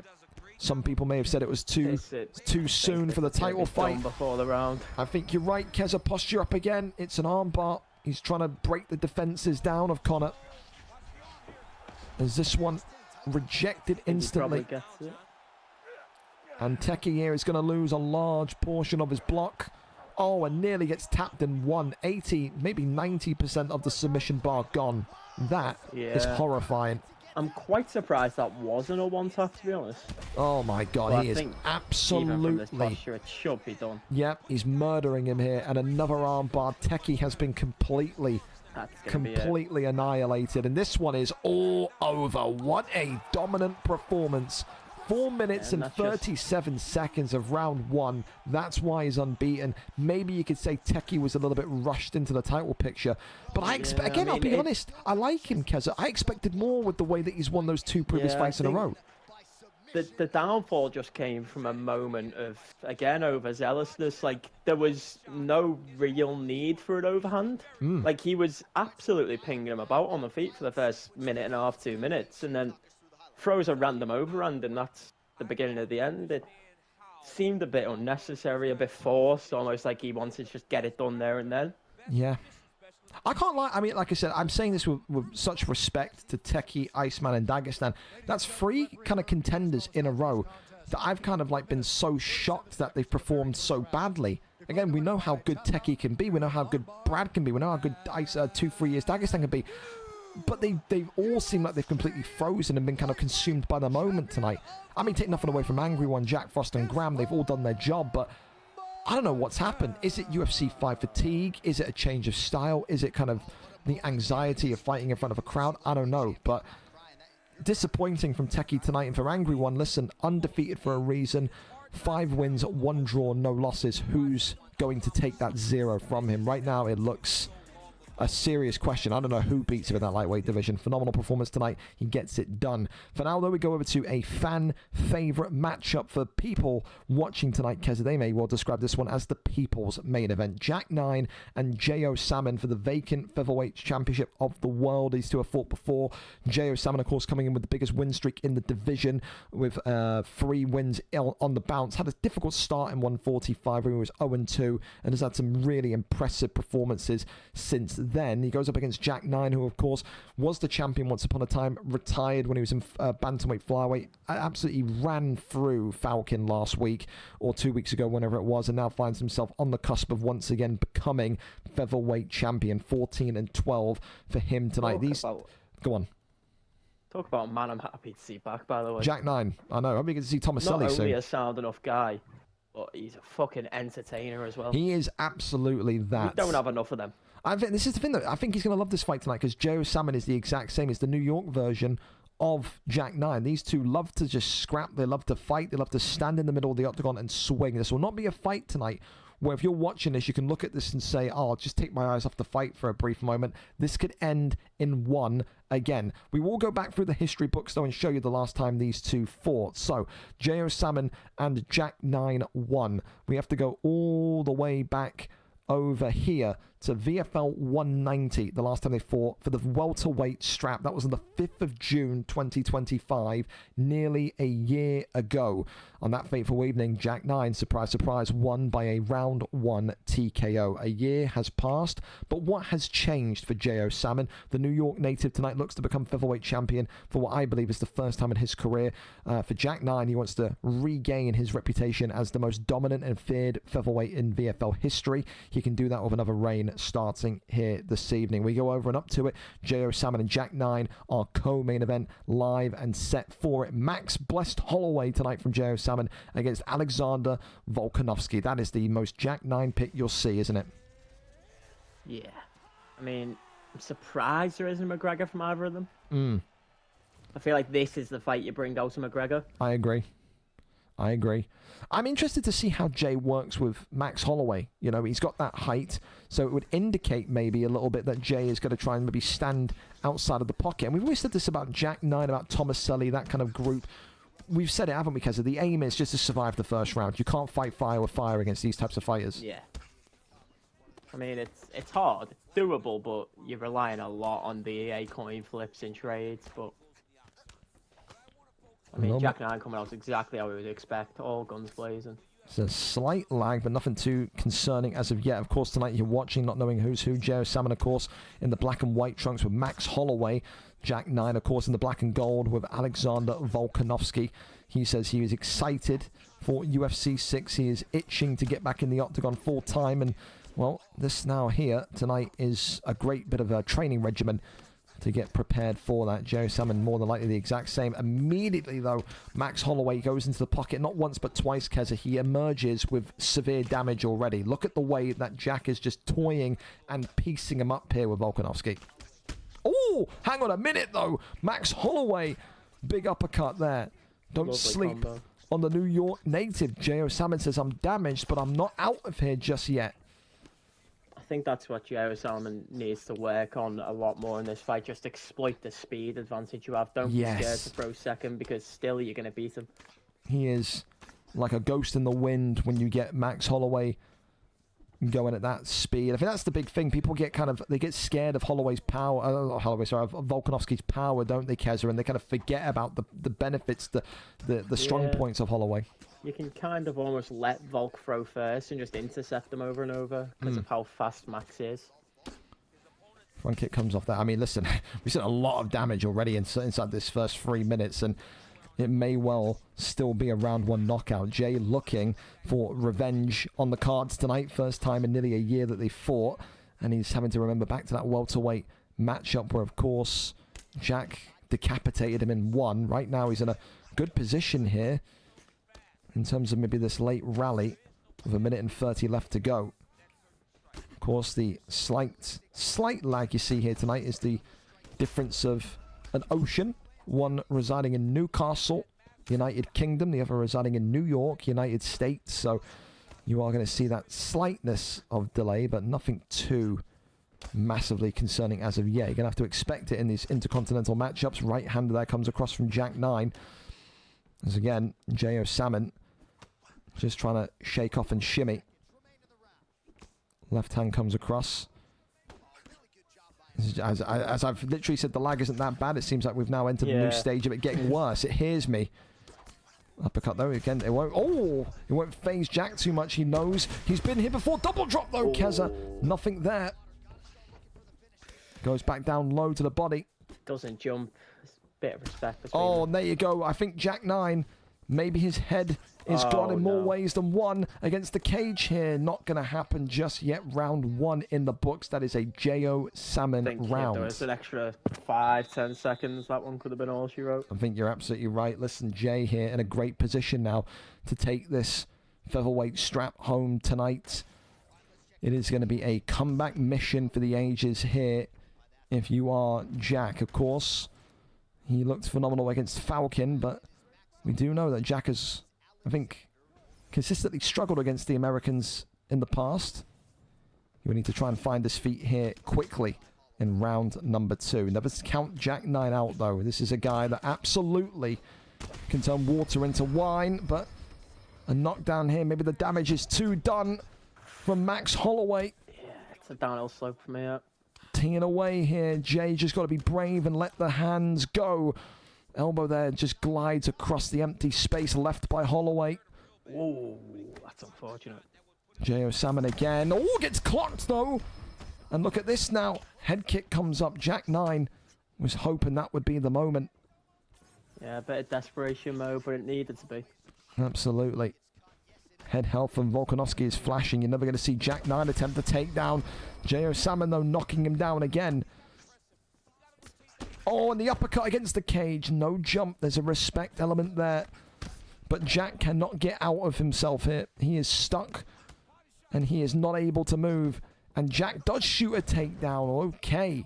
So wrestling here coming out tonight. We never think we'd see Jack 9 look to shoot, but it's happening I think if here. there was ever a time he needed to. Yeah, he needed to. I mean, there's Even no if shame it's there. just to get up 10 seconds later, it's a break. Absolutely. Gets him in a position where he can move back towards the center of the octagon, shoots the takedown again. Jay resisting and denying that one. He says to Jack 9, oh, so you're a wrestler now. Uppercut there, drops him again. There's still no jump from J.O. Salmon. And this one is all over.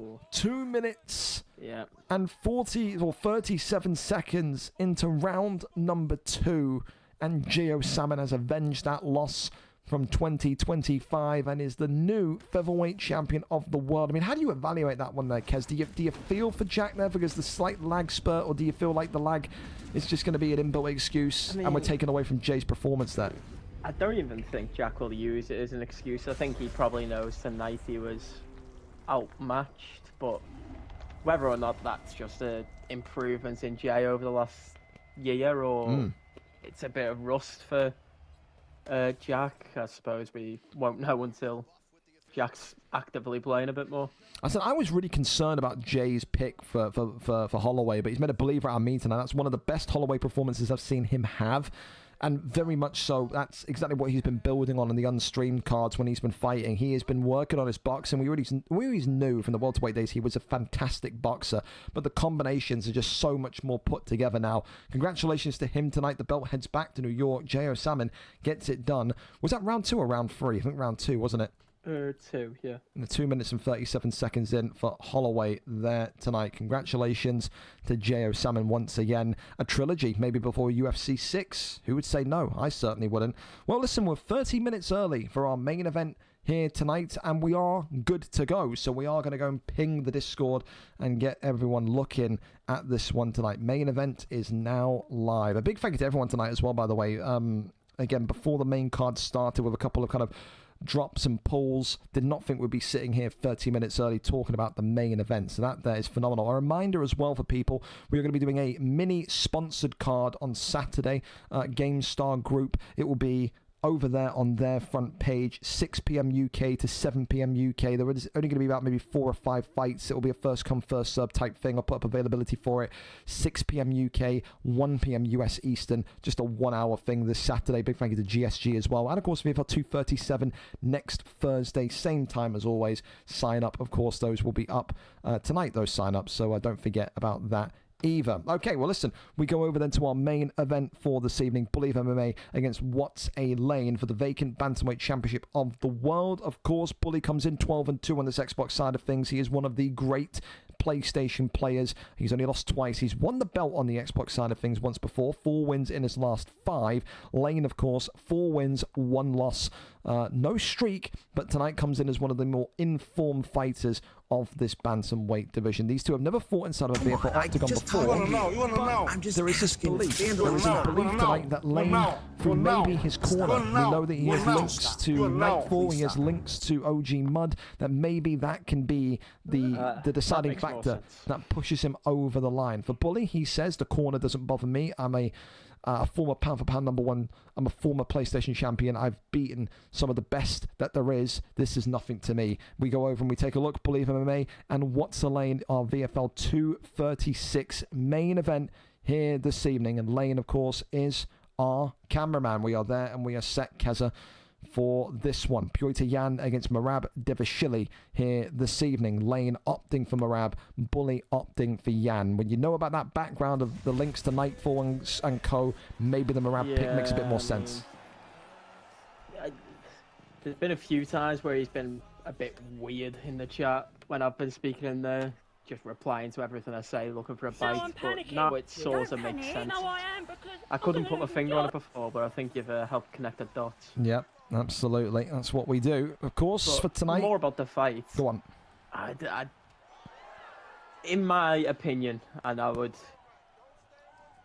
happily be proven wrong, I'll say happily, I think it's one-way traffic in the way of GOAT. I think he's way too good. Well, a lot of people have said the same. A lot of people said tonight when I was reading for the Discord at points that they feel like this is going to be a one-sided show, that it's going to be a butchering tonight, that Lane, although he talks a good game, isn't quite ready for a fighter of this level yet. That shows how much respect people have got towards Bully. There's not many people who are ready for a fight against a guy like GOAT, or Bully, whatever we want to call him in this league. Even name, I think that's fine. He really is the elite caliber of UFC. I think towards the end of 4 he was getting there a bit, and I think in 5 he sort of stamped his name in that top end. Of course, tonight as well, Pyotr Yan in the blue for Bully, whereas the underdog What's the Lane in the red for Merab. I mean, if with all, because you know Bully well, then seeing you speak so highly of him. What is, if you had to give a roadmap to Lane tonight, is it to try and turn this into a decision fight? Is it to turn it into a long fight? Or how would you approach this if you're in his position? I think the difficult thing about playing GOAT is he's good everywhere. He doesn't have a weakness. He knows the intricacies of the clinch. He's good in the stand-up. He's great on the mat. It's hard to have a roadmap for him. But I think you just have to avoid the early damage and just slog it along a bit and hope that he might gas out, or you can make him gas out by missing. But he's almost flawless. Obviously, no one can be flawless, but he's probably as close as you can be in the league. Well, penny for your thoughts here as well, Keza. Is this the ideal opportunity for Lane to fight him? Of course, last week, Bully losing the PlayStation strap to Cerberus, ending the streak of wins that he had there.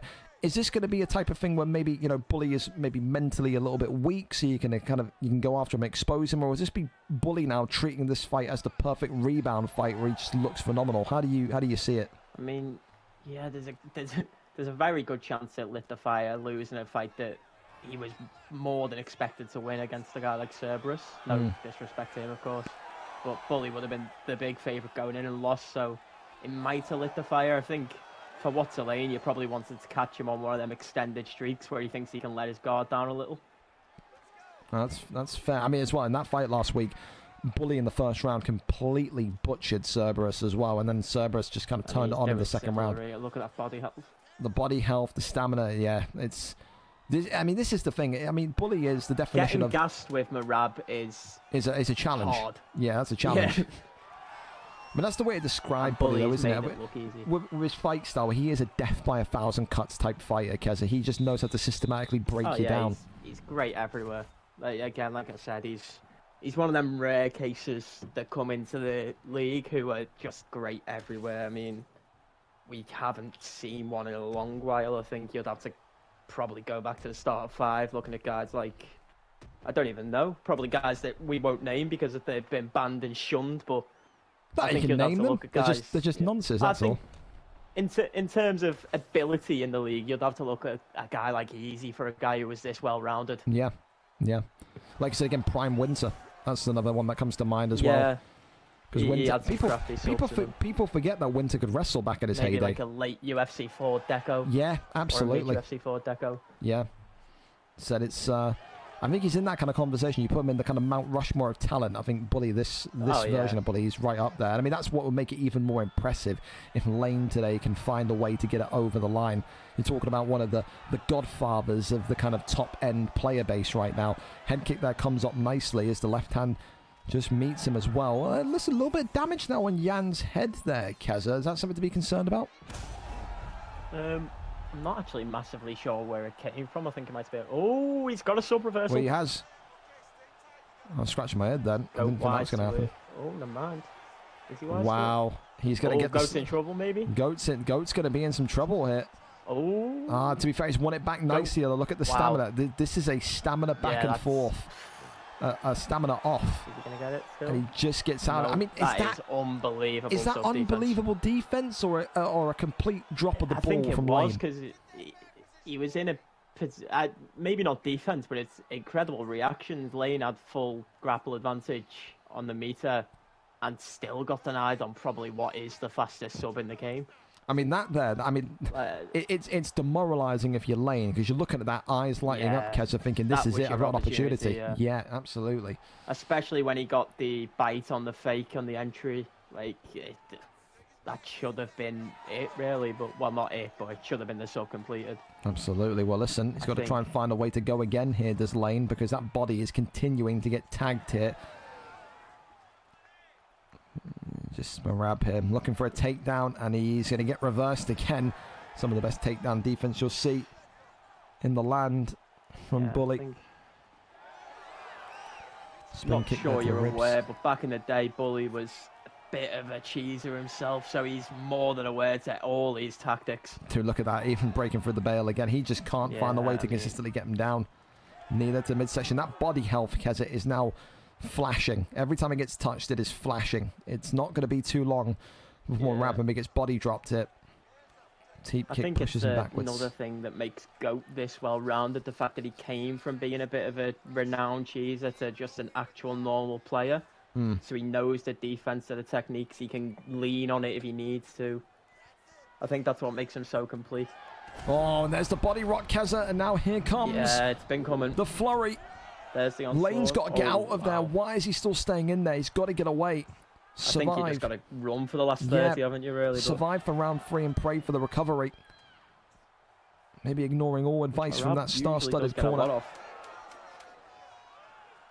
6 seconds. Not that I can imagine there's much good advice going on. Oh, dude, yeah, it would just be screeching, wouldn't it? There we go, round. Barking and Nightfall's just spinning around in the chair, doing swanton bombs off his bed or some shit, man. Just the most bipolar, crazy fucking corner you could imagine. But listen, 2 rounds to 0 for Bully. Yeah, comfortably. Well, time to find out what he's got for us here. 3rd round of potentially 5. Can Lane start to mount a comeback here? The body health is one to watch here on Marab. It's not looking too great if you're a Lane supporter tonight.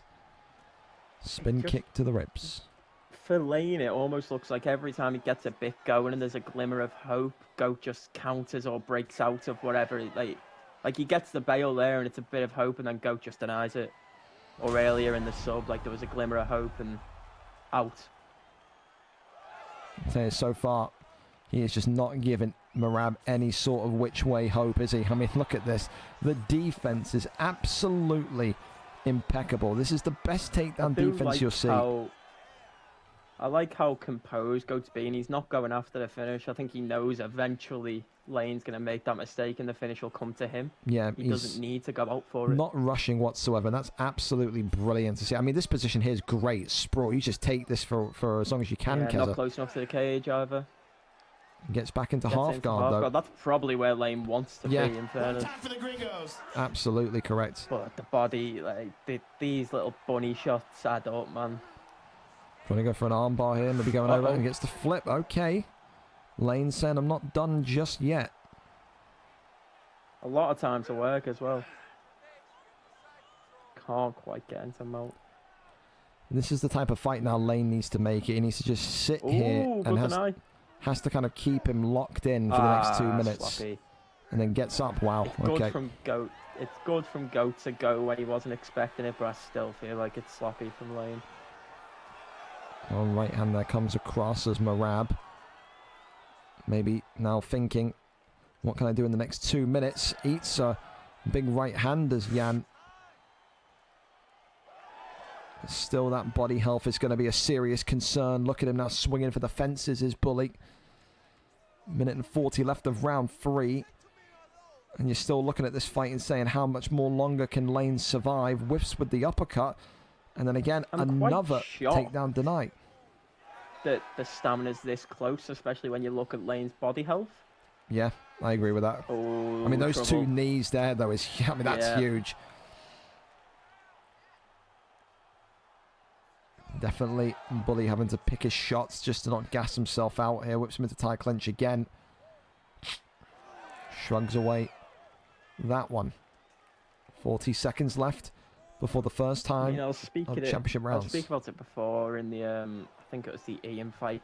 Goat is doing perfectly in limiting his combos, just 1 or 2, so the bail isn't actually on all the time. Yeah. Dude, I think this is the best takedown defense I've seen in a fight ever. Across like the 4 years of us doing this. This is like... Probably, yeah. Oh, I tell you what, how is he not stunned him then? I can't believe... If I'm Lane, Keza, I'm feeling a little bit aggrieved there. That EA did not just give me a stun. I think if that's the start of the fight, he gets the stun. I think the low stamina with the just lower punch power of Marab.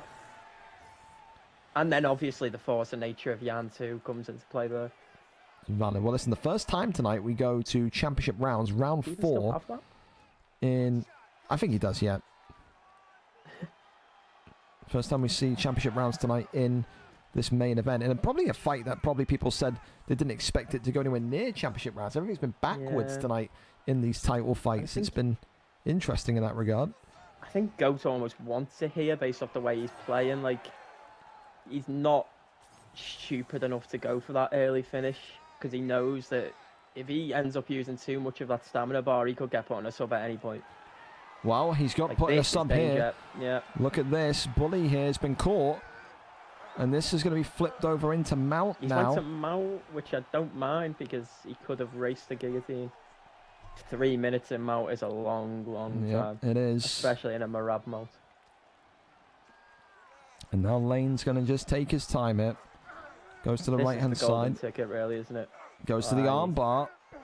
And he's got a submission. He's got a stamina advantage here. And he's got out of one situation. He's faked that one. And he is going to take the arm here, Keza. Get this one. He is. Yep. Well, listen. Now that makes things interesting. Now it's interesting. Bully now has got to really play defense first.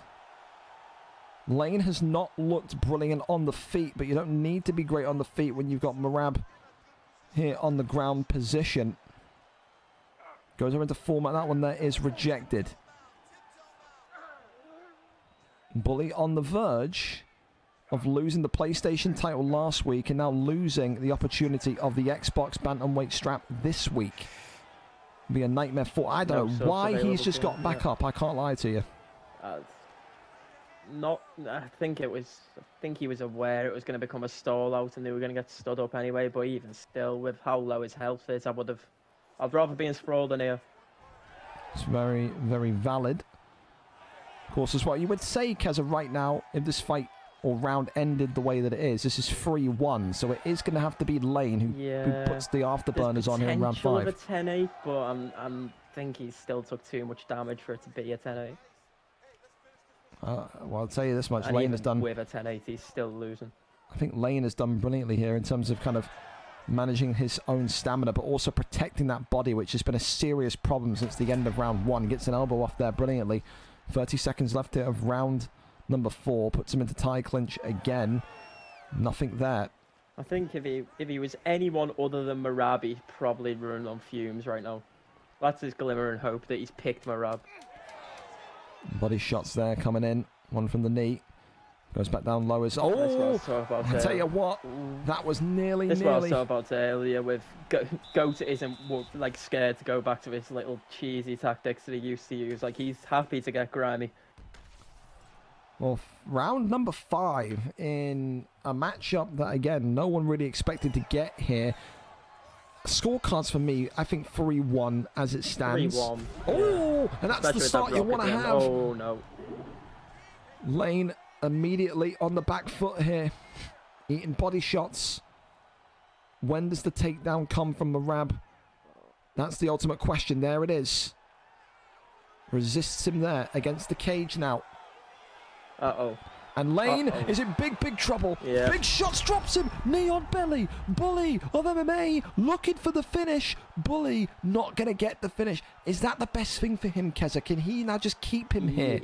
I don't think he was ever going to get the finish because it was a body drop, so the head health was still at max. But, oh, now he's in mount. I mean... But this is the thing. Does he risk it, Keza, of going up in case the reversal comes? Do you just keep it here? He's got an RNC in now. And Lane here in big, big trouble. Is he going to get out of this one? The answer is he does. We're back into top mount. Straight back to mount. Because I'm conservative, Keza. If I'm Bully here, I'm sitting in this position and winning it by decision. Is that bad to say? Yeah, I think what we're going to see in the next 3 minutes is probably the UFC version of chew and clock. Yeah, like, I think you're right. He knows he's going to win 4-1. Like, at worst, 4-1. Trying to get up there. The answer is no, not going to happen. And now look at this. Lane's just hoping for a miracle. An arm triangle in here. With the sliver of stamina left, can this go in? The answer is sure about that, 'cause he gives up position I mean, if he doesn't get it. Yeah, this is terrible now. This is not good. This is what I'm saying. But the only thing you can maybe say in hindsight, Keza, is that he has drained the stamina of Marab he should, ever so slightly. To the point where the transitions are slow too, so he should be okay to deny the subs rather than like even get put in them. But definitely, I mean, it's not where you want to be. It's the last place you want to be. Yeah, especially with 1 minute and 30 left. You're going to need to be so razor focused here. Lane gave it up again. Pulls him on in. Full guard is the absolute ultimate neutral position you could want to be in if you are Jan.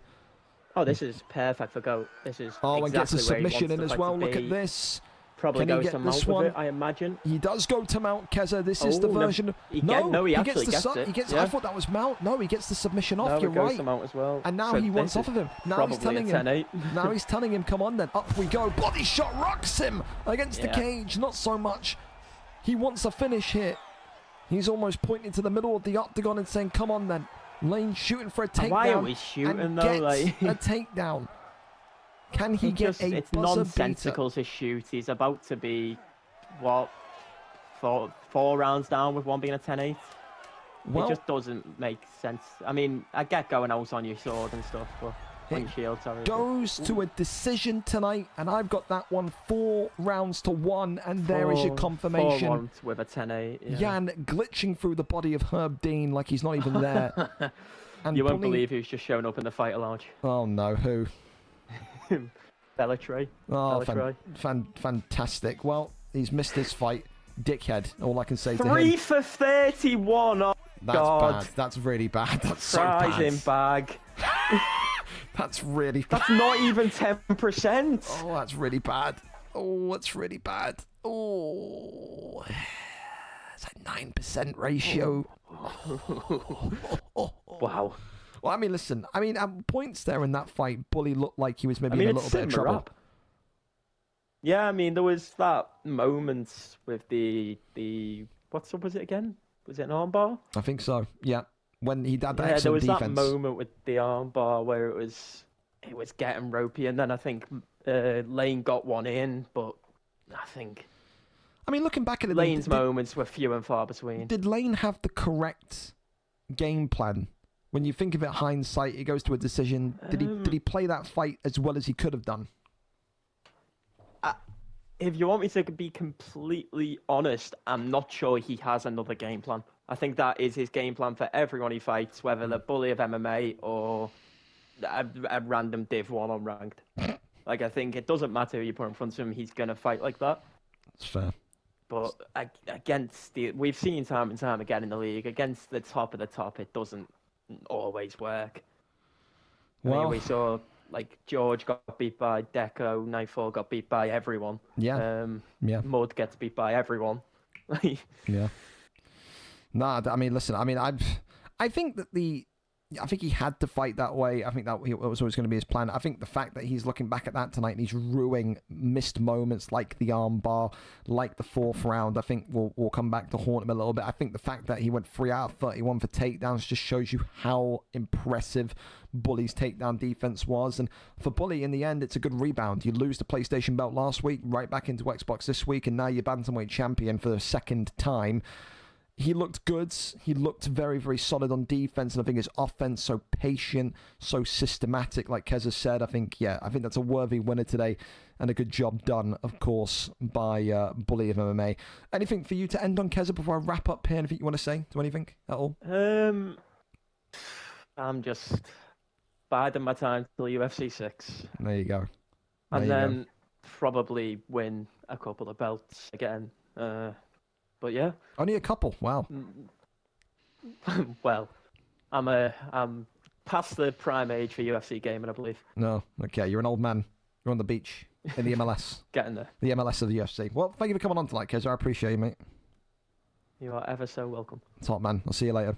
There you go. Well, the card wrapped up and done. A recap of tonight's champions for you in full. And still, PlayStation Champion of the World, Gramon Tick. And still, PlayStation Champion of the World, TR Jack Frost. And new Lightweight Champion of the World, Mr. Angry 104. And new Featherweight Champion of the World, J.O. Salmon.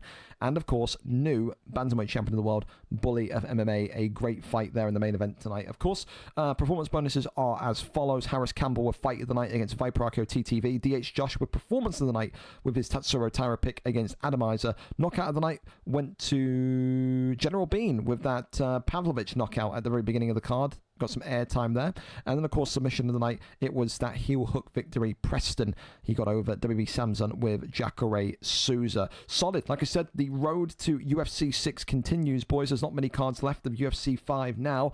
Like I said, there's going to be a mini 1-hour card on Saturday. There will be a sign-up sheet for that. And, of course, sign-ups for VFL 237 will be out while you sleep tonight, next Thursday, usual time. Thank you so much, of course, to all of you for continuing to make this the most active league and the most interesting league to watch while we all wait for UFC 6. Enjoy the beta if you got it. Don't get shot, don't get stabbed, don't get killed. We'll see you next week. Thank you for the follows, thank you for the subs, and I'll see you next Thursday, same time as per usual. Good night. We're out.